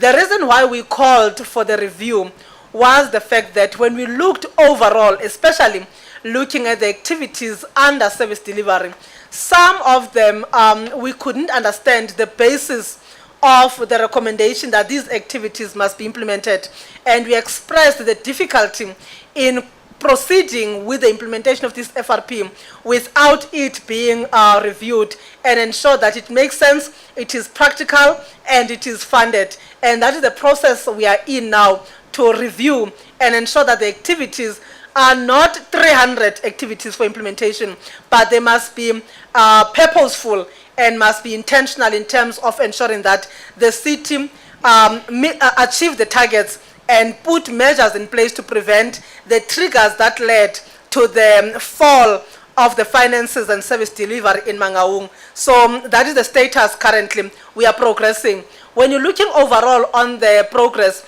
on the institutional and governance, the city has made significant progress, as well as financial pillar. The pillar that was lagging behind was service delivery, which is the one that had challenges in terms of how do we then move with the implementation of the recommended activities. And I think it was one major area that called for the review, but we are dealing with that issue. On the overdraft, we didn't want to go for a loan. The intention was, in the current banking services contract we have, that it must have an overdraft facility to accommodate the rainy days or in case the city is running out of cash. We presented here that we did an assessment of the cash position of the city, and we indicated to this committee that based on the projections, the city was going to sit with enough cash until November. But with the challenges with your collection rate that are fluctuating, there was going to be a risk when we are approaching the month of November if the equitable share was not being released. And hence we went with the proposal to council to approve an overdraft facility. Due to the fact that there was already indication that the equitable share will be released, council withdrew the item from the agenda. I didn't progress forward, but it did receive recommendation from the Finance Committee and Mayoral Committee for consideration by Council. But when we reached Council, the equitable share was already released, and Council said there's no need unless we can put another motivation for the overdraft other than the one that was put in the agenda. Then I'm going to deal with the electricity losses because I'm going to come back on the budget issues because the questions were quite detailed and I think we need to do justice in responding to them. You are correct in terms of the percentages of the losses in electricity and the losses in the water sector. Under electricity, you would recall that last year, Centlec did an assessment to establish or to pinpoint exactly the areas that have led to the increase in the losses, as on average in the prior years before 30 June 2025, Centlec losses were between 3 to 8%, which was even below the minimum of 12% that is allowed in terms of tariff determination in accordance with NERSA. We saw an increase from that to 12% in the 2025-2026. And Centlec then started a process where they went back to check on the commercial losses and ran an amnesty program because they could pick up that there are people with illegal connections to the grid, and that if you run an amnesty where people come forward, declare themselves, then we can implement corrective measures in the billing and installation of meters, then we could see a turnaround. We haven't gotten the report as Mangaung in terms of the outcomes of that amnesty project, and as soon as we get that report, we'll be able to know what improvements or what did they pick up and the implications and impact and the improvements that we would like to see in that sector. On the water side, the technical losses in water are very low. They are currently sitting between 4 to 6%. The major losses in the water sector are on the commercial side. We've got many properties that are unmetered, and hence earlier spoken about 72 million that are spent only in 25-26 to do the meter installation and meter replacement program. And I also indicated that under UDFG for 25, 26, 27 up to 2031 to 2032, we will be continuing this project of installation of smart meters to control consumption as well as payment culture to improve. Therefore, we are dealing with these issues. We also have a problem of townships that are not yet registered but are receiving water. So if I can break down the percentages, I would say that about 18% of the losses are in relation to unaccounted for water, and another 10% is relating to unaccounted for water, and then about 8% is dealing with your technical losses. When we were implementing the TID rollover project, when the tokens, I think most of the members of this committee would know, we picked out that city has installed about 48,000. Executive Mayor, Executive Mayor and the team. I want to make a proposal. I can see that the question asked, they need a comprehensive report from the municipality. I will propose that you respond in summary form, ne? The question asked. However, the unpacking of these questions in a form of a comprehensive report do come later. You also cover the issues that you will want us to know that we did not even ask about them as the municipality. Because quite frankly, your presentation, it can take us the whole day, and unfortunately, Executive Mayor, this is not a portfolio committee of Parliament. This is a National Council of Provinces conducting its oversight. That's why we specifically went to a certain issues, but we don't prohibit any member or any MPL or MP to get more information. But unfortunately, due to the time that we have now, we cannot go in detail on how the municipality outlook is currently, including its financial status. We want a brief report so that at least we have a clue and understanding Uguti where the municipality is now. And I think honorable members will agree with me that the responses that you gave now quite covered most of the questions that were asked. I will then request that we pause at that level, you wrap up on what you are saying, then we hand over to the Executive Mayor to close for us on this subject.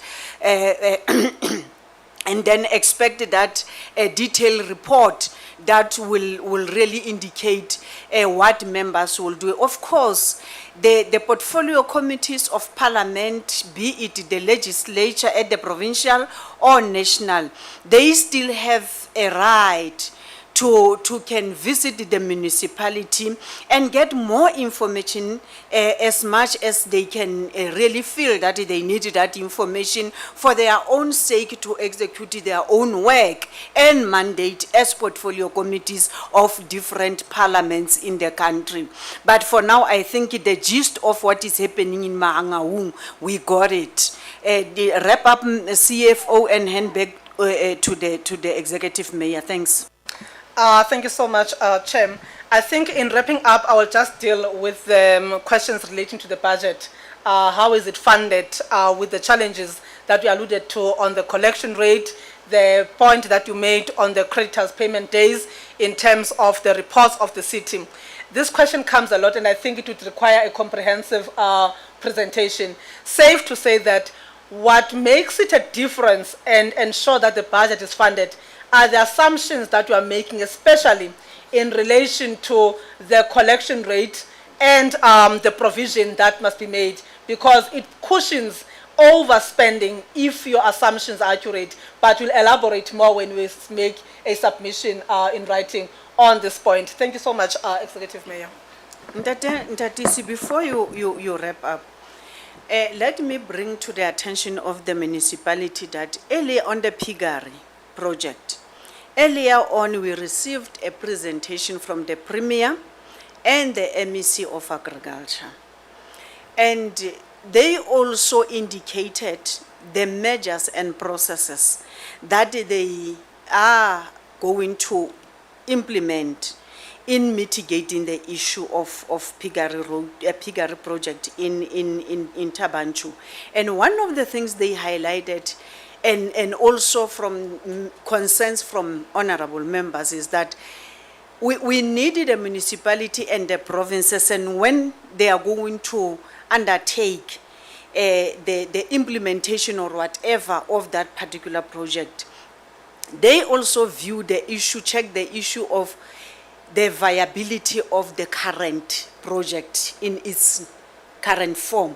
Is it viable to have it or not? Because the views from the MEC was that that project in its current form might not be possible and doable for the province or the municipality to can implement it, because it needs a bulk infrastructure funding, which the province might not have, or the municipality. So I'm saying, I will advise that when you go back on this issue, go back with the Office of the Premier and the agriculture in the province and have that consolidated approach as the province, and you mitigate this matter together so that you don't have parallel intervention in a similar project. That will be my intervention on that, because your presentations are similar. Somewhere they disjuncture from each other. So go back to the drawing board and talk to each other and have it. If the Department of Agriculture does take that, you as a municipality, you can have, through your own processes, hand it over to the Department of Agriculture in the province. Then you know that you have closed this matter as the municipality. You can wrap up, Councillor, and that is. No, thank you very much, Chairperson. I'll take that into consideration. As a matter of fact, the visit to the project was last week. So I yet to get my report with regard to what is the best assessment that I think they've made together with the Department of Agriculture. So far, I know that they wanted to join hands and make sure that it must come to life. Chairperson, can I say to the committee, thank you very much for inviting us and asking us the question that we could answer, and I think we did try and do that to the best of our ability.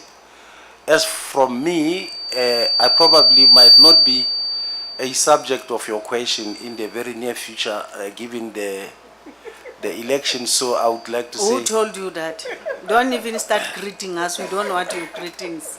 Yeah, but I would say thank you very much, and I've worked with you as a committee, and I've learned so much from the way you deal with things, and I hope we did live to the expectation of the committee, God loves you. Thank you.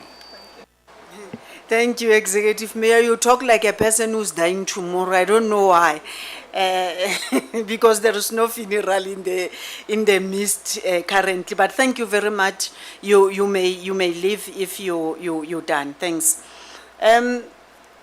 Mayor, Department of Public Works National. Over to you, Madam. Thanks, Chairperson.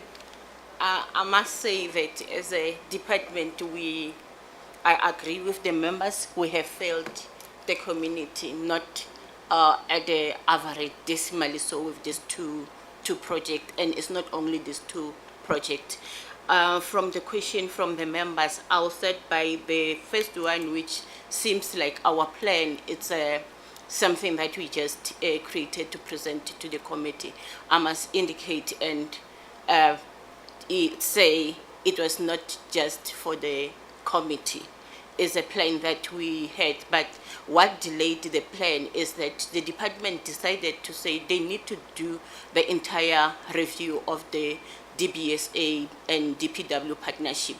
But in that process, there were lots of project that has failed, but when you check on the failures, it will be pointing both DPW and DBSA and our clients, mostly in terms of the budget allocation, especially when the financial year starts and when it's end.